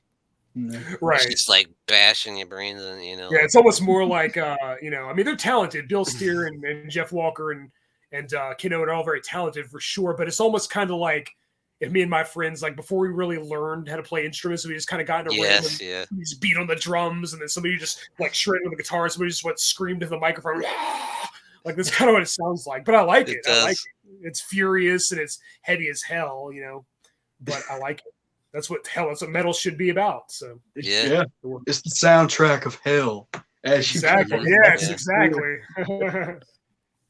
Iron Maiden's kind of more musically intricate and like kind of more beautiful, unique compositions and well-structured arrangements, but like, and I want to listen. I'll listen to Iron Maiden because I want to feel like a better person. It changes my life. It's compelling, insightful music that makes me feel good. When I listen to Carcass, I just want to be pissed off and like start smashing windows. It's just two different things, two different moods. It makes me feel more primal and animalistic and get in touch with, my inner animal, Very true. Yeah. Iron Maiden makes me smarter, but Carcass makes me like, yes! Symphonies of Sickness. I actually like this one better. Yes. A lot better, in my opinion. This is more what I look for, and I look for a metal album. This is like, because this is pretty much death metal. It still has the grindcore elements for sure. Absolutely. It's still probably equal parts grindcore and death metal, but like the first one was pretty much almost strictly grindcore. I mean, hell, grindcore could technically be a subgenre of death metal, a subgenre of a subgenre, I guess. But I think this is where they really started to get good. And this is my favorite Carcass album, actually. I love it. I love this album because... that's your favorite, huh? Sure is. Well, it's a close one between this one and another one, but this is my favorite because this feels a little more like I said, it feels more like a death metal album. The songs are still really... There's still a lot of tracks. The songs are still a little... shorter than maybe some other songs. They're longer than they were on a Putrefaction. I just realized something. The first no,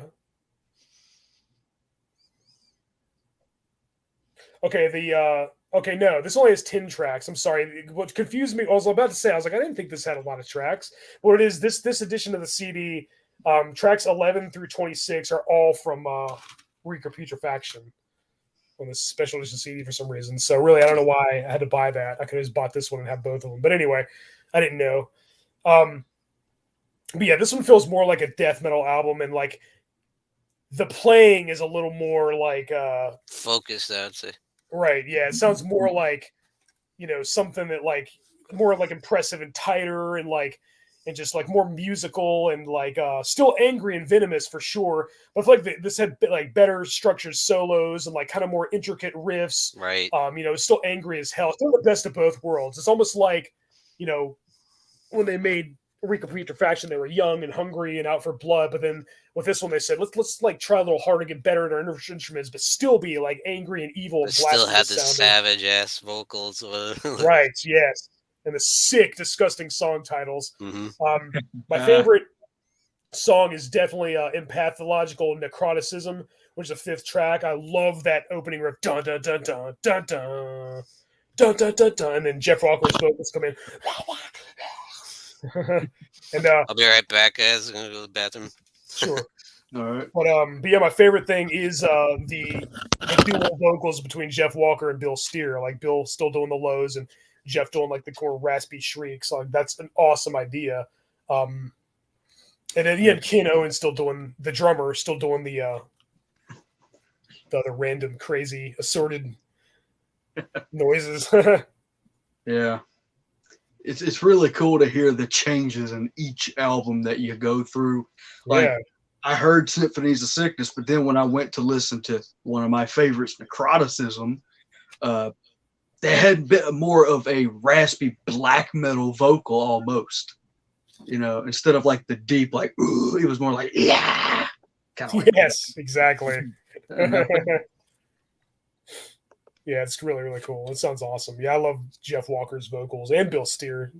Like, to me, they were like having both of them sing kind of evenly was kind of what I loved most about Carcass. Mm-hmm. And yeah, look at that cover. Look at that. That's just sick. That's just the grossest thing I've ever seen. And yeah, these song titles and lyrics, yeah, embryonic necropsy and devourment and swarming vulgar mass and infected virulency. It's like they had to think of the nastiest sounding words with the nastiest definitions and make them into songs and wrote it in a way that made sense. Yeah. Yeah, I like that trio, Ken Owen, Bill Steer, and Jeff Walker, like Mm-hmm. the trifecta of Carcass. But yeah, great album. This is probably my favorite. It's a close one between this one and another one we'll get to in a minute. But Nice. overall, as it stands right now, I think this is probably my favorite. It's cool when bands can have two vocalists and bounce off each other really well, like Neely Petroza and Venter, like Creator. Real, yeah, Venter, yeah. Different kind of styles, but they both work with the band. Now it's mostly Mealy that sings, but yeah. Like that's my problem with bands that do that. It's like anytime they have two vocalists, like the one of them always sings less and less and just kind of reduce or more background role, and then the other one's like more the lead singer. But I like when they sing as a duet and they switch off in different songs. That's a cool idea. Not enough bands do that. Another good example would be the Mark III lineup of Deep Purple with David Coverdale and Glenn Hughes, the bassist, switching off on vocals. That was cool. But yeah, there's not enough metal bands that do that because I think it sounds awesome. Yeah. You could also be Mayhem during the Death Crush era where they had like 2 or 3 vocalists. Yeah, they had Messiah and Maniac. And I don't know if they were in the band at the same time. They might have recorded a couple songs of one of them and then got the other one and recorded the rest of them. But I don't know. It's hard to say. And even that album kind of had more of a death metal tone to it. Absolutely, yeah. A lot of early black metal definitely did. Same with Soulside Journey by Dark Throne and the Dark Endless by Marduk was pretty much a death metal album.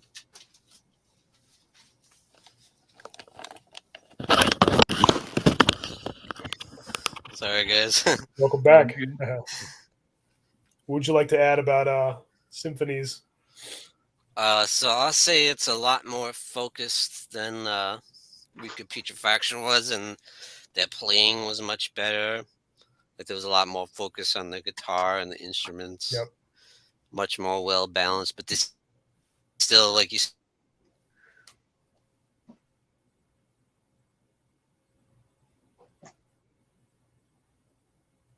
I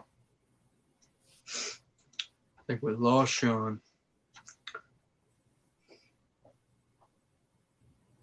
Uh-oh.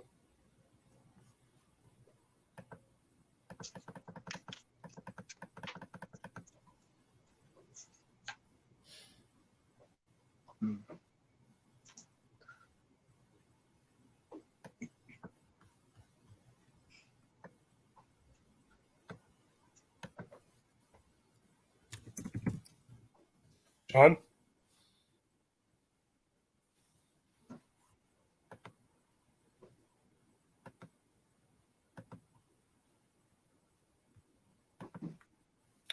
Uh-oh.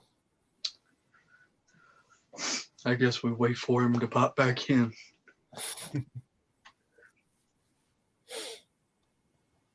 But there he is.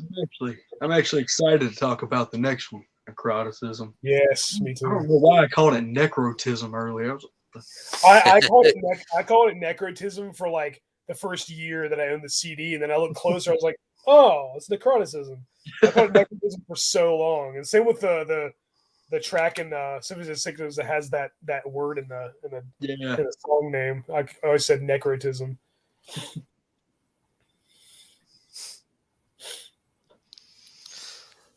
So for me, I I think this is where they got much better, in my opinion, because more to my liking of music. Because I'm not a huge death metal guy, to be honest. I like a few bands, but here was a much more focused album to me. It's much better playing. I can understand what he's saying. So it's like I have no idea what they're saying in the first two albums. And the guitar is really starting to get more epic. Was the breakdowns are sounding more. You got like Iron Maiden intricate stuff going on, the breakdowns, and I love it. It's awesome. It might be my second favorite of their albums. You know, I just really enjoyed this. Yeah, me too. Yeah, yeah, Symphonies is probably my. I don't know. It's a close one between this one and another one. It's a very close one. I don't know. I have a hard time deciding. They're almost equal. Yeah. Are we still talking about Symphonies, or are we talking about the next one? I thought we were talking about necroticism. Oh, okay. Yeah, because Sean, you were talking about Symphonies, and then you disconnected. I left. Sorry, my bad. Yeah, it's okay. It's okay. So I thought when you came back, I wasn't sure. Let's see. Yeah, but yeah, Symphonies, great. Possibly, I don't know. I think it's really a tie between Symphonies and necroticism, disenchanting the Alubrious, or what's it called? Disenchanting the Insalubrious. Disenchanting the Insalubrious, yeah. But it was something like that. Yeah, it's a very close one. Yeah, my favorite song probably is Corporal Jigsaw Quandary. I know it's an obvious choice, but it's awesome. I just love it. I love that riff. I love the opening riff, and then the drums too are awesome too. Yes. This was one of the last ones featuring Ken Owen on drums, wasn't it? If not, no, he was still there on Heartwork and stuff. On Heartwork, okay. I know he left. Right, I know he left sometime after that. But yeah, but this is the first one to have Michael Ammett, who was also an arch enemy. Right. Which a lot of people could accuse me kind of a Carcass ripoff. They even think Angela Gassell. I don't think she's in the band anymore. I used to hear people say she sounded like Jeff Walker. I don't know. I didn't really ever listen to Arch Enemy. Whenever I heard them, I thought it sounded good, but I do know Michael Ammett is a great guitarist, and I like his addition to the band. So in a way, this might be my favorite just because it has the dual guitar thing that wasn't on the first two albums, because it's like Michael Ammett and Bill Steer like doing a dual lead thing, and both of them are great with riffs and solos. I like bands that have two guitarists. And so, yeah, that was awesome. Yeah, Jeff Walker's vocals are great. My biggest problem is this is kind of when Bill Steer started to sing less and less. Yeah, it's kind of more becoming like a backing vocal thing. And that was kind of the thing that attracted me to Carcass in the beginning of, is they had the dual vocal thing, or really a trio of vocalists, really, if you count Ken Owen. But yeah, I like the contrast between Bill Steer's low gutturals and Jeff Walker's high-pitched screeches. I thought that was awesome. But then this is kind of the last one to really do a lot of that. And even then, it was kind of just Bill Steer was singing less and less. But aside from that, it's awesome. Yeah, Corporal Jigsaw Quandary is great. Yeah, the riffs, the solos. It's so angry. It's so venomous. The song titles and lyrics are so nasty and just totally sickening, repulsive, which is awesome. Carcass never had like my favorite artwork, but what can you do? As far as death metal, you can't have it all. Yeah, I think Cannibal Corpse has better album artwork when it comes to death metal, and then of course the best metal album covers were obviously Iron Maiden, but Carcass made up for that with awesome musicianship. They're all content. Yeah, the content. Yeah, there's great. And like I said, I don't know. It really is a tie between Symphonies and necroticism. I don't know. It really depends on what I'm in the mood for. Necroticism, like you said, Sean, does sound more like it's a little more, for lack of a better term, maybe easier to listen to than Symphonies. It's a little more like more melodic, a little like more musical, I guess would be the word. I don't want to say mainstream because I'm not really the right word, but compared to the first, more technical, better. Yeah, more technical, more tighter, more like, you really see the more of their like musical skills, and right. And yeah, the addition of Michael Ammett was a great idea. I love the dual guitar thing him and Bill Steer said. So yeah, great album. I love it. And I can understand what they're saying, and that helps me understand what they're talking about and telling the story of the song. Yeah, it's almost scarier when you can understand what they're saying. It's more graphic because someone's just going. Oh! It's like, okay, well, they're probably saying something gross, but who knows? Sounds cool, but what the hell is it sounds saying? cool, but this one's like, oh man, they're saying that. That's just that gives me the creeps in an awesome way. It went from like to more like, and you could kind of see it clearing back and getting heavier. Yeah. It's still brutal as hell. It's just a different wave. Yeah. It's not just making noise or whatever. It's just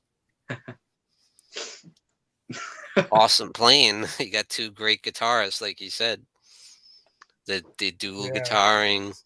Yeah, they really upped the ante a lot with Necroticism. I thought it was the third album, and I think it did improve on the first two in a lot of ways. I do think that I think the thing is, like, to me, like, their leap from Putrefaction to Symphonies was a huge leap. Like, I thought Symphonies was better by far, but like with Necroticism, it probably is better in a lot of ways, but like it just wasn't as big of a leap. Like with Putrefaction to Symphonies, like to me, Symphonies and Necroticism are like almost even. It's really personal, depends on what I'm in the mood for. Like, I think that Corporal Jigsaw Quandary and then that and Pathological Necroticism from Symphonies are like, I can't decide between them. Two great songs from two different great albums. In some ways, like I was saying, a horror fan 88 before, it might split between fans that are straight up hardcore death metal people than people that are more into like metal. Right, yeah, absolutely. Yeah. And I'm more into just traditional heavy metal, like Iron Maiden and Judas Priest and all that, better than anything death metal. So because there's a lot of people that just want to hear the first two like insane albums, like yeah. Well, yeah, there's a lot of grindcore, like elitists that say, "Oh yeah, the only good Carcass album was the first one. After that, they sucked." And it was like, no, and I'm like, what? It's just more musical and more tighter, and it's just not your cup of tea. It's cool to see the evolution though, seeing their grindcore roots all the way to become more melodic metal, still heavy as hell, but just kind of more like just traditional metal sound, death metal, but.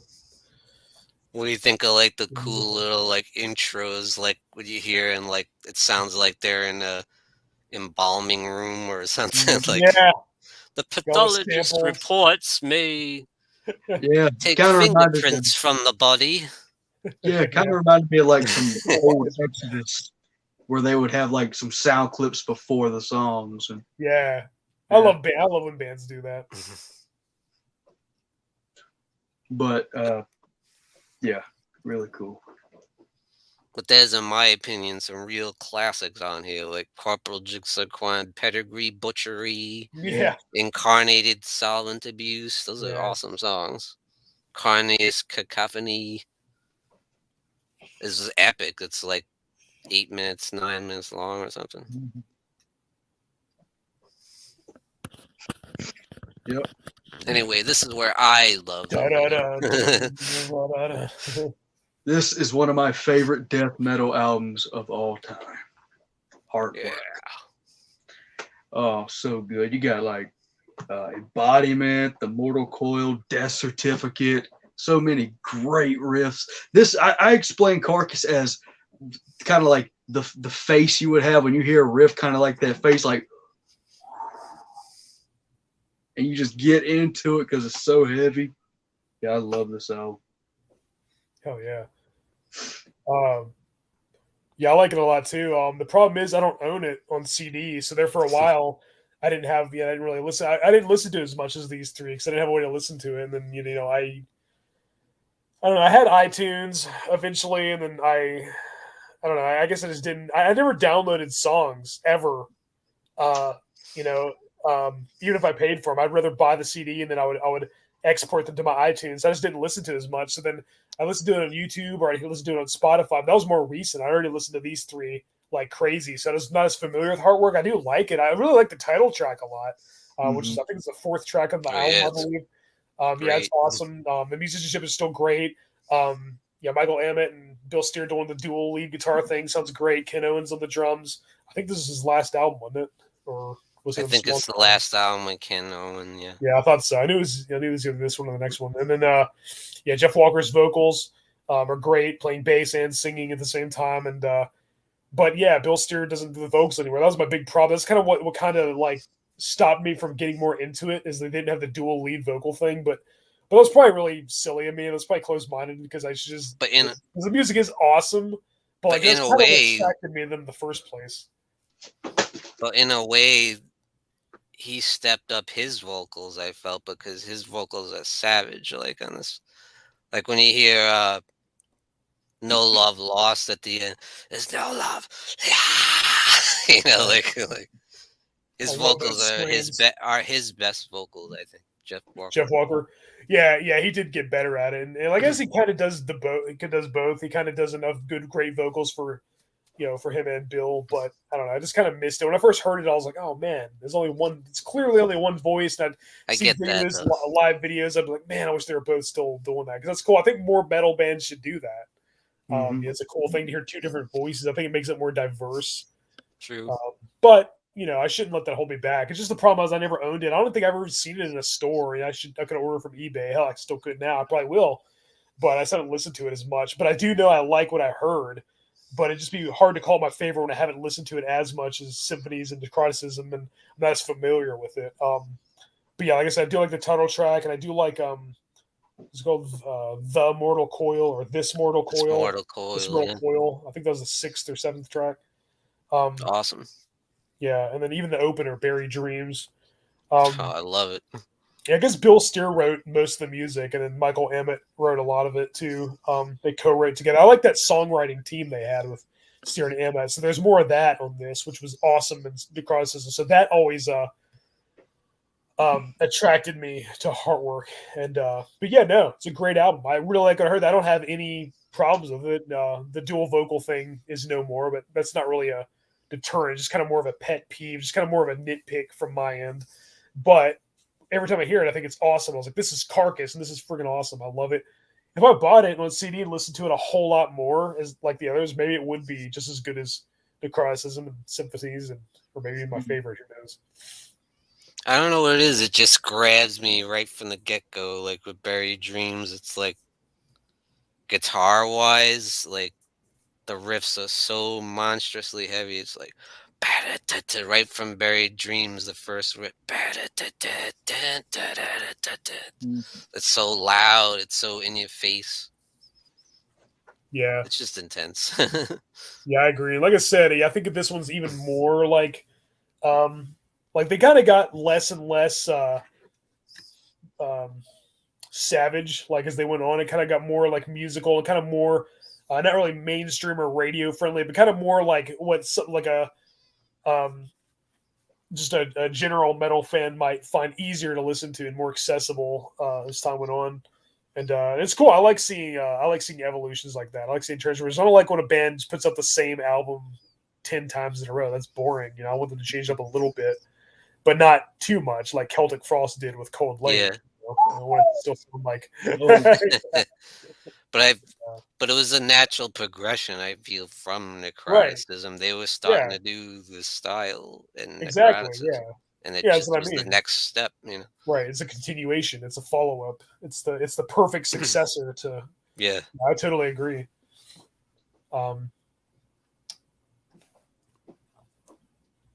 I don't own it. I need to get it. There's just a lot of classics on it. Buried Dreams, No Love Lost, Heartwork, Embodiment. It's just not a bad track on here. Oh. Yeah, it's great. Yeah, it's great from the back. Yeah, I really don't have any criticisms. There's really no like, oh, this part was derivative, or there's nothing like that. It just sounds awesome to me. It just, I haven't heard it as much. I haven't heard it. So what do you think, Car fan? This is your favorite one? This was my favorite Carcass album. I heard it, blew me away. Because like I said, it was one of those things where at first it was just kind of like a comparison to another band, but I kind of fell down the rabbit hole of just listening to Carcass. And it was just like, this is great. But Heartwork became my favorite. Me too. Awesome. So both of you guys, Heartwork is your favorite? Yep. Yeah. Oh man, well gosh, I probably don't even know it. I need to go like buy it and listen to it more. Like I'm probably just missing out. But I like all their albums. I love all their albums. Maybe not as Swan Song as much, but we'll talk about that. Yeah. Good old Swan Song. I think when I listened to that for the first Glad it time, wasn't your swan song. yeah, the one song that stuck out to me was "Tomorrow Belongs to Nobody," just because it opens up with that riff and it's like, "Let's go!" Dun, dun, dun, dun, dun, dun. I'm like, that's not bad. But compared to Heartwork, nah, It's not a as step down for me, but Yeah. it's like they were trying to do something different. Like, good. Yeah, I applaud when a band tries to branch out. you have to give them credit in a way, I guess. That they're always trying to evolve. I think "Keep on Rotting in the Free World" is a clever title, like the like the Neil Young song, but instead of rocking, it's rotting. That's cool. But yeah, some of the other song titles and lyrics, like they're not really nasty anymore, which is fine. A band doesn't have to do that forever, like Cannibal Corpse does. I don't mind. You know, I wouldn't have done that either. If I started out in a band in high school that had song titles like that, gory and graphic, I wouldn't want to do that forever either. I would have got sick of it. Would have got old. But I don't know. Some of these other lyrics, like, oh man, like almost like a love song or like what is this? And then I was turned off with the fact that Michael Ammett left and replaced by some other guy, Carlo, somebody, whatever. I don't remember his name. I was turned off by that. Michael Ammett was gone, and then Jeff Walker's still the singer, which is good. No other vocalist, and then I was like, Swan Song? What a weird title for a Carcass album. You know, we have Symphonies of Sickness, Necroticism, Swan Song? The hell? Yeah, it's very odd because you look at the song titles of the first album and it seems like something Dexter Morgan would be saying in his head. Yeah, exactly. It's like, do that.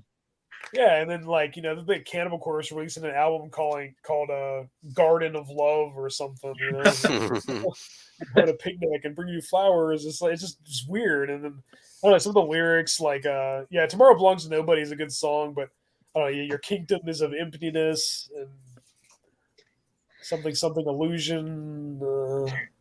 Again, it might be it's it's not badly written, and I'm sure it's like symbolic, metaphorical, all that stuff.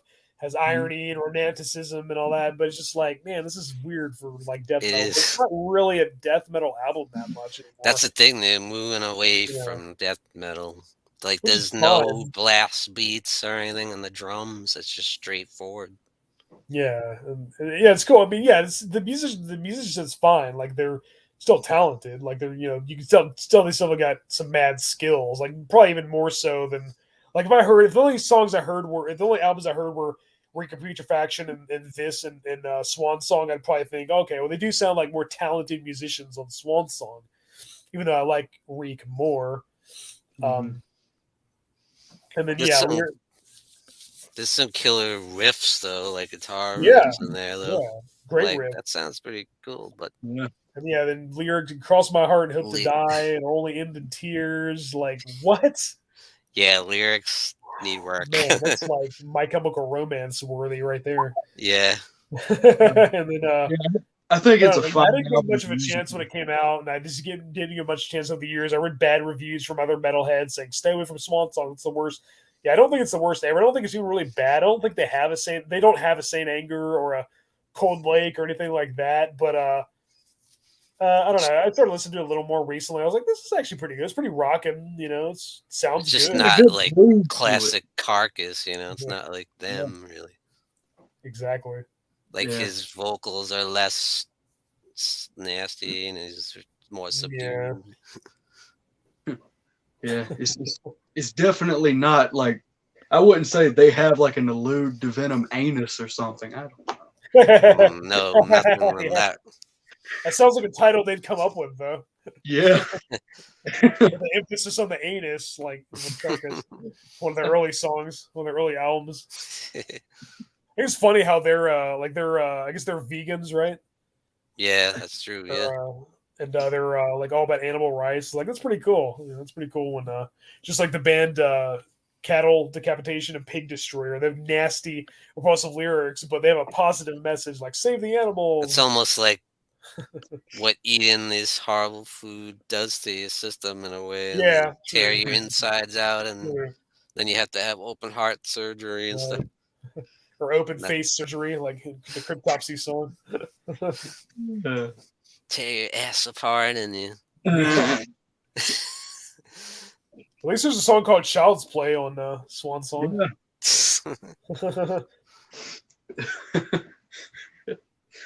Yeah. Yeah, not the best way to go out, you know. Yeah, this wasn't their We final thought album. that was it, right? Yeah, it was a long time before God Surgical Steel. That was in 2013. Yeah, that's what I thought. I thought it was somewhere around there.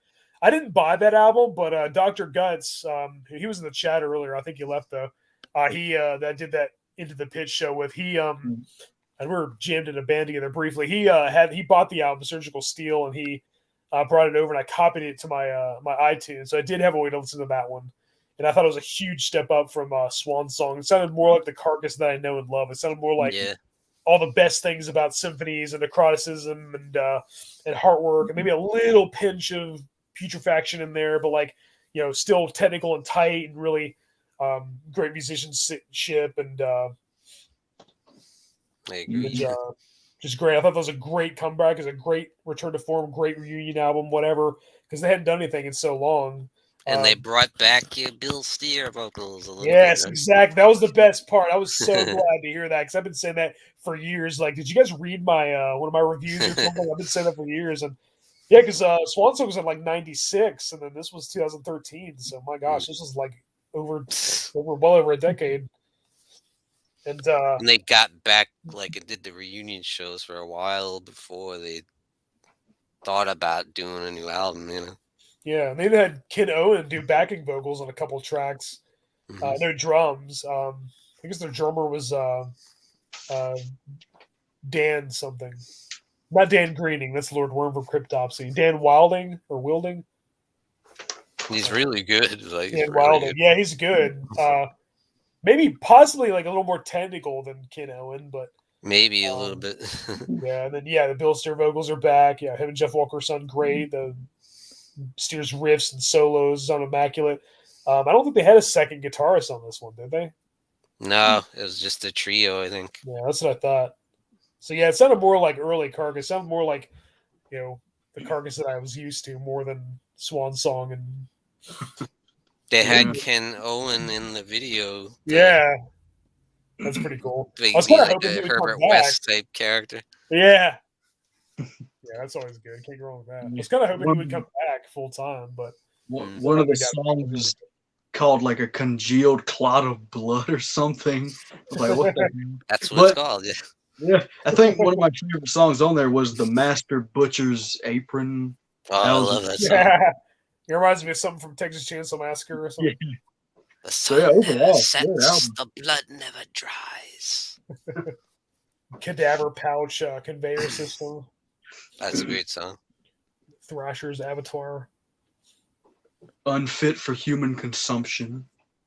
That was good. Love it, love it. And of course, the instrumental that opens the album, 1985, which was my favorite year. So didn't have any lyrics, so I don't know what it was really supposed to be about, but the instrumental, but it was awesome.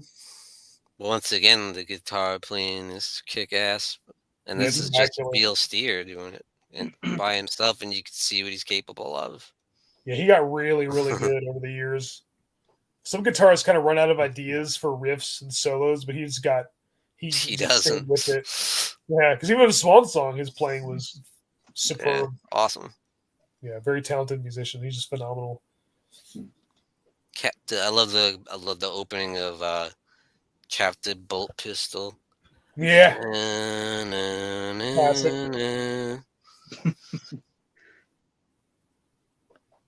And they bring back the blast beats and the drums too. Some intense parts like the breakdown and unfit for human consumption.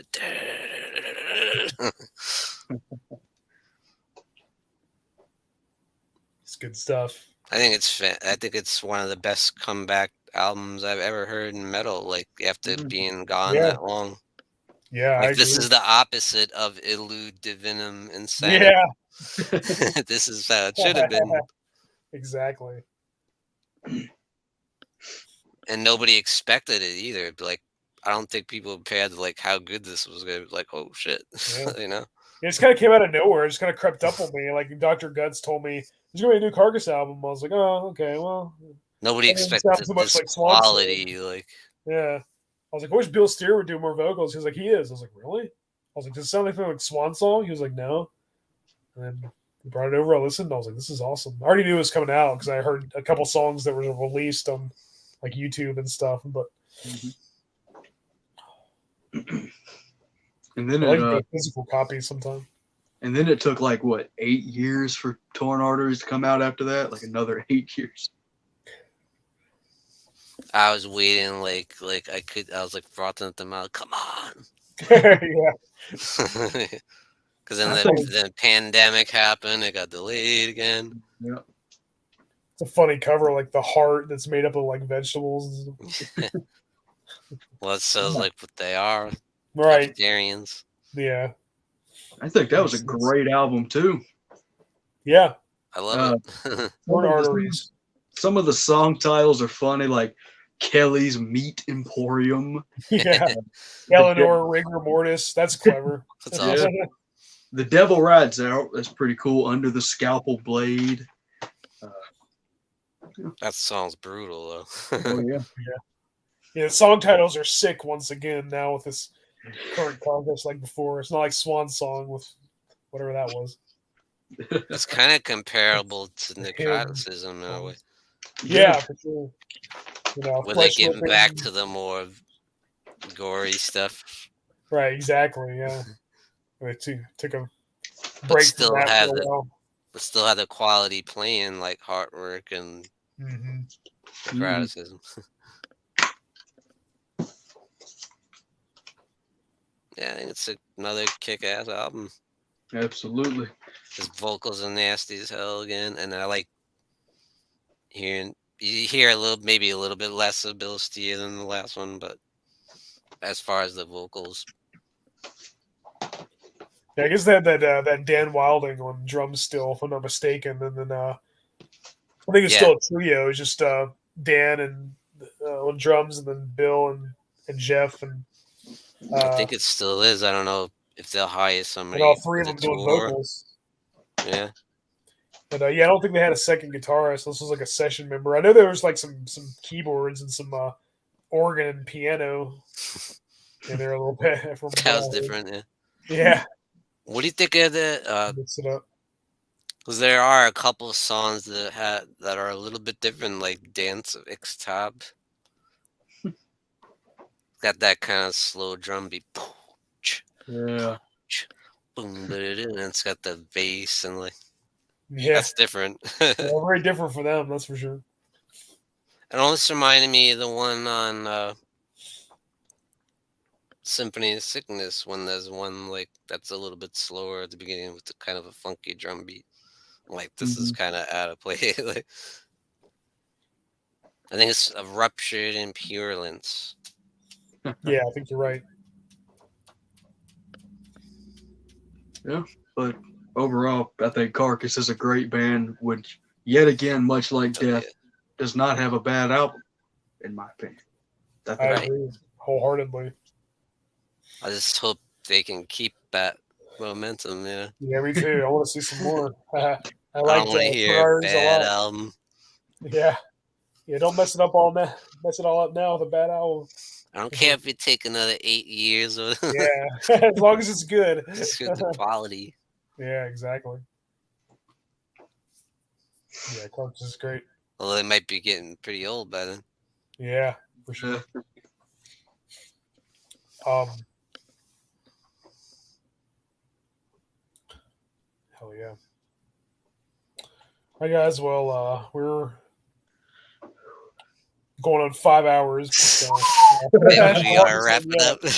Yeah, when it comes to Scream and Spider-Man and Carcass, then I have a hard time. Yeah, it was fun as hell though. I had a great time. Yeah, me too. Hell It was yeah. a blast. I really I'm so enjoyed it. tired. I'm like struggling to stay awake. But yeah, guys, thanks for joining me here on the Morbid Hour here on the Horror Metal channel. Thank you for being in the live chat. For joining us here at this live stream. I'm Hellhound. Horror Fan 88. Showing Patrick Erschen over at the Horror Corner. And until next time. Peace out, guys. Have a good one. Have a great night. You too. A great weekend. You too.